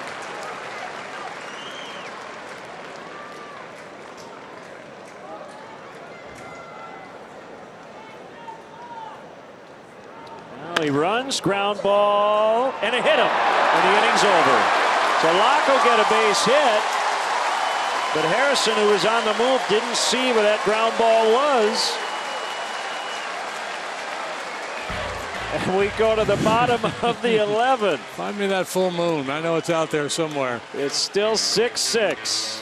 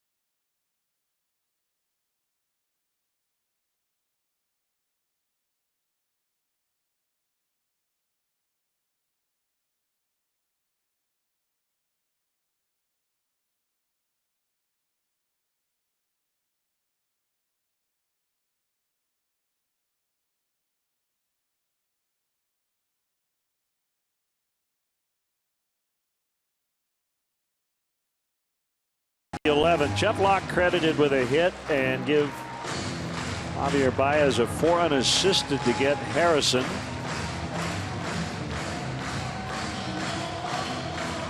Another chance for the Cubs to win it. So cheap single for Locke, but that's not how the Pirates wanted that inning necessarily to end.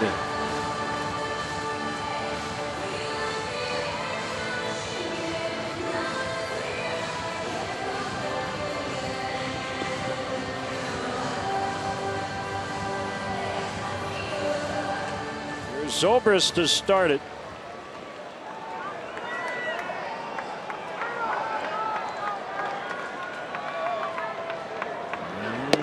Pitch, ball 1.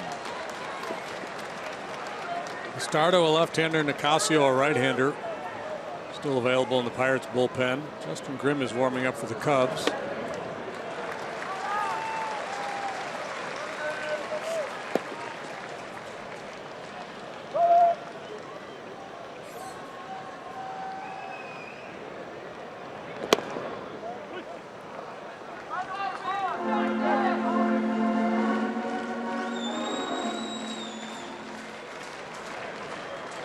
Change up.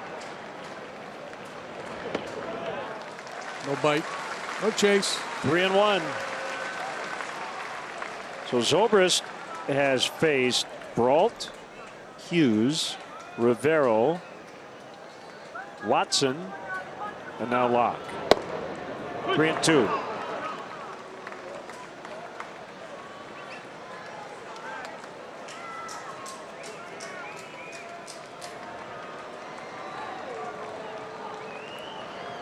Three, 2, called strike 3.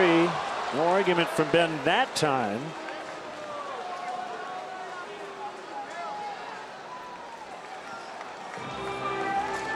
David Ross for Cahill. Invariably, when we see that ground ball that hits the runner, and we say give the batter a hit, we could tweet saying, well, wait a minute, is that how a no-hitter could end? Absolutely. And I think of the 2-out walk in the 9th inning of a no-hitter. And that play happens, the game ends, and the no-hitter's gone. It could happen. Just like the game could end on a foul ball to left. Yeah. Tag up, yeah. Sack fly. Some crazy doings here tonight. Pitch to Ross. 1-1. By the way, nice night for Jorge Soler before he was taken out. Double, single, and a game-tying home run. The homer came in the 9th.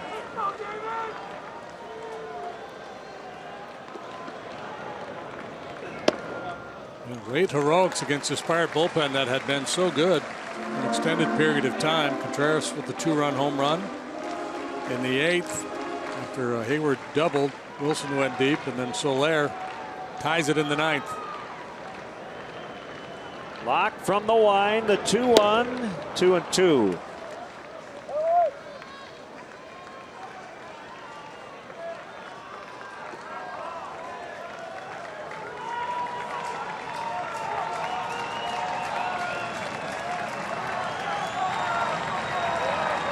Part of the order due for the Pirates in the top of the inning if we get there.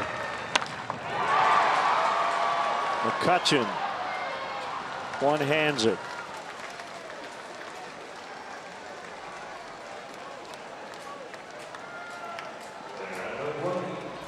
We'll leave the Cubs with just Miguel Montero on the bench.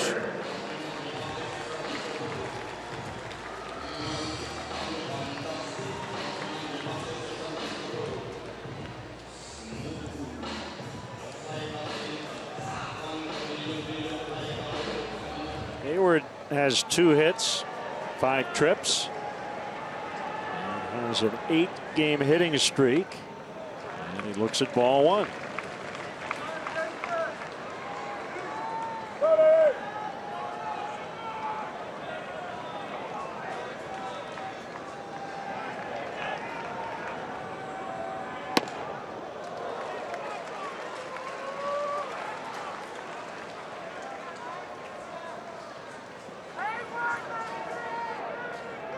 Good numbers for Jason against this left-hander.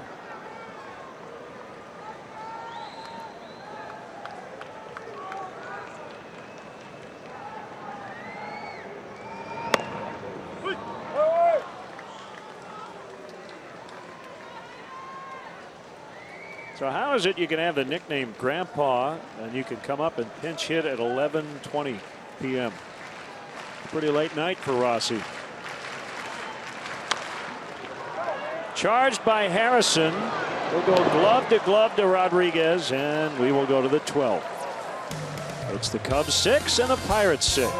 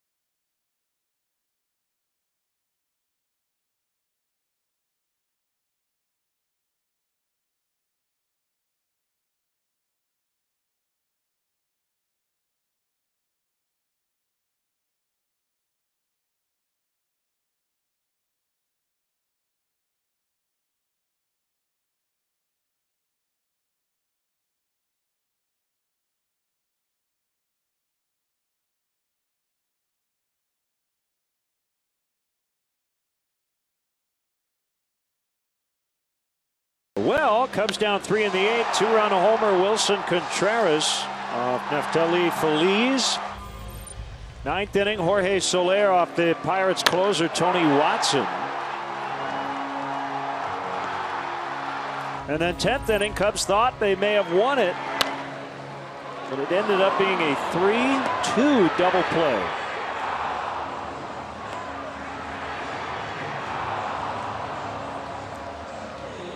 Good thing I'm not a betting man, because I would have wagered a lot of money that Rizzo was going to win it there. Just liked his matchup with Locke, but alas, did not pan out, and it continued on. Now it's Justin Grimm against the heart of the order. On a bounce, Bryant gets McCutchen.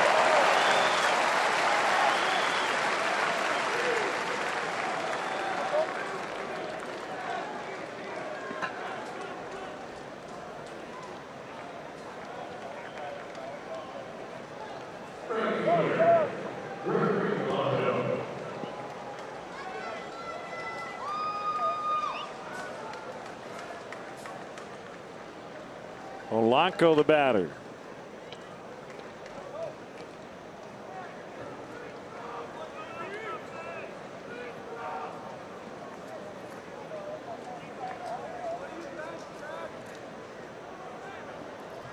Grimm's first pitch is low.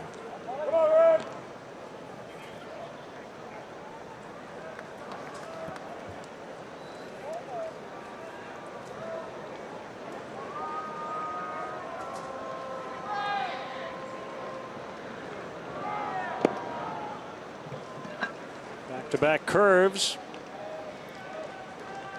2 balls, no strikes.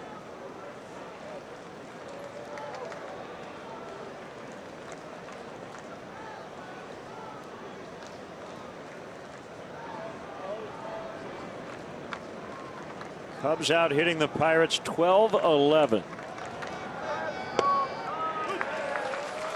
2-1. Both teams have had 3-run leads get away in this ball game.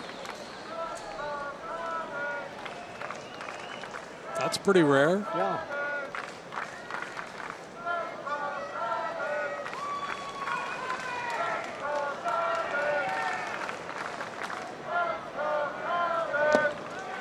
2-2.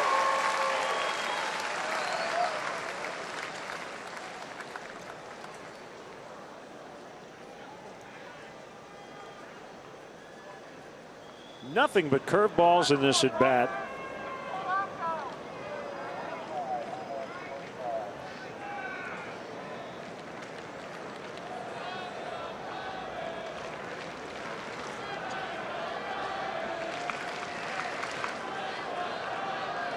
We're going to see another one.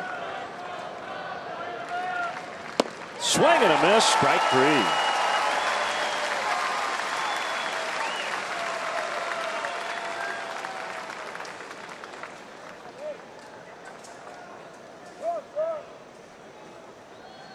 Okay, so here's what I wonder. Is it going to take Joe to get one of his veteran starting pitchers up in the bullpen for the Cubs to win this game? Well, I'm just waiting for the Travis Wood outfield appearance.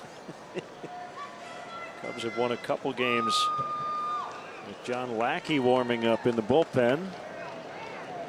And extras here at home.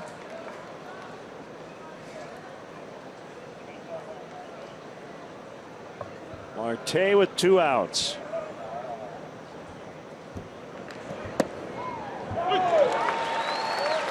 Strike 1 on the curve.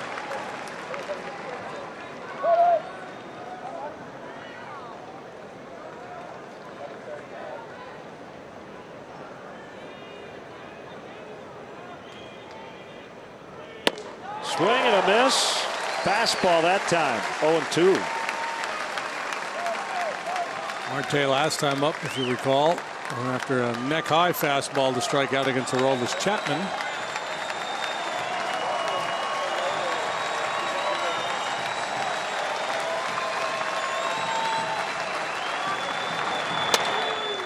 Popped him up. Rizzo drifting into foul territory. Inning over. We go to the last of the 12th in a 6-6 deadlock.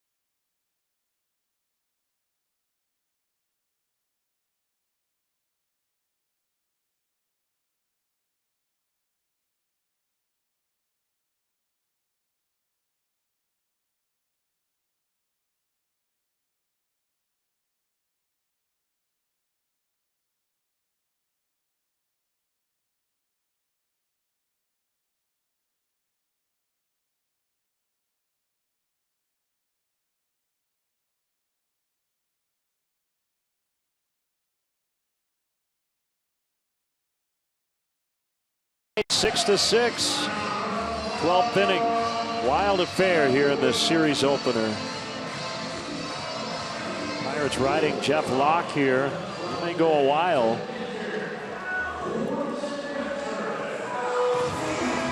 Contreras will lead it off. He may go a while. He may last one more pitch. You just never know. True.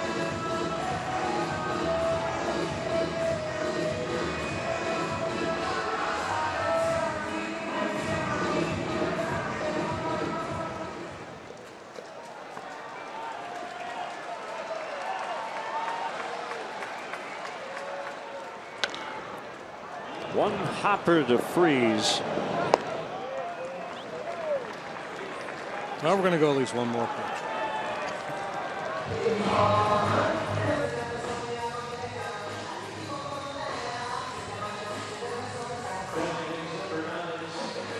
Baez has 3 hits. 2 singles and a double.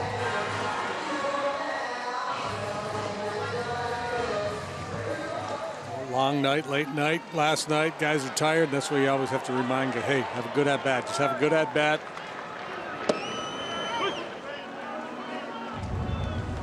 Let's go back to the Mother's Day Marathon against the Nationals. Blake Trinan.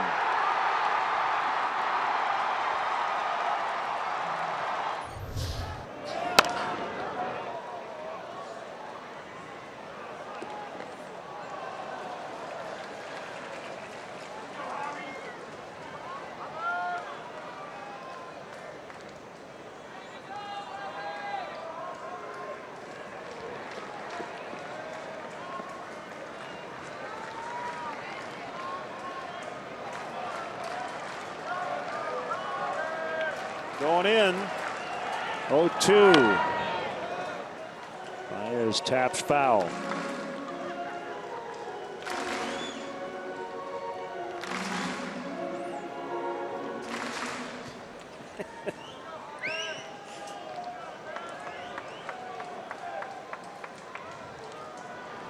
Deep breath by the lefty, and another 0-2 pitch. Out into the gap. His 4th hit of the night.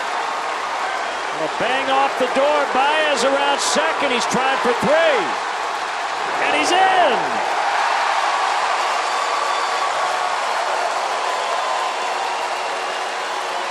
If ever there was a time to push for it, 1 out, bottom of the 12th. In the right center gap, so he has a chance to run and look at the same time and kind of assess things. And he says, yep, I'm going for it.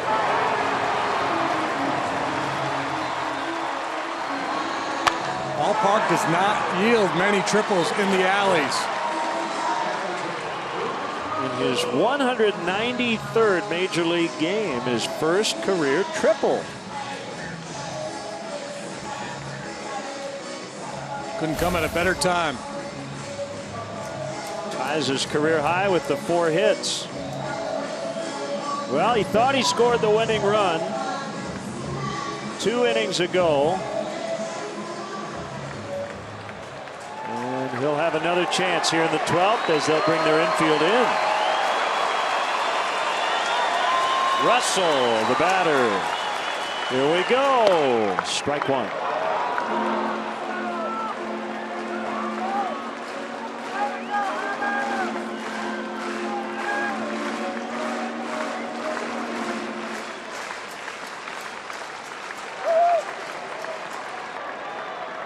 Outfield pulled in. 1-1. Get that ball in on his hands off the barrel and do some weak contact, either a little soft ground ball or a pop up.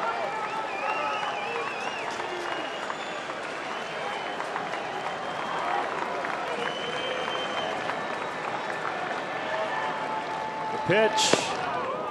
Nothing but inside pitches so far.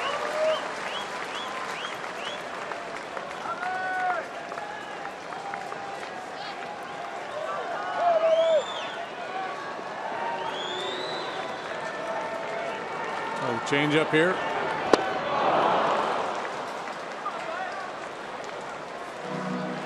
Don't you yell it at him. Addy, change up. I've been able to hear you. Locks MO. Like a lot of guys, he doesn't want to throw his fastball in the zone very often. So couple in, try to speed the hitter up a little bit, and then show him that changeup that looks like a strike initially. 2-2. Russell to left. And another opportunity, and yeah, it looked like Marte let that one drop. Yeah, I think they had a conversation.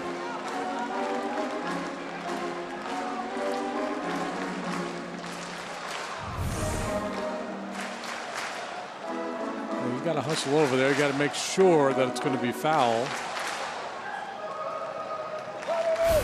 Of course, I guess at that point it doesn't really matter. Right. Which is a fair or foul, game over. Saw Josh Willingham once let a ball drop fair, but it was so deep that he was hoping it would be foul. Game ended. 2-2 again. This one a rocket foul. At some point, you got to believe he's going to go back to that down and away changeup. Fowler is on deck. Russell trying to end it right here. The game-ending wild pitch is in play.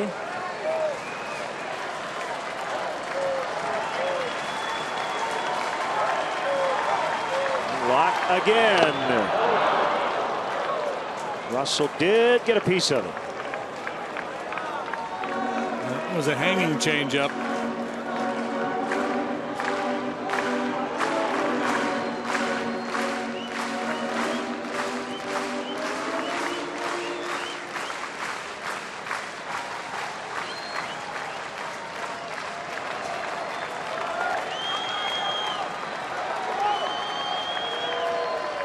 Here comes another. Here's a pitch. Golfed in the air to left. Marte trying to get behind it. Not terribly deep. Baez tags. Here's the throw. He is out. Wow, what a throw by Marte. And the inning is over. Twice in extras. Baez nailed at the plate to end the inning. Oh my goodness. And Joe out, and he wants to check to see if maybe Cervelli blocked the plate. Now he's going to hang on here. Look for that technicality. And again, I don't think they're going to get the call. It's worth a try. They're going to argue that they're going to say that he was drifting to handle that one-hop throw. That's just a great play by Marte. Wow, what a throw. And I like hit the catcher there a lot better than head first slide. And you're allowed to run right through. You just can't go out of your way to hit him. Well, for a couple reasons. One, you got a better chance of jarring the bar loose, and two, I think jarring the ball loose. And I think there's a greater chance of getting hurt too with that head first slide into the catcher. So a Forsythe technology replay review. There's nothing that I see here that would. No, it looks to me like he's giving him the back corner, and then he has to make the adjustment to handle that throw. And Cervelli, again, another great athletic play handling this hop and making out. the tag. So, cue the band. We'll go to the 13th.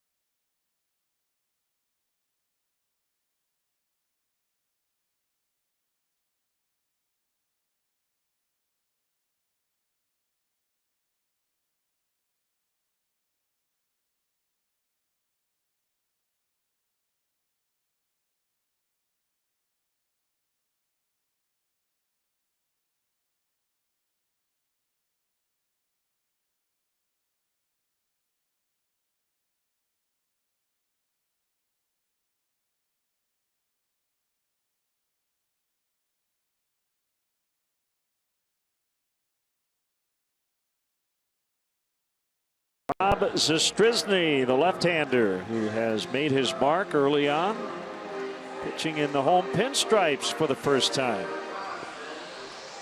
Yeah, so far so good for Rob Z. 7 in the third, 5 hits, a couple of walks, 9 strikeouts. He had allowed a run at the big league level. 7-3 into 433 at AAA. 14 starts and one relief appearance there. A couple of years ago, Cubs may have had a chance to get that play overturned at the plate, but they've really clamped up on that rule, and I think rightly so. And most of the time, the call ends up being the throw takes the catcher into that lane. And there was nothing we saw that would have indicated a reversal. And they got it right. That's just a good baseball play. Yeah, well, the rule has been effective in that guys don't hit catchers anymore. Yep. You rarely see a guy bowl over a catcher anymore. So if the intent was to protect catchers, it's been successful. Deflects off the glove of Zastryzny, and that'll be an infield hit for Freeze.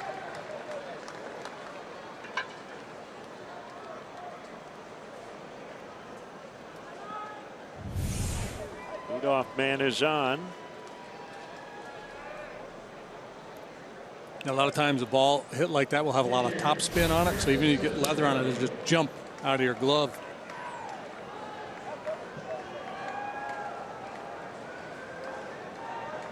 Cervelli has maybe been their co-MVP tonight, with Marte making that throw, but the two tag plays at the plate keeping the Pirates alive.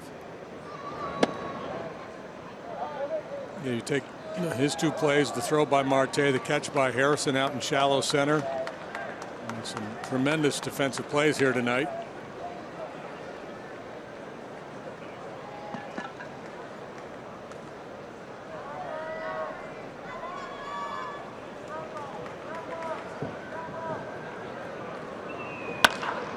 Base hit left field. Freeze will stop at second. Pirates now threatening, 2 on, nobody out. Well, I'm sure Joe wanted to stay away from Rob today. 3 2/3 on Saturday in LA in relief of Jason Hamill. Really threw the ball beautifully, allowed just one hit, struck out 3, didn't walk anybody.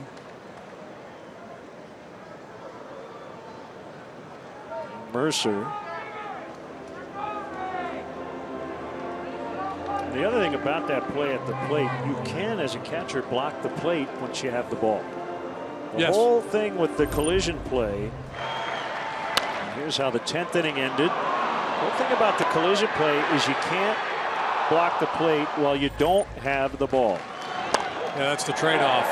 If the runner's not going to go out of his way to hit you, you're supposed to give the runner a lane to home plate. The fact that it looked like Cervelli essentially tackled Baez, he's allowed to do that. Go right after him once you have the ball.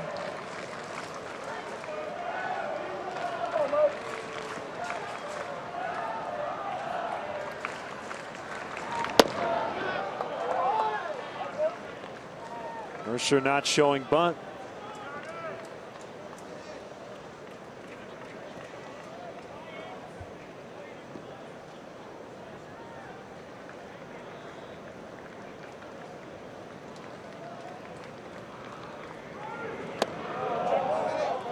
Two and 0.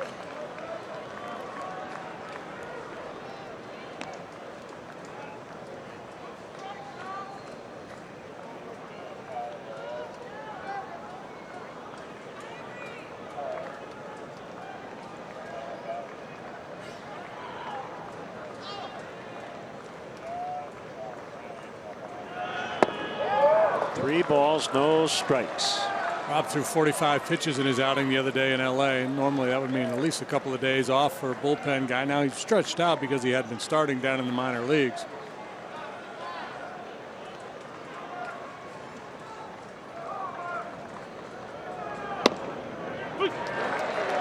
Three and 1.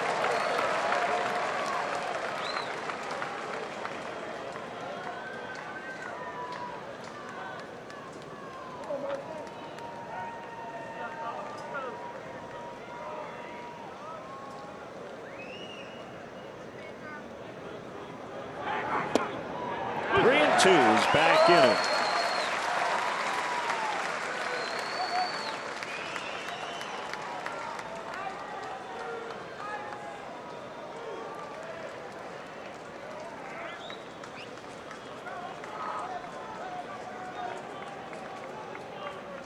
pitch here. 2 on, nobody out. 3-2. He walked it.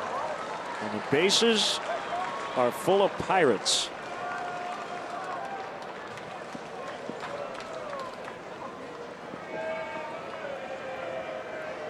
One thing we can say about this game, the likely scenario has not often occurred.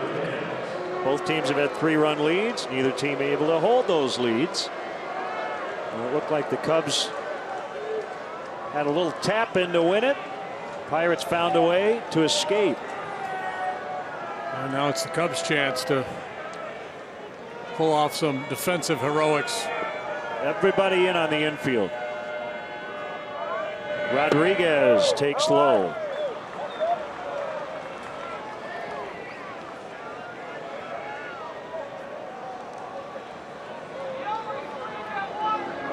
Chris Bosio now will head out to the mound.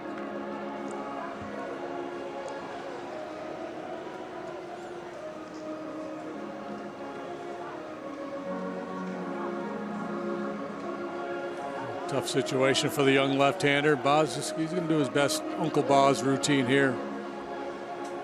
Slow him down, calm him down. Hey, man, hey, you're in a bit of a bind here. Give him your best stuff and see what happens.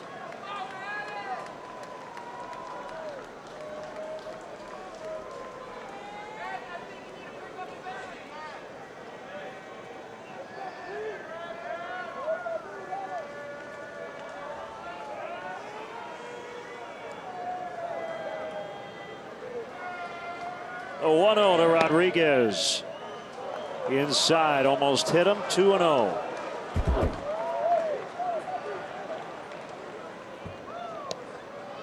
Single walk. Freeze. Cervelli, Mercer to start this inning. And the pitch. 3-0.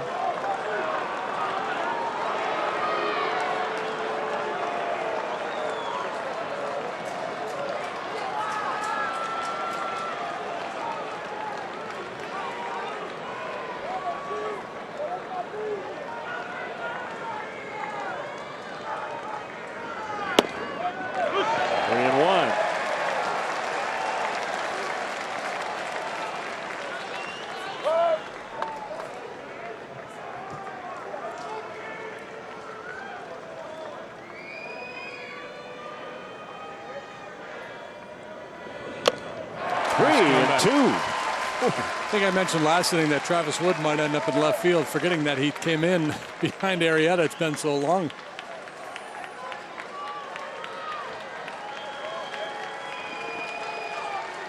Guess if we can make 3 trips to the mound, we could sneak Woody back into the ball game.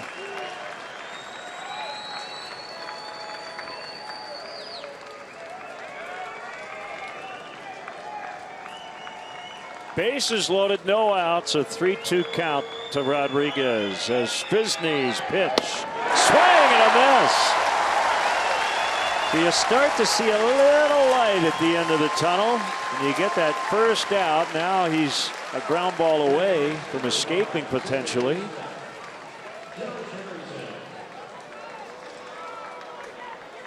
And it sure would fit the night if he can get out of it.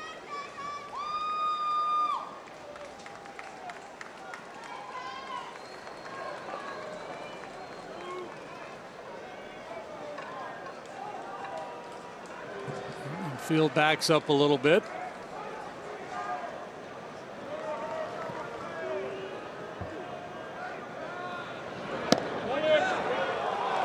On the note to Harrison. Sharply hit ball in the infield. They can turn to the conventional way. Slowly hit ball, come and get it, and fire home.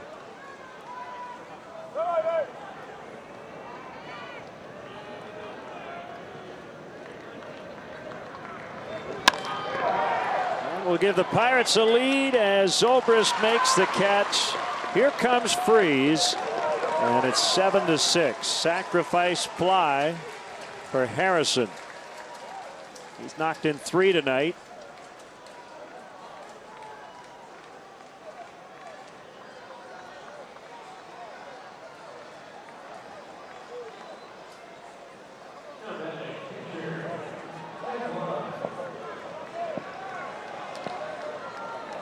Tell you, considering how this inning started, if Zastryzny gets out of it with only 1 run allowed, it's not the worst thing in the world.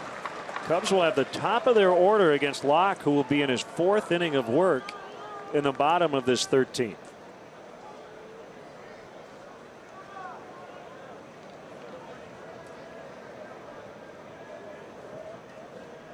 The 0-1 to Locke is a strike.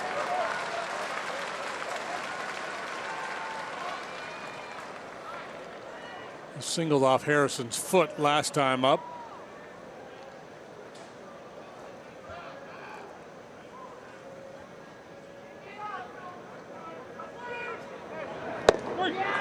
Strike 3, so we will go to the bottom of the 13th with the Pirates now leading 7-6.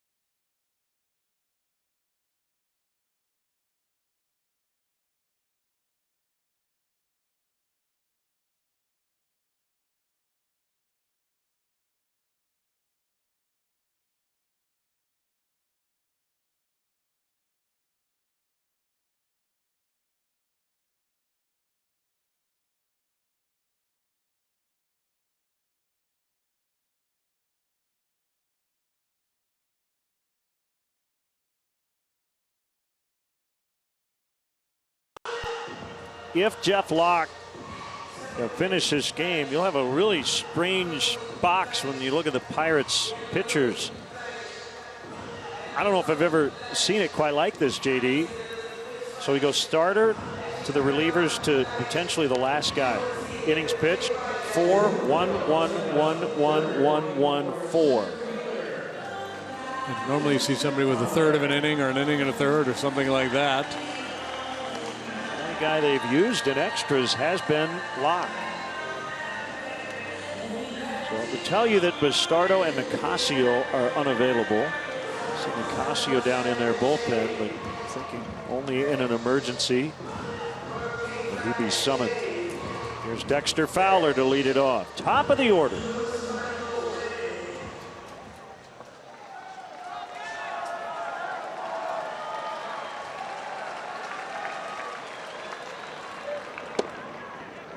First pitch strike.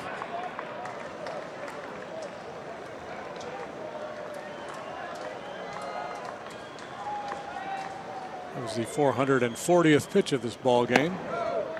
Not that you're counting. Got a little Rain Man thing going on.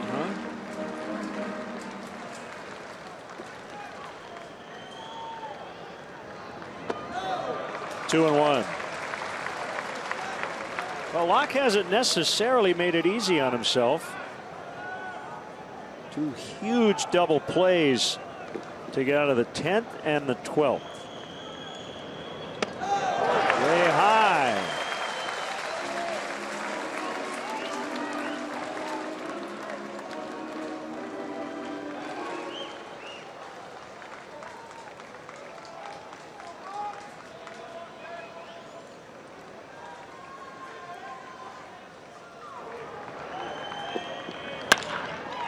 Into left and a base hit.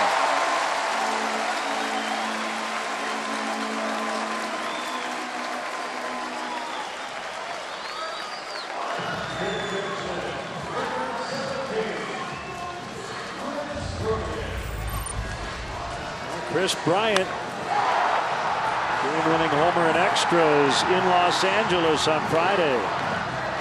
Part of a 2-homer performance. Very cautious with him all night long. Just 2 official at-bats tonight. Walked 3 times, once intentionally, hit by pitch.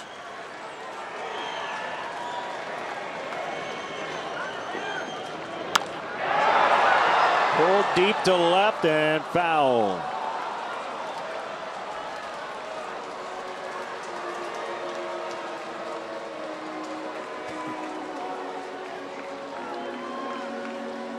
Yeah, just didn't feel like it was going to be a quick 1, 2, 3 here in the bottom of the 13th. Not the way this night has gone.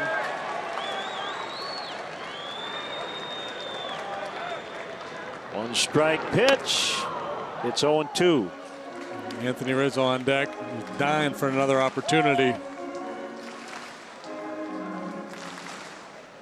A base hit for Fowler, his 3rd tonight. He's 3 out of 7.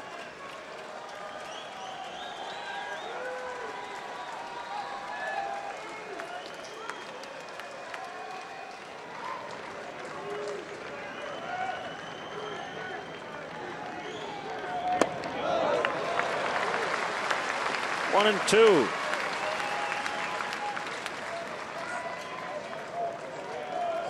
Just about to Tuesday.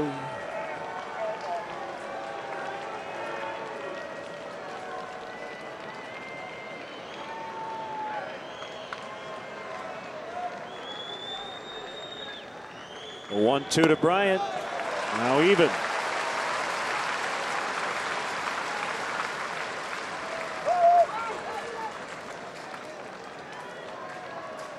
You know what Tuesday means? Free tacos? Tacos. Oppo taco. Don't get me started. Left field foul. All over that pitch. You're making me hungry for a late night snack. Have some of my Cracker Jacks. I may do that. I'll wait till after the inning.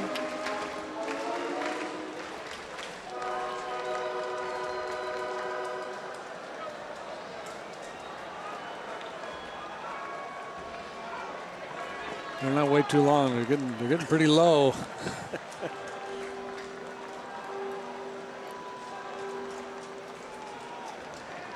We see Chris time and time again fall behind in counts and work his way back in.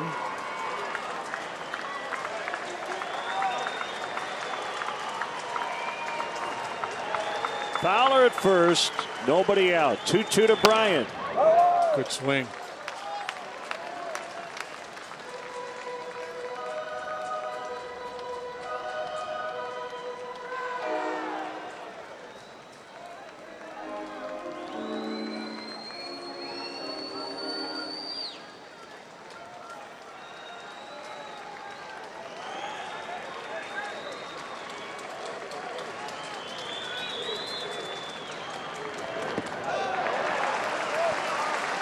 To 3-2.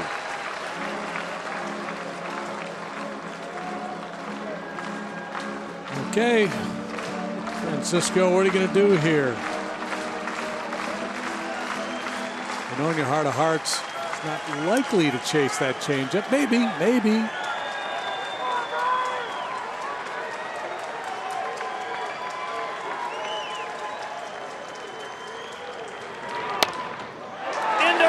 Base hit. Fowler on his way to third.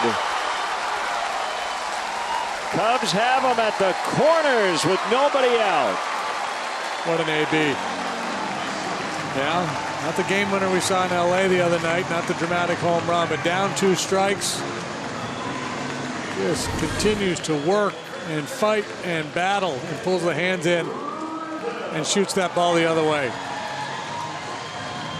5 times he's been on. 3 walks, hit by pitch and a single. And Clint Hurdle's going to head out because they got a decision to make. I would imagine they will let the tying run score for a shot at a double play.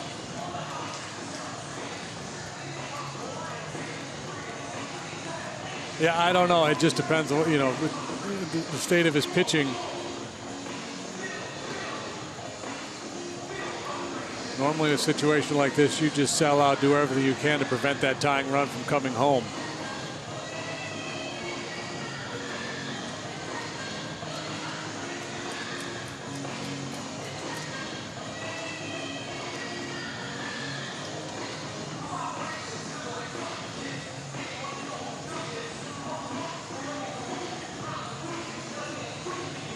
And they will bring the infield in.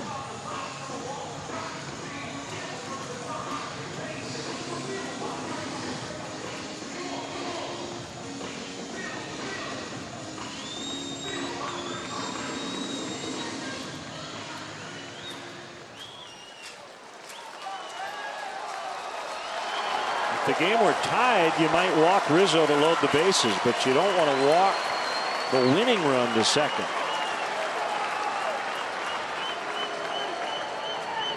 Bounced foul.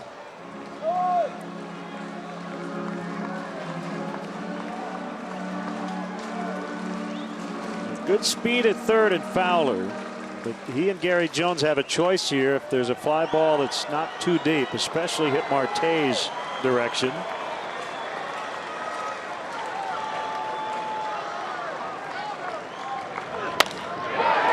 Base hit, tie ball game. Fowler scores. Bryant to third.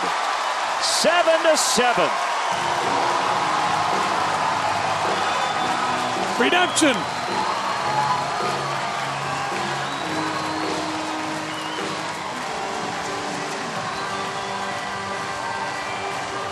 What a ball game. And now Zobrist with a chance to win it. And he's had a rough go at the plate tonight, so another chance for redemption. They're going to walk him with Montero on deck.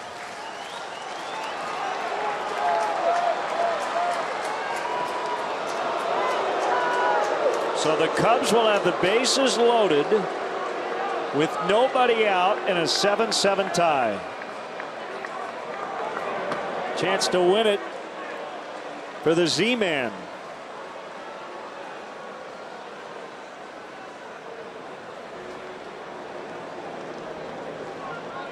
Well, you said it. His ability to get out of that inning, allowing just the one run, was huge. Well, it just kind of felt like the top of the order coming up, Locke in his fourth inning of work, the Cubs were going to have a chance. They just didn't want to be down 3 or 4.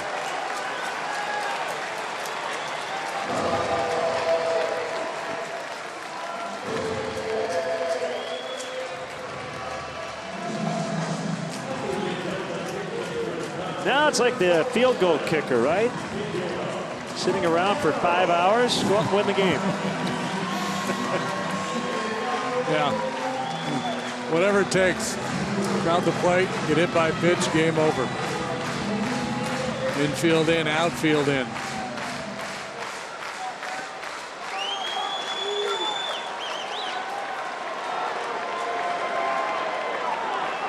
Bryant the winning run at third. Infield in, outfield in. Pitch, swing and a miss. Just don't hit a fly ball to Marte. Look on somebody else. Locke facing a lefty Montero. Another lefty on deck, Hayward. The 0-1. Now it's 0-2.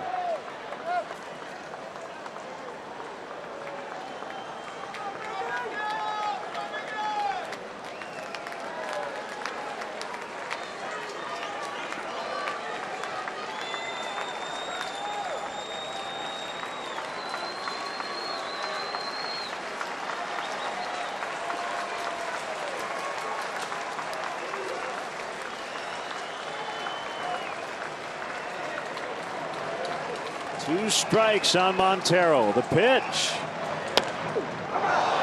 Fouled it off his foot.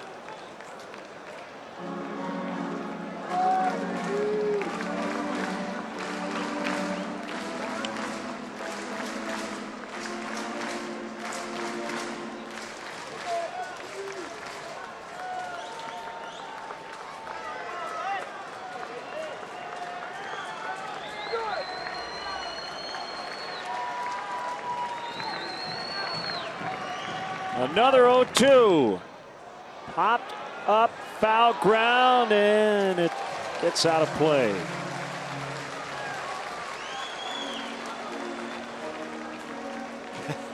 So if I know where you're going. If Freese had decided to go after that ball and had caught it and fallen into the stands, the Cubs would have won. Bryant would have been given home plate. I'm not sure every Major League player knows that rule. Oh, that would have been a great ending. 1-2.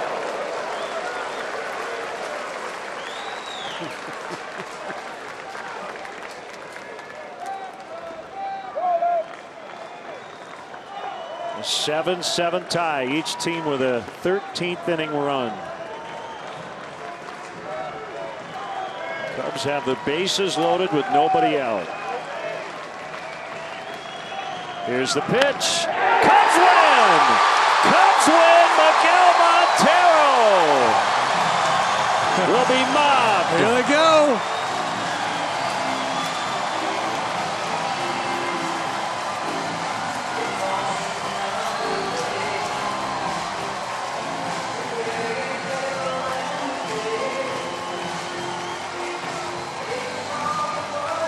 What a wild night. The W stands for wild, wacky, and win.